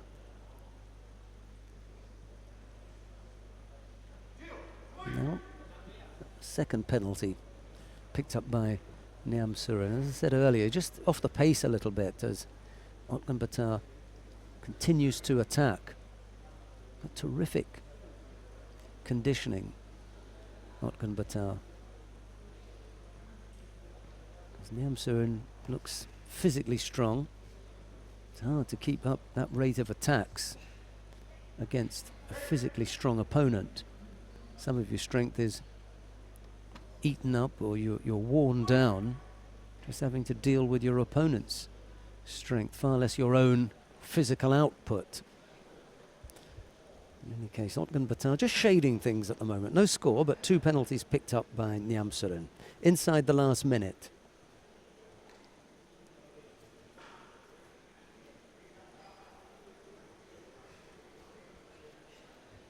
Not the best of efforts from Niam Surin. Thought about the Satemi Waza, but it collapsed very quickly and it's left Otkan Batar in a strong attacking position. Niam Surin managed to turn onto his front there. And again, almost an opening for a turnover into an arm lock. He's looked sharp today, Otkan Batar. And he certainly looks as though he's got the beating of Niam Surin in this final, albeit but without having put a score on the board.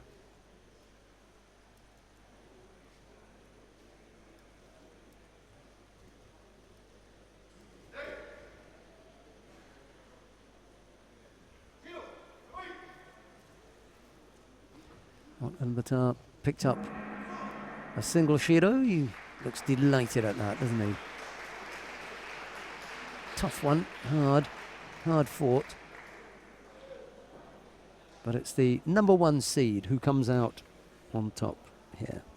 Takes the gold medal in the under 81 kilo category from teammate Niam Surin, Dagva Surin. Otkan Batar, the winner here in Oberwart. Winner and gold medalist in the 81 kilogram category, Otkan Batar of Mongolia.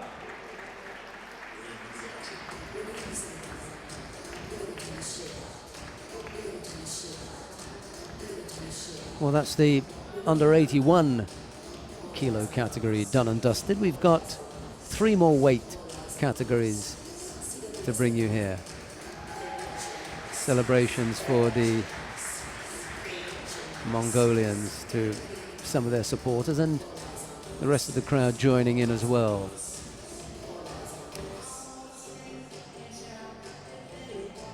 Under 90 kilo category bronze medal contest then. Mamad Ali Mediev of Azerbaijan faces Thiago Camilo of Brazil. It'll be Mediev in the white judogi, Camilo in blue. In the blue judogi, the Pan-American champion, Thiago Camilo of Brazil. And in the white judogi, the winner of the Oceania Open London last year, Mamad Ali Mediev of Azerbaijan.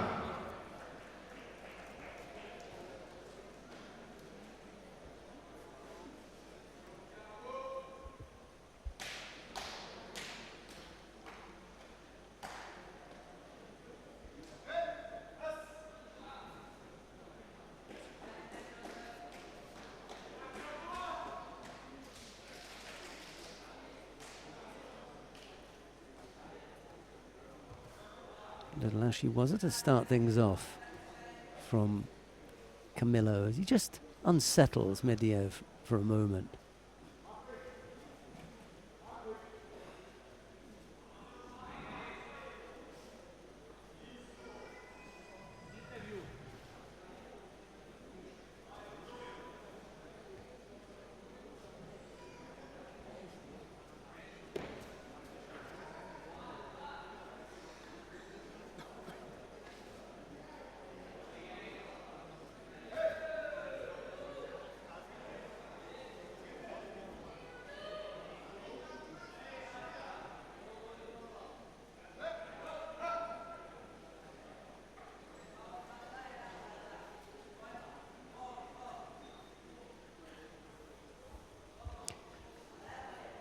Judo against Medvedev inside the first minute.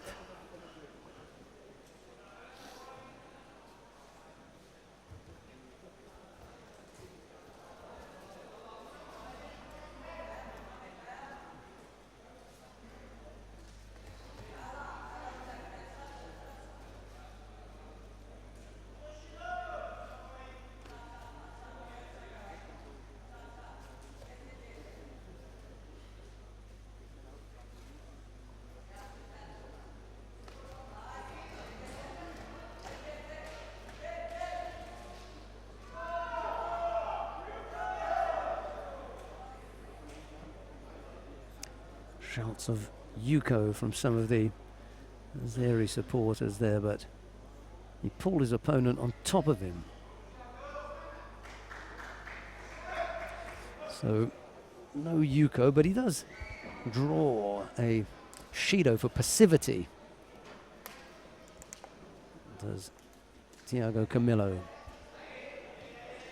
So both fighters have been penalised once. Not quite sure how Medvedev got both hands over there. Didn't get penalised for it. Camillo was guilty of the same thing, but for only a split second, he tidied himself up fairly quickly. Yeah, I just didn't like that grip, did he? Medvedev, and as a result of that, he's going to pick up a second penalty, this time for just dropping.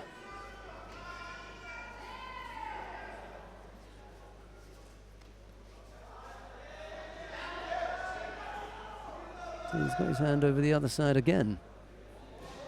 Not sure how Medvedev is managing that. That's untidy work from the Azeri. 3 penalties inside half the contest, so we're not going to see the end of this one as far as time is concerned. There's a likelihood of Medvedev picking up another one is pretty strong.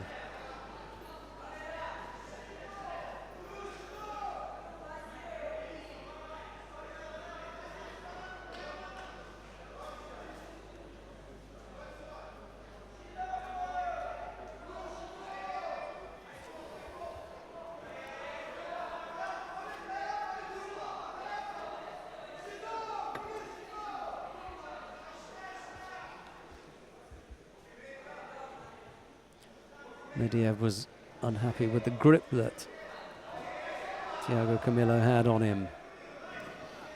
Complained to the referee, but to no avail.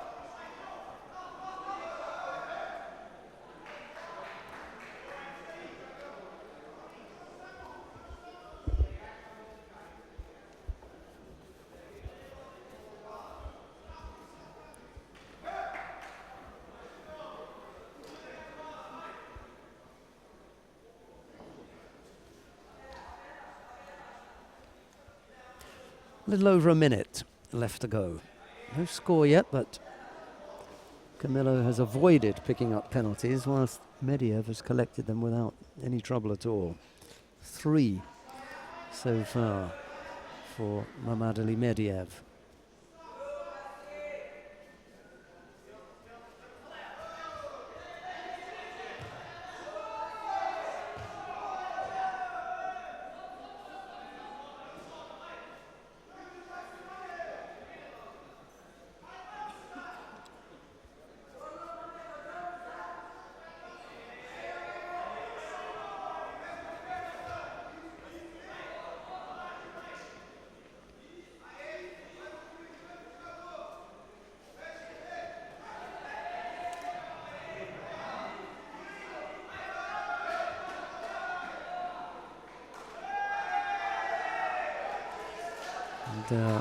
Camillo called there, Thiago Camillo, just for pulling down, crushing his opponent in the grip there.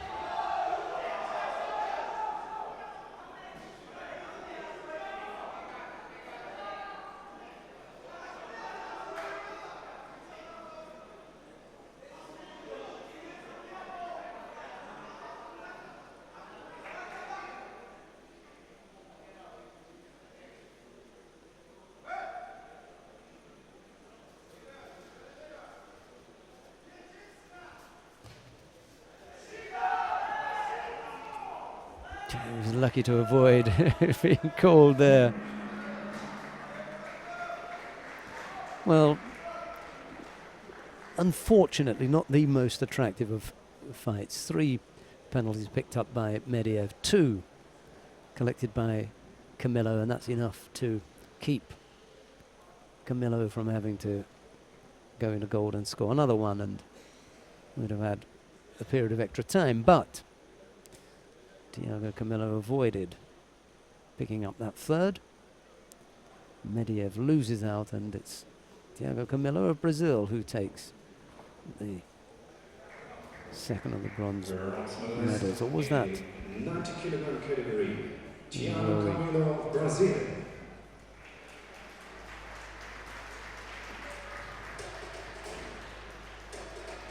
Beg your pardon, that was the 1st. First of the bronze medals in the under 90 kilo category goes to Thiago Camillo of Brazil. We're up with the 2nd now, and this one features Patryk Chomsky of Poland. He's up against Anthony Lenia of France. It's Chomsky in the white judogi, Lenia in blue. And here are the athletes. In blue judogi, the winner of the European Cup Judo from France, Anthony Lenia. And in white judogi, the silver medalist of the European Cup in Bratislava last year. From Poland, Patryk Chomsky.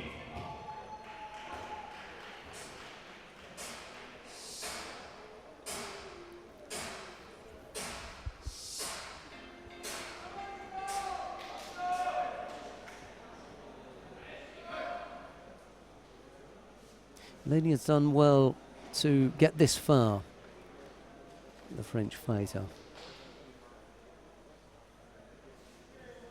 This is just a touch above the level that he's been exposed to on a regular basis, but he's come up with a good performance to get this far. Defeated Adam Ramadan in his opening contest, then he went on to beat the #1 seed, Komrashur Ustapirion of Tajikistan in round 2. In round 3 he overcame Said Shambekov of Russia by a single yuko, and then lost out in the semi-final to Chomsky's teammate Piotr Kutsera of Poland. That's what put him in this bronze medal contest.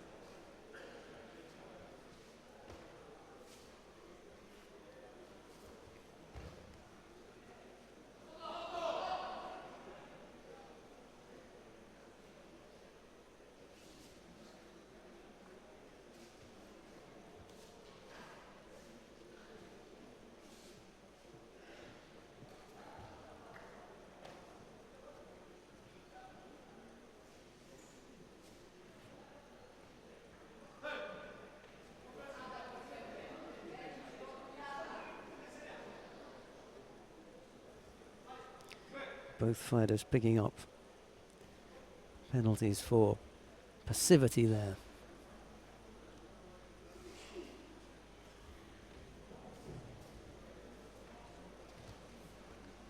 And Chomsky trying to work something on the right side with a low Sewanagi. That didn't come off.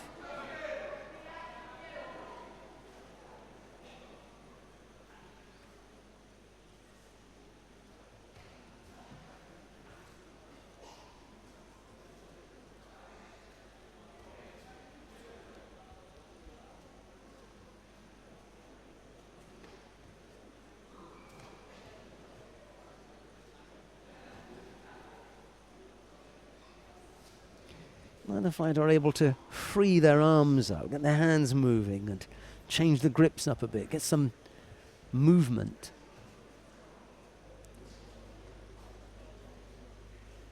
It's all a little bit tight in the top there and no real openings being created. Laney was in and then out, and on the way out, Chomsky tried to counter with some ashi was, but it was a long way off. Just under 2 minutes left to go.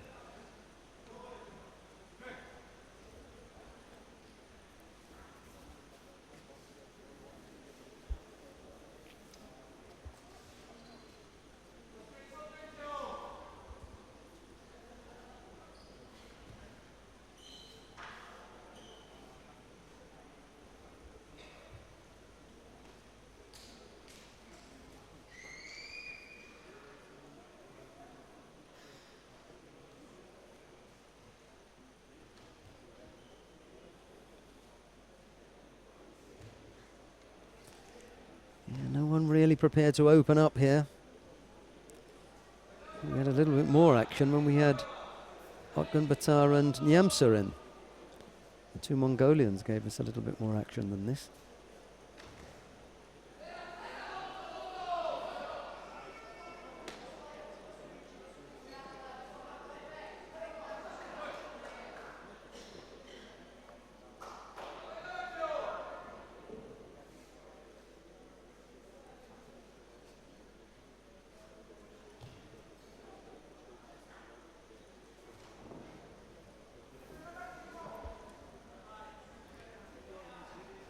Odd seconds left to go. Neither fighter really wants this to go to golden score.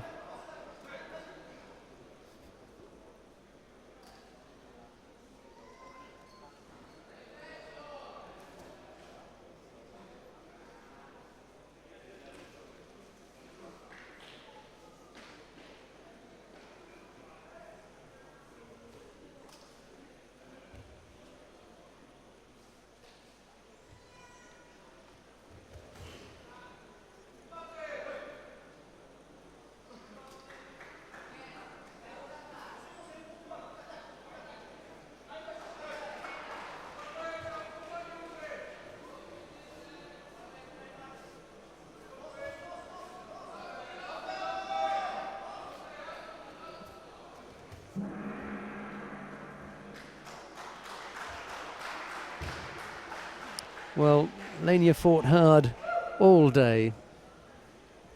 It's a little bit harsh, picking up that penalty with 15 seconds to go, but harsh but fair.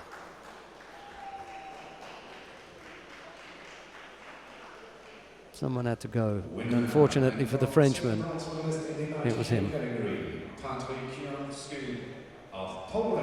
Patrick Chomsky of Poland picks up that bronze medal. There's a chance for another medal for the Poles now. This time Piotr Kutsera of Poland faces Vergabor of Hungary. What was it that Gabor threw beautifully earlier on for Ippon? It may very well have been Thiago Camillo. Quick rundown of Gabor's wins. It was in the semi-final. Yeah. He had a win by Ippon against Tomasz Japaniak of Poland in the first round, and then Igors Milenbergs of Latvia in round two. In round three saw off the threat from Shahin Gahramanov. Another Ippon win, and then in the semi-final against Thiago Camillo. Another Ippon win, so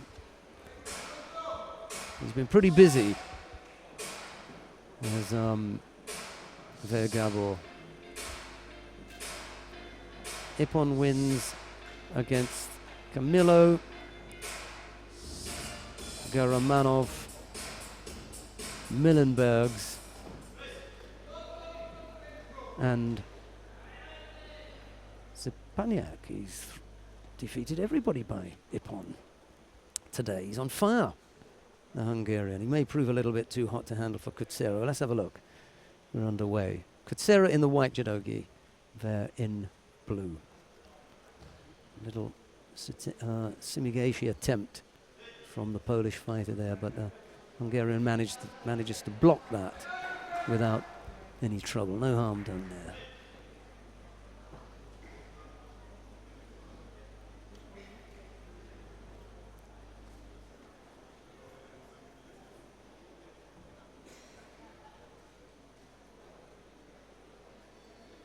Could be player of the day, the Hungarian, with this kind of performance. He's got to take the gold medal, however. That is one of the prerequisites for ending up as player of the day. Uchimata attempt almost picked up. Well, Tomasz Kowalski is in the chair for the Poles. He fancied a Yuko for that, but it wasn't there.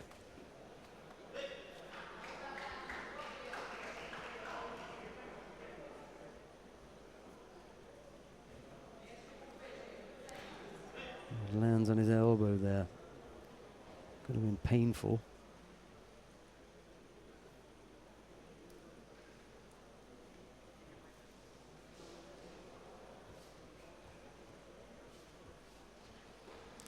Can't remember where it was. I'm not boasting. I know I'm gonna. Well, I've started, so I better finish. But I was with Ver Gabor in the gym somewhere. Not doing the same kind of workout, admittedly. I did see him in the gym. There are only the two of us in there. A hard worker, the Hungarian. Almost got caught here.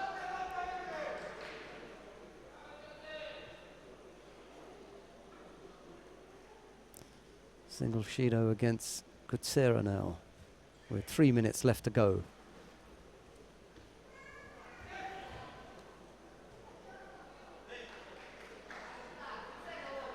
No problem.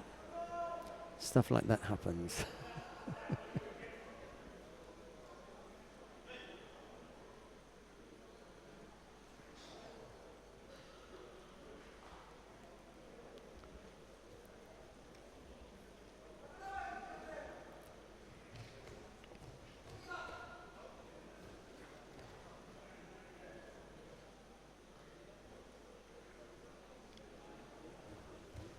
Trying to get the top half secured before freeing the legs, but in the meantime, Kutsera managed to turn off his back and onto his front, and that was the end of that. 2:20 odd left to go. Still no score, just the single Shido against Piotr Kutsera of Poland.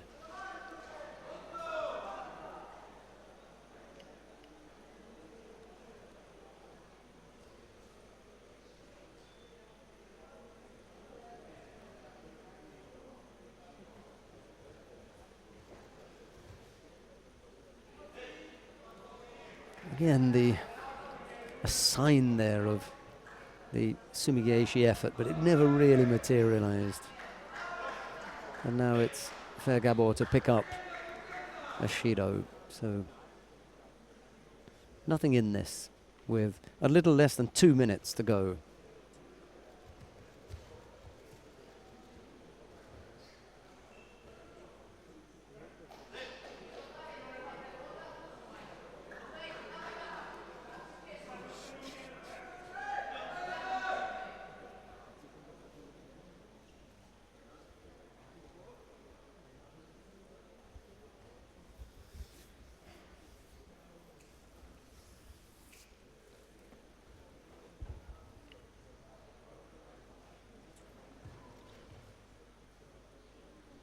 thought about the left Uchimata, and Gabor decides that he wants to have a go at that. On the right side, however.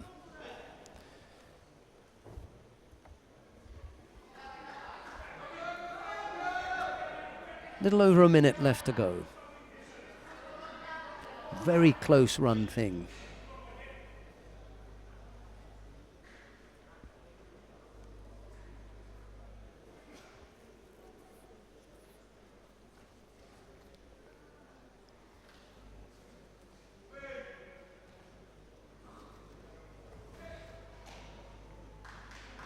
Yeah, they've both got very good defences. That's making it hard to score.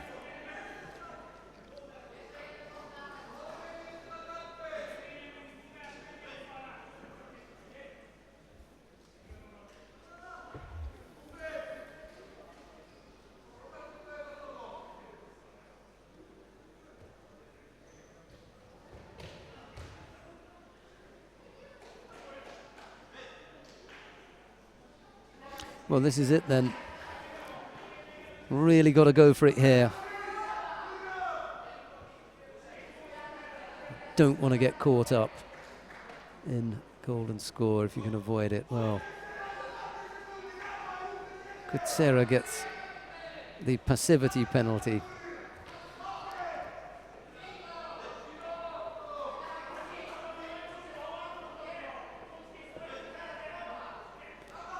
And now the force is with Gabor.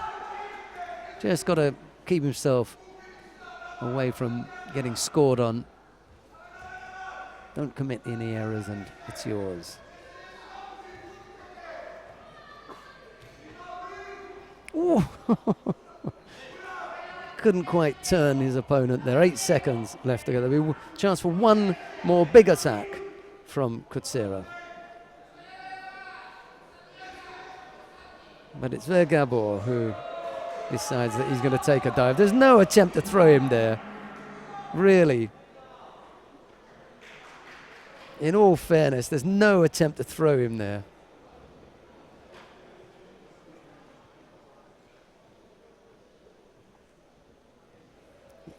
He dodged that bullet, the Hungarian.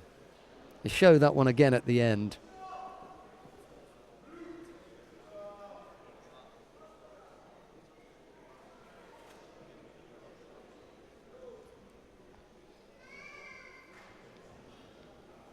He was lucky.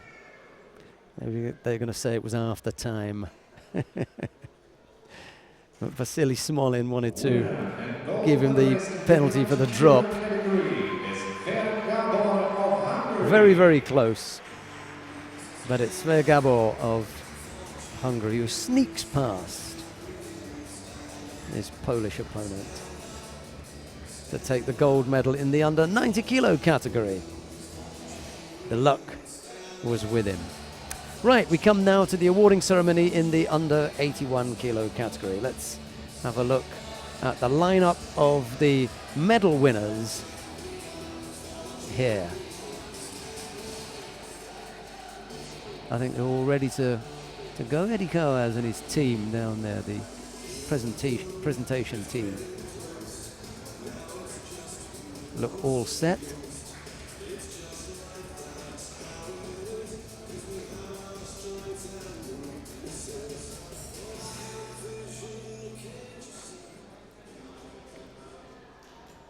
Ladies and gentlemen, now the awarding ceremony of the 81 kilogram category.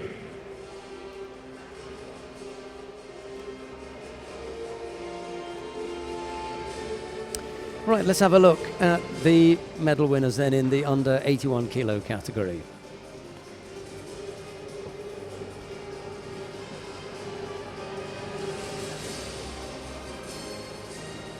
The medals will be presented by the Minister of Defense and Sport of Austria, Mr. Hans-Peter Doskozil. Bronze medalist representing Russia, Stanislav Semenov. Bronze medals go to Stanislav Semenov of Russia and Zaid Malali of Iran. Winner of the silver medal, representing Mongolia, Nyamsurin Dagvasurin. Silver medal goes to Nyamsurin Dagvasurin. Winner of the Of gold Mongolia. medal, representing Mongolia, Atganbatar Uganbatar. The gold medal goes to Otganbatar Uganbatar of Mongolia. The flowers will be presented by the EJU Vice President, Mr. Dr. Hans-Paul Kuchera.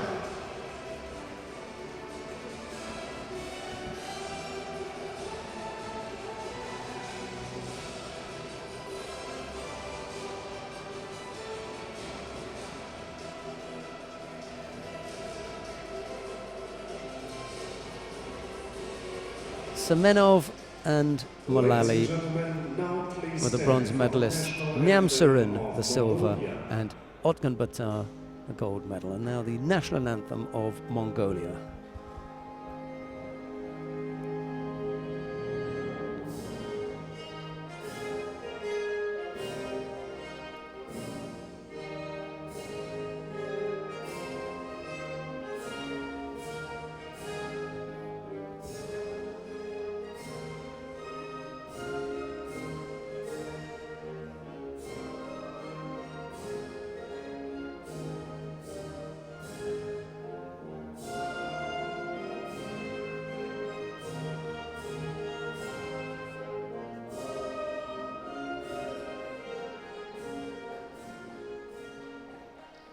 Congratulations to the medalists. I now ask the officials to come together for the farewell picture, please.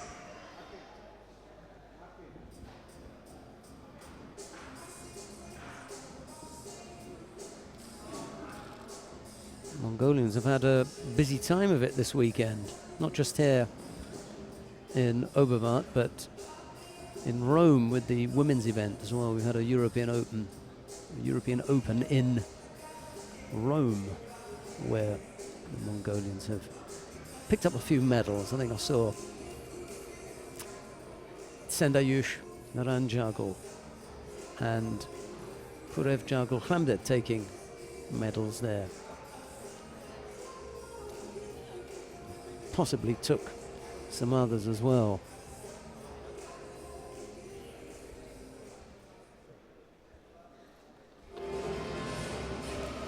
Right, we've got the next of the bronze medal contest, this time in the under 100 kilo weight category. Hu Kai of China faces Vincenzo Darko of Italy. It's Hu in the white judogi and Darko in blue. From Italy, Vincenzo Darko. And in the white judogi, the seventh place at the Abu Dhabi Grand Slam from China, Hu Kai. Right, we've got a chance to say hello to the gold medalist in the under 90 kilo category, Ver Gabor. Congratulations, well done. Thank Igor Kuniz, hello, is there. You can say a greeting to him. Yeah. He's one of your biggest fans. Yeah, it's my friend. Yeah. Happy with the performance today? Must be, to top the podium. Yes, it's very hard today, but I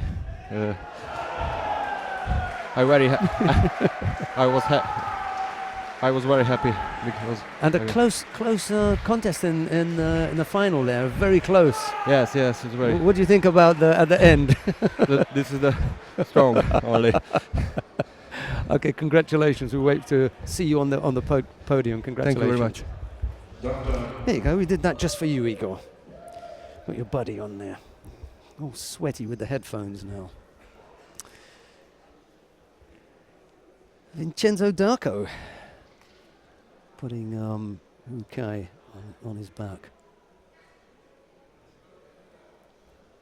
Winner and bronze medalist for Italy, Vincenzo Darko.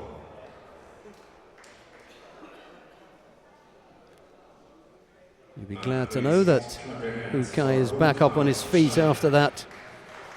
Ooh, heavy landing. Yeah, it was. Okay.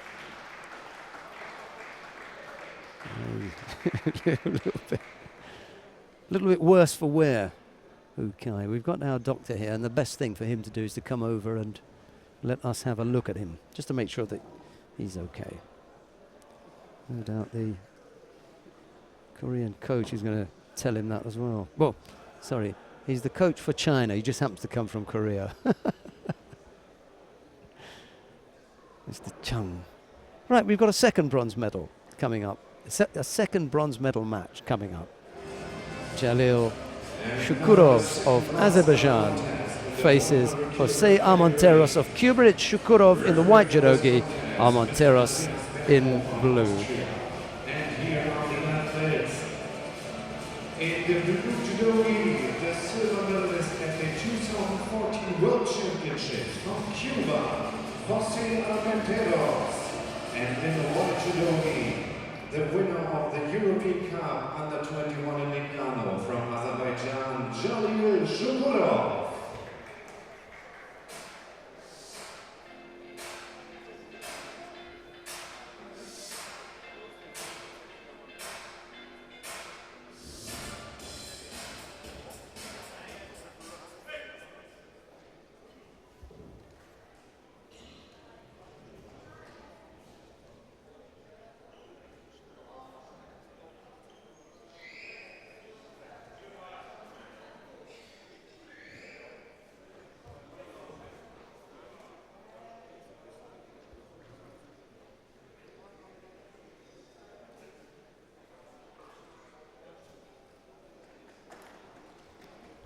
Just waiting for both fighters to settle on a grip here.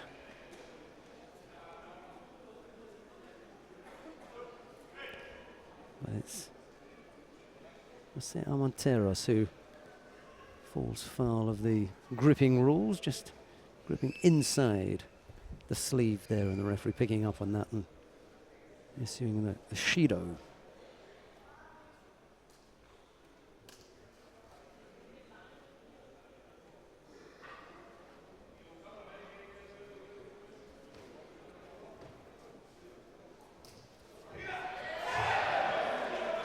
Well, right at the feet of the referee, right in front of him. Beautiful, low, right-sided Morote Seonage from Jose Armenteros throws Jalil Shukurov of Azerbaijan for Ippon. Very nicely done by the Cuban. Stylish fighter. Strong, powerful, junior world champion. And a little bit of a dip after that as he gets used to fighting at the senior level, but through beautifully there. He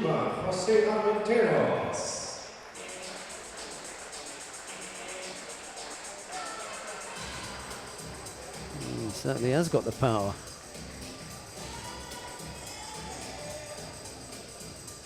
Okay, that brings us nicely to the final of the under 100 kilo category. Arsen Omarov of Russia faces Javad Majoub of Iran. It'll be Omarov in the white judogi and Majoub in blue. And now the final in the 100 kilogram category. Referee for this contest, Mr. Emil Kozmek of Slovenia. And here are the finalists. In the blue judogi, the bronze medalist of the Ulaanbaatar Grand Prix from Iran, Javad Majoub. And in the white judogi, the bronze medalist of the Samsun Grand Prix last year, from Russia, Arsen Omarov.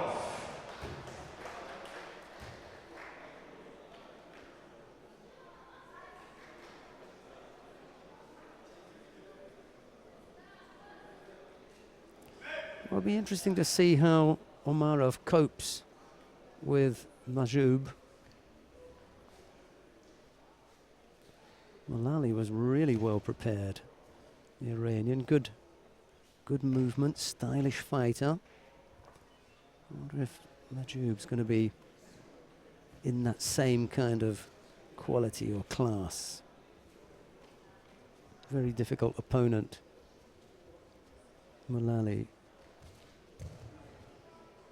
Nice reaction there from Omarov as Majoub missed completely with that Ojigari. Almost managed to turn his man over. Just using his hands.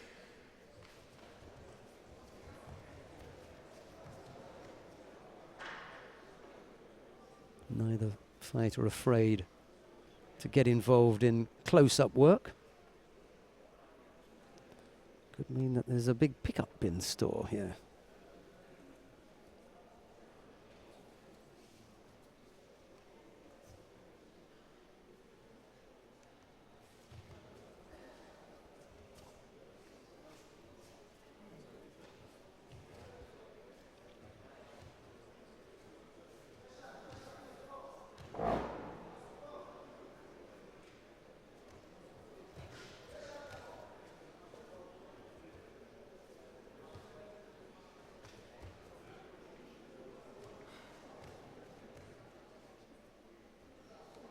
Both fighters look really strong in the upper body there, don't they?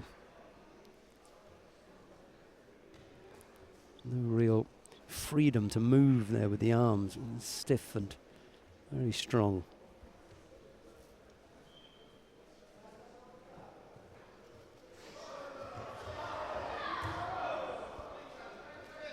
Just about managed to squeeze out a Yuko there as Omarov was turning onto his front.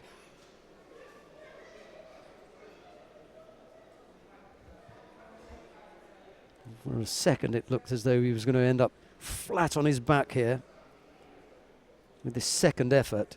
And he just managed to turn onto his side.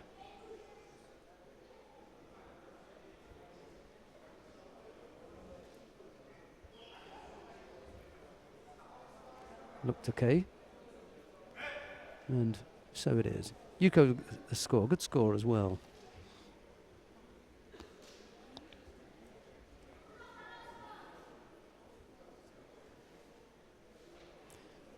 This is the final of the under 100 kilo category.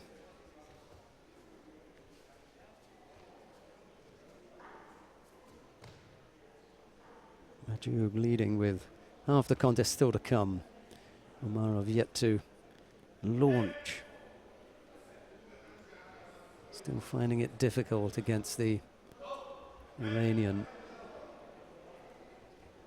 Picks up a penalty there.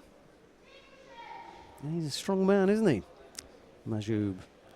And he's able to use it cleverly. A nice Ojigari from Omarov. Left-sided, brings his man down, but only onto his front. And can't pick up a score, but he hooked in there nicely and unsettled Majub, who ended up landing on his front.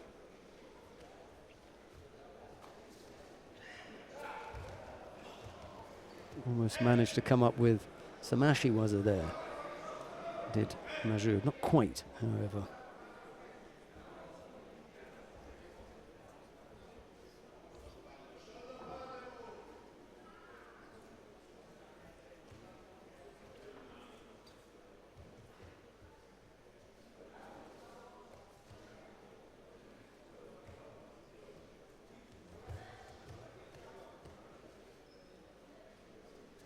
Still a minute and a half to go. That's nice. It's really nice because he trapped the arm, and that was what made it difficult for Omarov to get off that.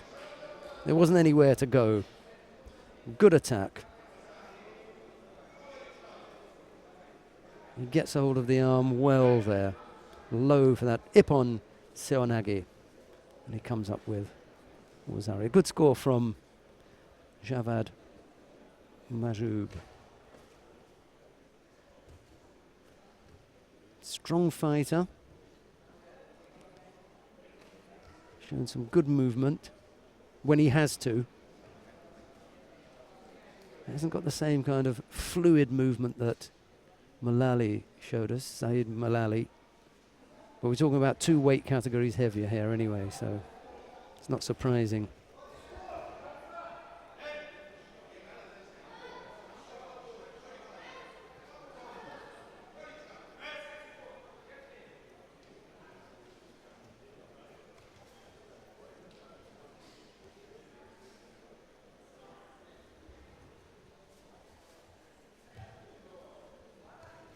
Half a minute left to go. Omarov hasn't troubled Majoub, to be honest. It's a measure of Majoub's skill as opposed to any reflection of Omarov and his level.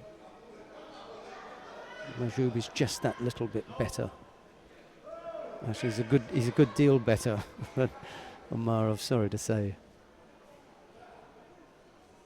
Managed this contest very well, all aspects of it.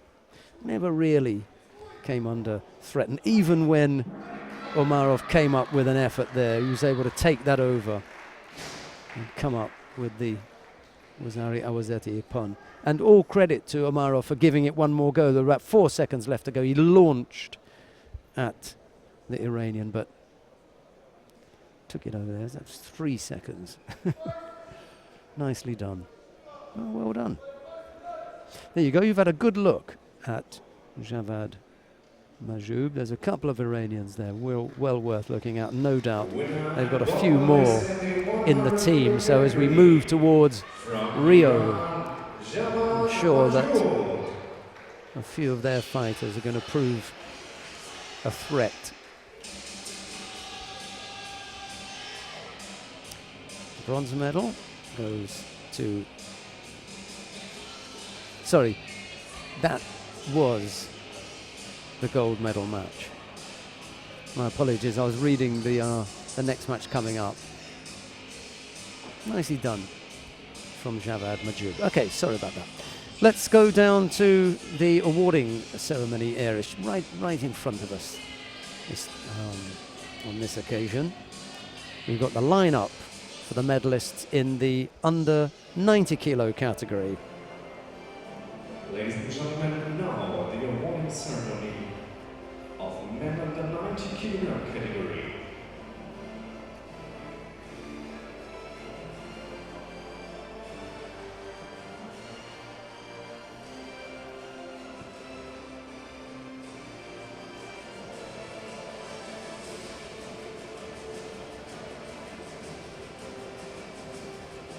The medals will be presented by the EJU Sport Director, Mr. Alexander Jaskiewicz. Bronze medalist representing Poland, Patryk Kieszomski. And Bronze medals go to Patryk Ciomski of Poland and to Thiago Camilo of Brazil. Representing Poland, Piotr Poczera. And without the gold medal, representing Hungary, Ver Gabor.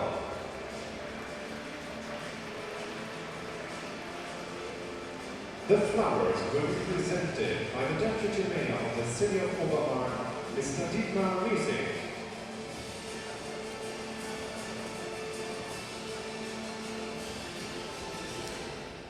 Silver medal went to Piotr Kucera of Poland, and the gold medal to Ver Gabor of Hungary.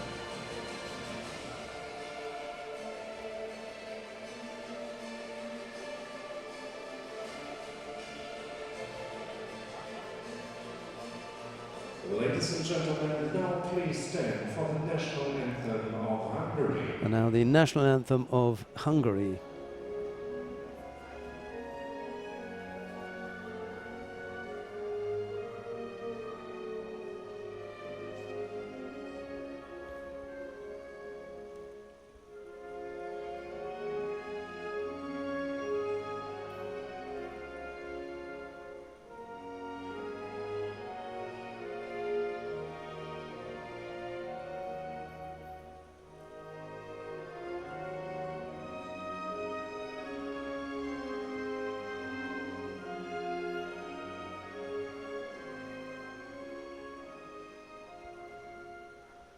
Congratulations to the medalists.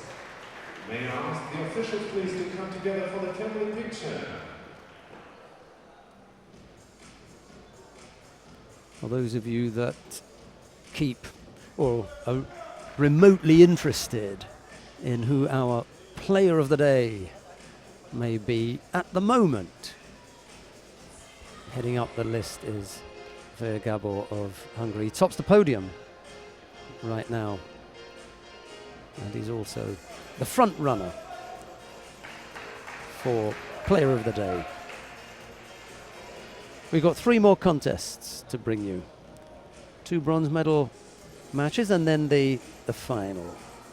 Let's start with the first of the bronze medal matches in the plus 100 kilo category. Faisal Jabala of Tunisia faces Rafael Silva of Brazil. It'll be Jabala in the white judogi and Silva in blue. Plus 100 kilo category. The referee for this contest, Mr. David Julien of France. And here are the athletes in the blue judogi. The bronze medalist of the 2012 Olympic Games and bronze medalist of the 2014 World Championships from Brazil, Rafael Silva. And in the white judogi, the bronze medalist of the Abu Dhabi Grand Slam from Tunisia, Faisal Jabala.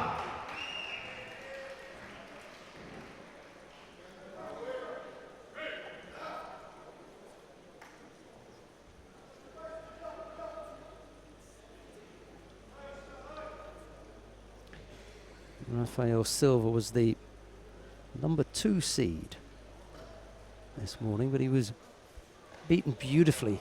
Really was well beaten by Aslan Kambiev of Russia in the semi-final. Thrown twice, really neatly.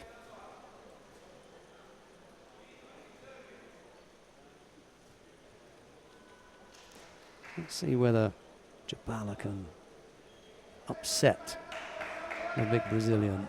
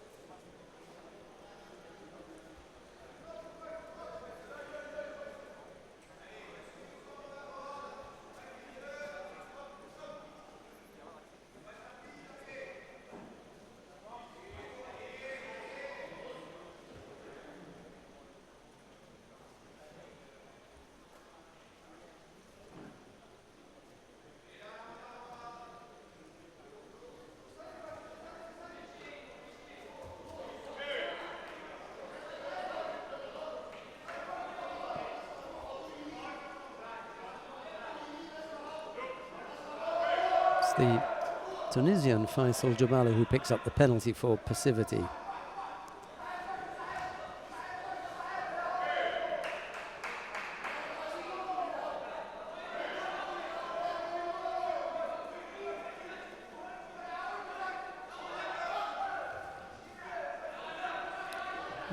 Osodomaki Komi was the opening there for Jabala. He couldn't take advantage of it.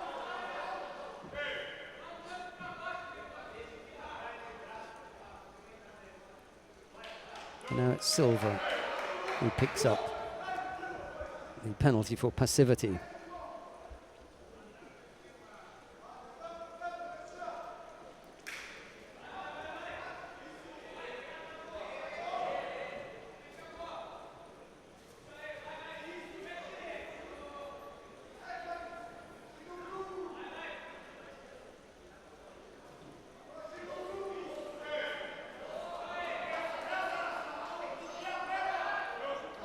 Well, it was a bit harsh, wasn't it? He hardly drew breath since the last penalty, and he's picked up a second.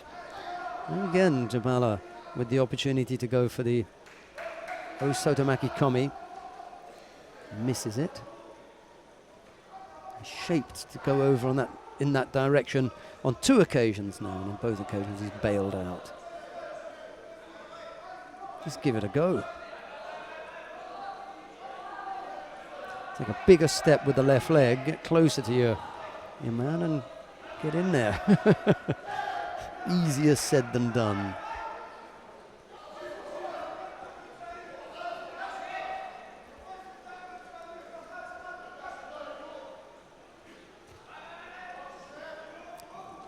Silva, he looks a little bit reticent with that Uchimata effort, having been countered twice today.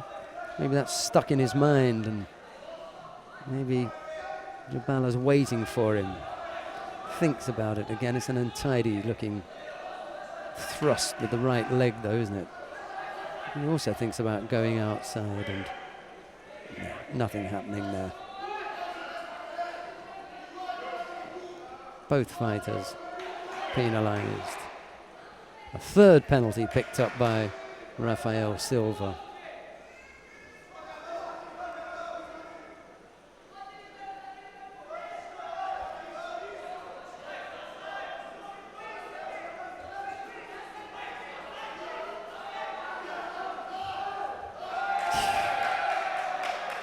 All he had to do was hold on with both hands, just give himself a chance of throwing Silva.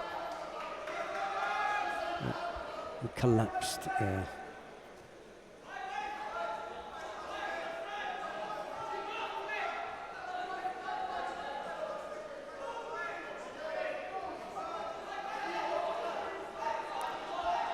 He's not moving that left leg enough, Silva. He leaves it planted where he is and just turns on it. There's not enough to break Jabala's balance, so he can defend against that easily. And for as long as he continues to leave it languishing behind, he's not going to catch Jabala. Jabala has quite a quick look at the clock. He'd do well here, Jabala, to put in just one big attack, and I think that's what his coach is shouting out to him. Completely ignoring the fact that he's supposed to coach only during the mate. Oh dear. Yeah, just leave this one the way it is, and Faisal Jabala takes it from Rafael Silva. Shinohara looks unsurprisingly unimpressed. I wonder what he's going to say to him afterwards. You know, what do you say to your heavyweight that could possibly make some kind of difference? I don't think it's made any difference over the last 4 years. He still fights the same, so. David Moura mention, you know. you may want to mention that to him. See if that G's him up a little bit. Faisal Jabala of Tunisia takes the first of the bronze medals in the plus 100 kilo category. Rafael Silva finishing out off in 5th place. We've got the second of the bronze medal matches coming up now. Islam El Shahabi of Egypt faces Alex Garcia Mendoza of Cuba. It'll be El Shahabi in the white judogi, Garcia Mendoza in blue. The referee for this contest, Mrs. Katarina Friedrich of Hungary, and here are the athletes. In the blue judogi, the bronze medalist at the Pan American Championships and the bronze medalist of the Havana Grand Prix last year, from Cuba, Alex Garcia Mendoza. And then white judogi, the 9 times African champion from Egypt, Islam El Shahabi. 9 times African champion. Well, he certainly won a few titles there. I wonder how he's going to fare against Garcia Mendoza. Cuban looks as though he's got a little bit of movement about him. He's already covered more ground in the first 15 seconds than Silva covered in the whole of the previous 5.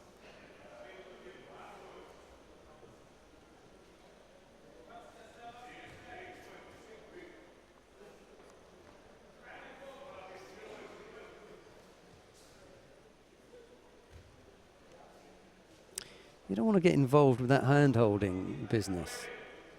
You know, if you've got a problem with your opponent gripping your hand, get your hand away. Don't run the risk of you getting caught and penalized for something that your opponent is doing.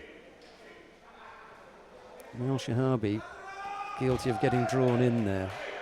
Again, another occasion where El Shahabi hasn't moved his feet. He's a big man. I know it's difficult, but he's so much better when he's got his feet moving properly. Just trying to drag Garcia Mendoza onto his back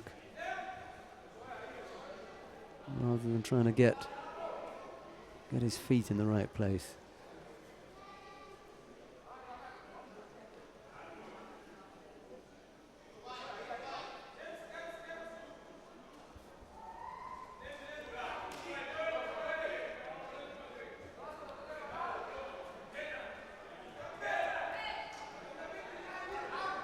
Thinking about the Uchimata. Garcia Mendoza picking up Bushido for passivity. 3:20 odd left to go.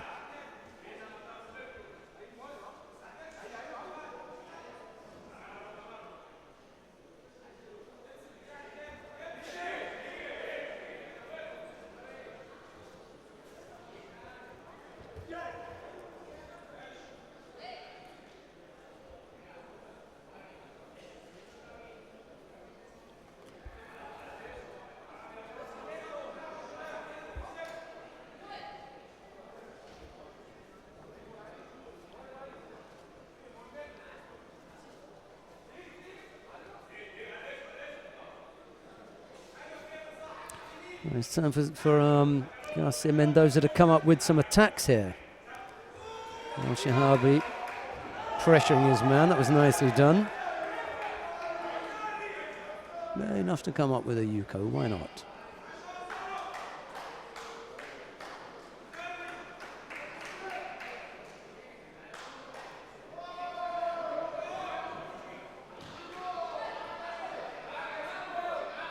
I thought that was good enough for a Yuko. Never mind.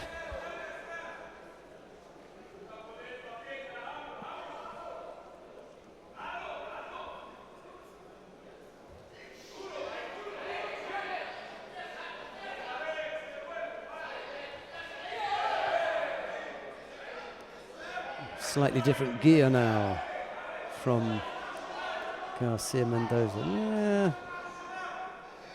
Okay. Just enough to avoid getting scored on. Yeah.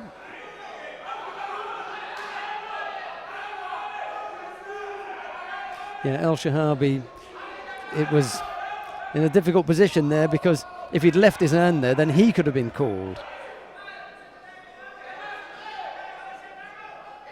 The second Judo picked up by Garcia Mendoza. Some justice done there for El Shahabi having changed the grip. Oh, got a little bit too close.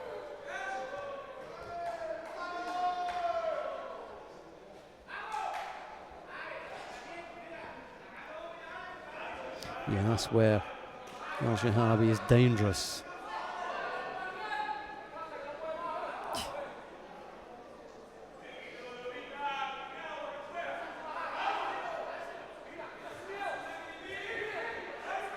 Nope.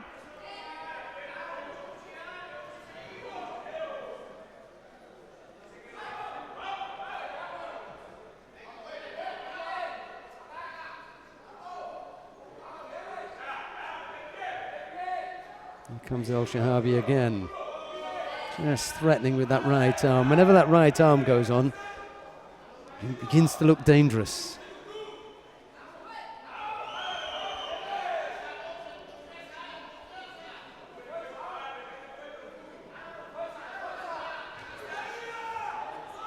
That's not a bad effort, is it?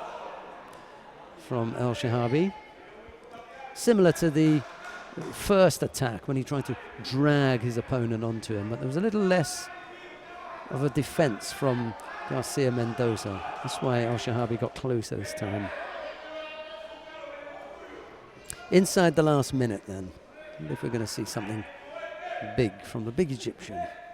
He's the one who's looked most likely to score.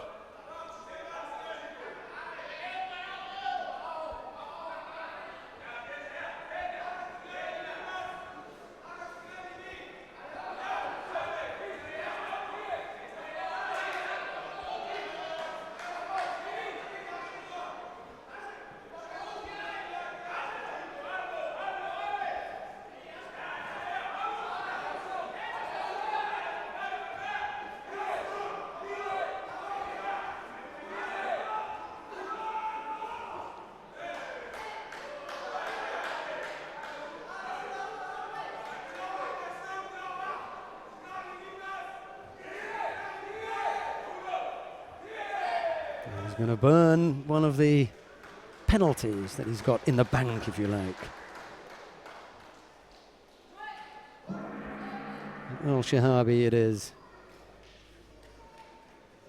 who sneaks past Alex Garcia Mendoza. 2 penalties picked up by the Cuban, a single penalty picked up by Islam Al-Shahabi. That was enough to separate the two.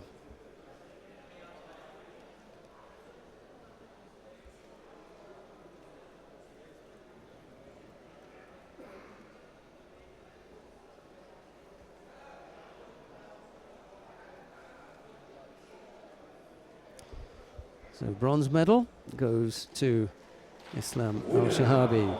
The bronze medal contest.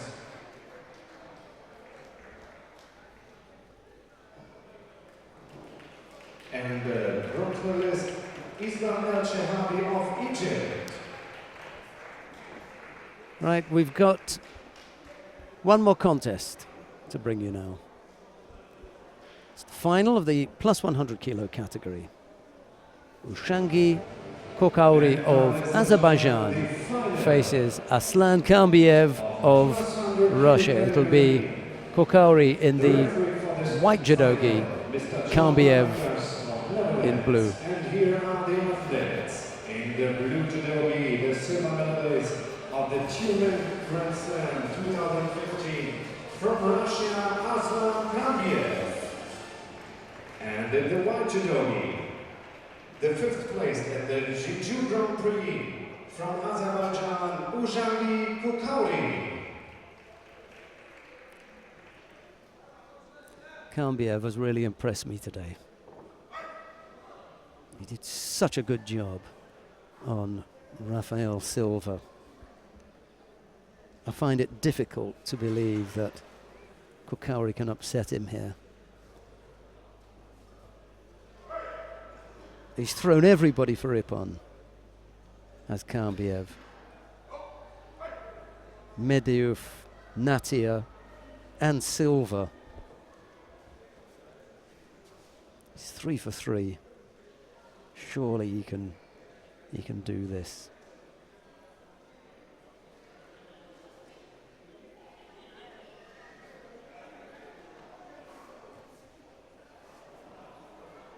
Strong left arm broken off by Kokauri.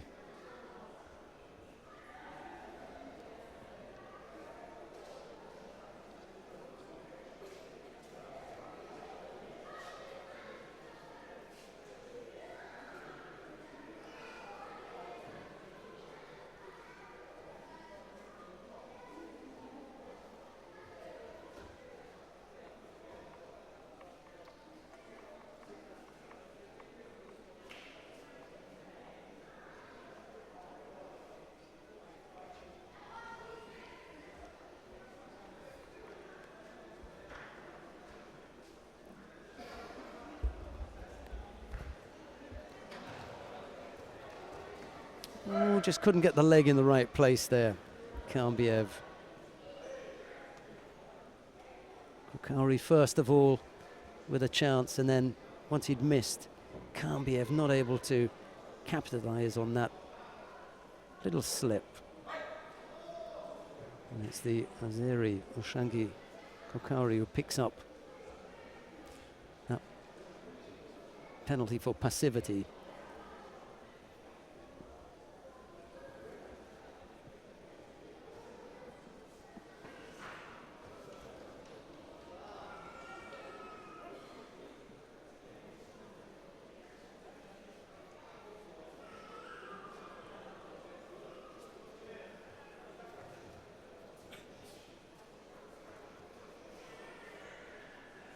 Nice pressure from Kambiev as he comes forward, looking for a grip and an opening, and Kokauri coming back with that attempted Sewanage, but it was a really dragging effort as he looked to pull Kambiev onto his back. Kambiev interested in a bit of Neomaza here, and it doesn't look as though there's anything developing from that, and the referee calls mate with half the contest still to come.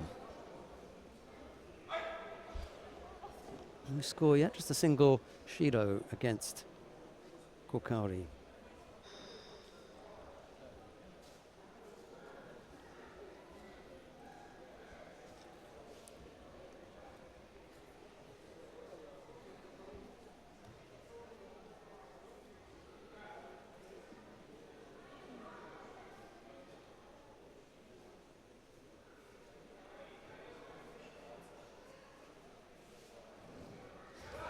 Uchimata effort, he couldn't come up with a second. There he goes again, can't follow up with the combination. Oh, that's terrific from Kokauri. He didn't need to push it there, Kambiev. He ran that risk, he was off balance.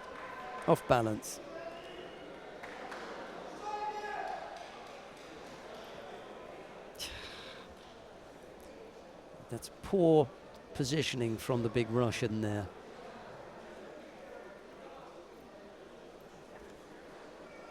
It's just not the best execution of the Oshigari. He got himself all off balance.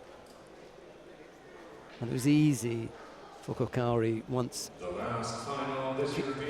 Kambiev had made that error to turn him over for Ippon. Well, Kokauri ends up with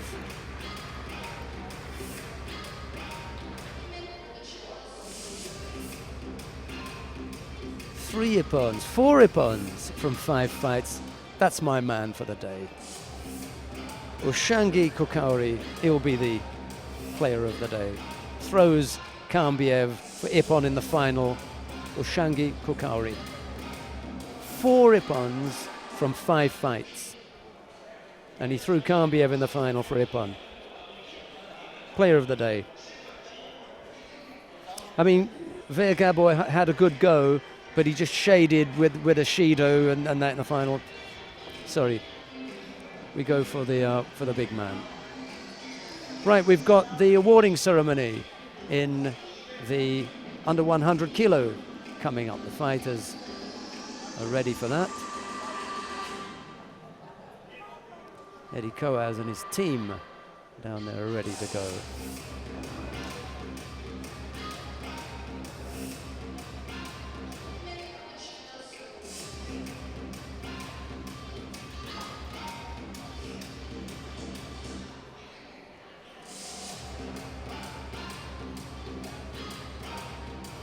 Kambiev just walking to the awarding ceremony area. Get changed into his white judogi, but we got plenty of time.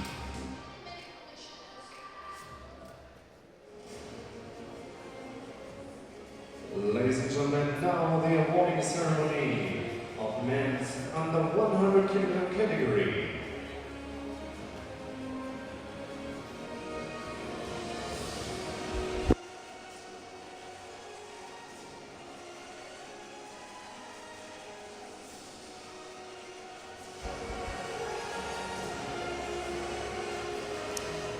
Right, let's have a rundown of the medalists in the under 100 kilo category. Winner of the bronze medal representing Cuba, Jose Armenteros receives his bronze medal, as does Vincenzo Darko of Italy. The silver medalist was Arsen Omarov of Russia. With the bronze medal, the gold medal goes to Javad Majoub of Iran. And winner of the gold medal representing Islamic Republic of Iran, Javad Majoud.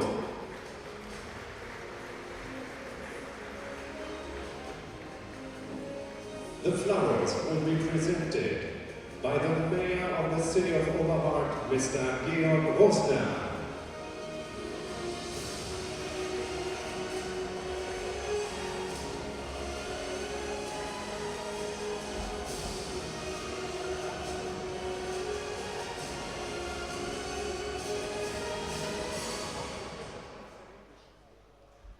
Ladies and gentlemen, now please stand for the national anthem of the Islamic Republic of Iran.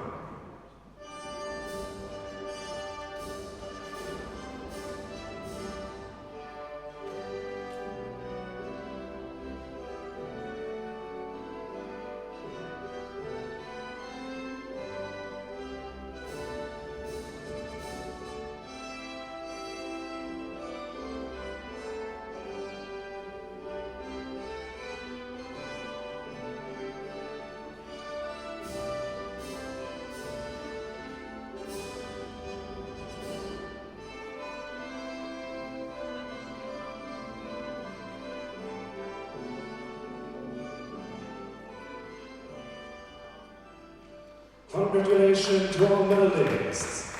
I now ask the officials to come together for the family picture, please.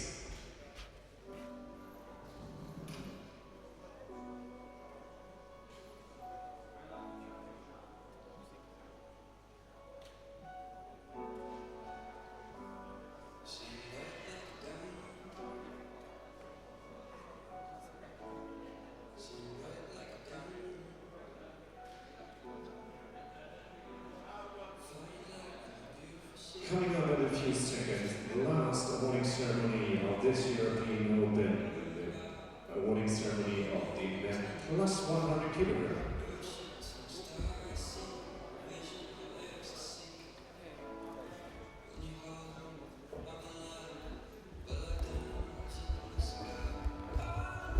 We've got one more awarding ceremony to bring you. It's the plus 100 kilo category. The fighters are lined up and ready to go. I think the presentation team are keen to get the last one out of the way.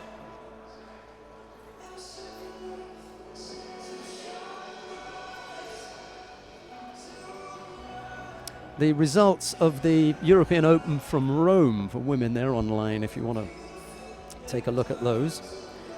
And then just time enough to remind you that the next live judo that we've got for you is from Dusseldorf, the Dusseldorf Grand Prix, beginning on the 19th, Friday 19th of February. So next Friday, Saturday and Sunday, live from Dusseldorf.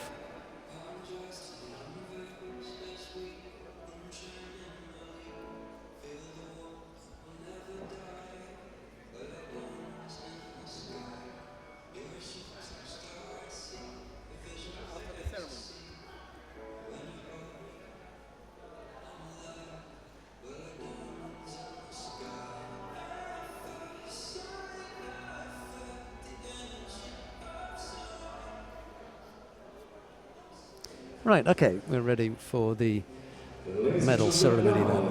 The awarding ceremony of men's plus 100 kilogram category.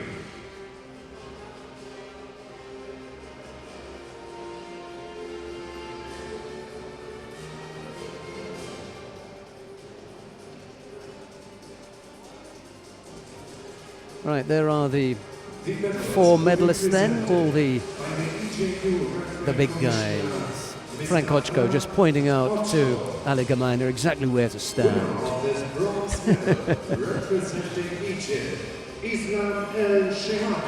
Bronze medals go to Islam El Shahabi of Egypt and to Faisal Jabala of Tunisia.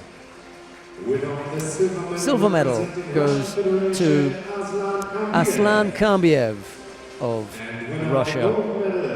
And the gold medal goes to Ushangi Kokauri of Azerbaijan. Will be presented by the technical director of the Austrian Judo Federation, Mr. Albert Gemeiner.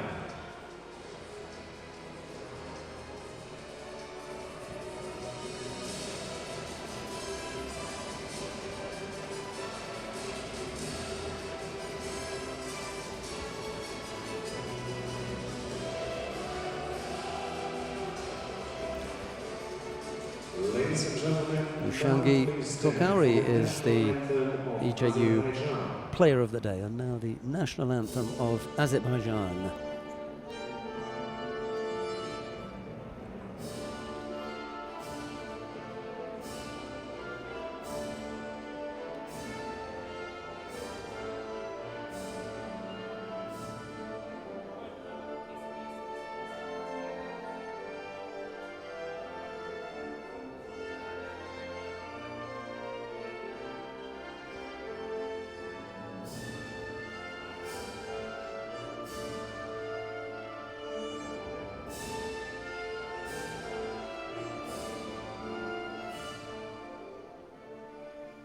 Congratulations to the medalists.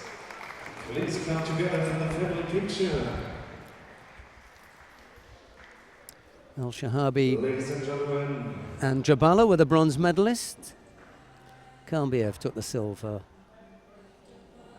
and Kokauri the gold medal. Okay, let's have a rundown of the medal table. The Mongolians topped the medal table with 2 gold and a silver. Azerbaijan 1 gold and a bronze. Iran 1 gold and a bronze. Kazakhstan, Austria and Hungary also took gold medals.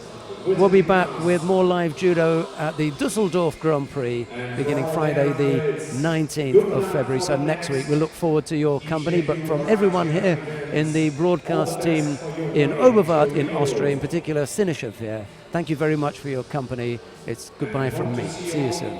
begins next year on the European Judo.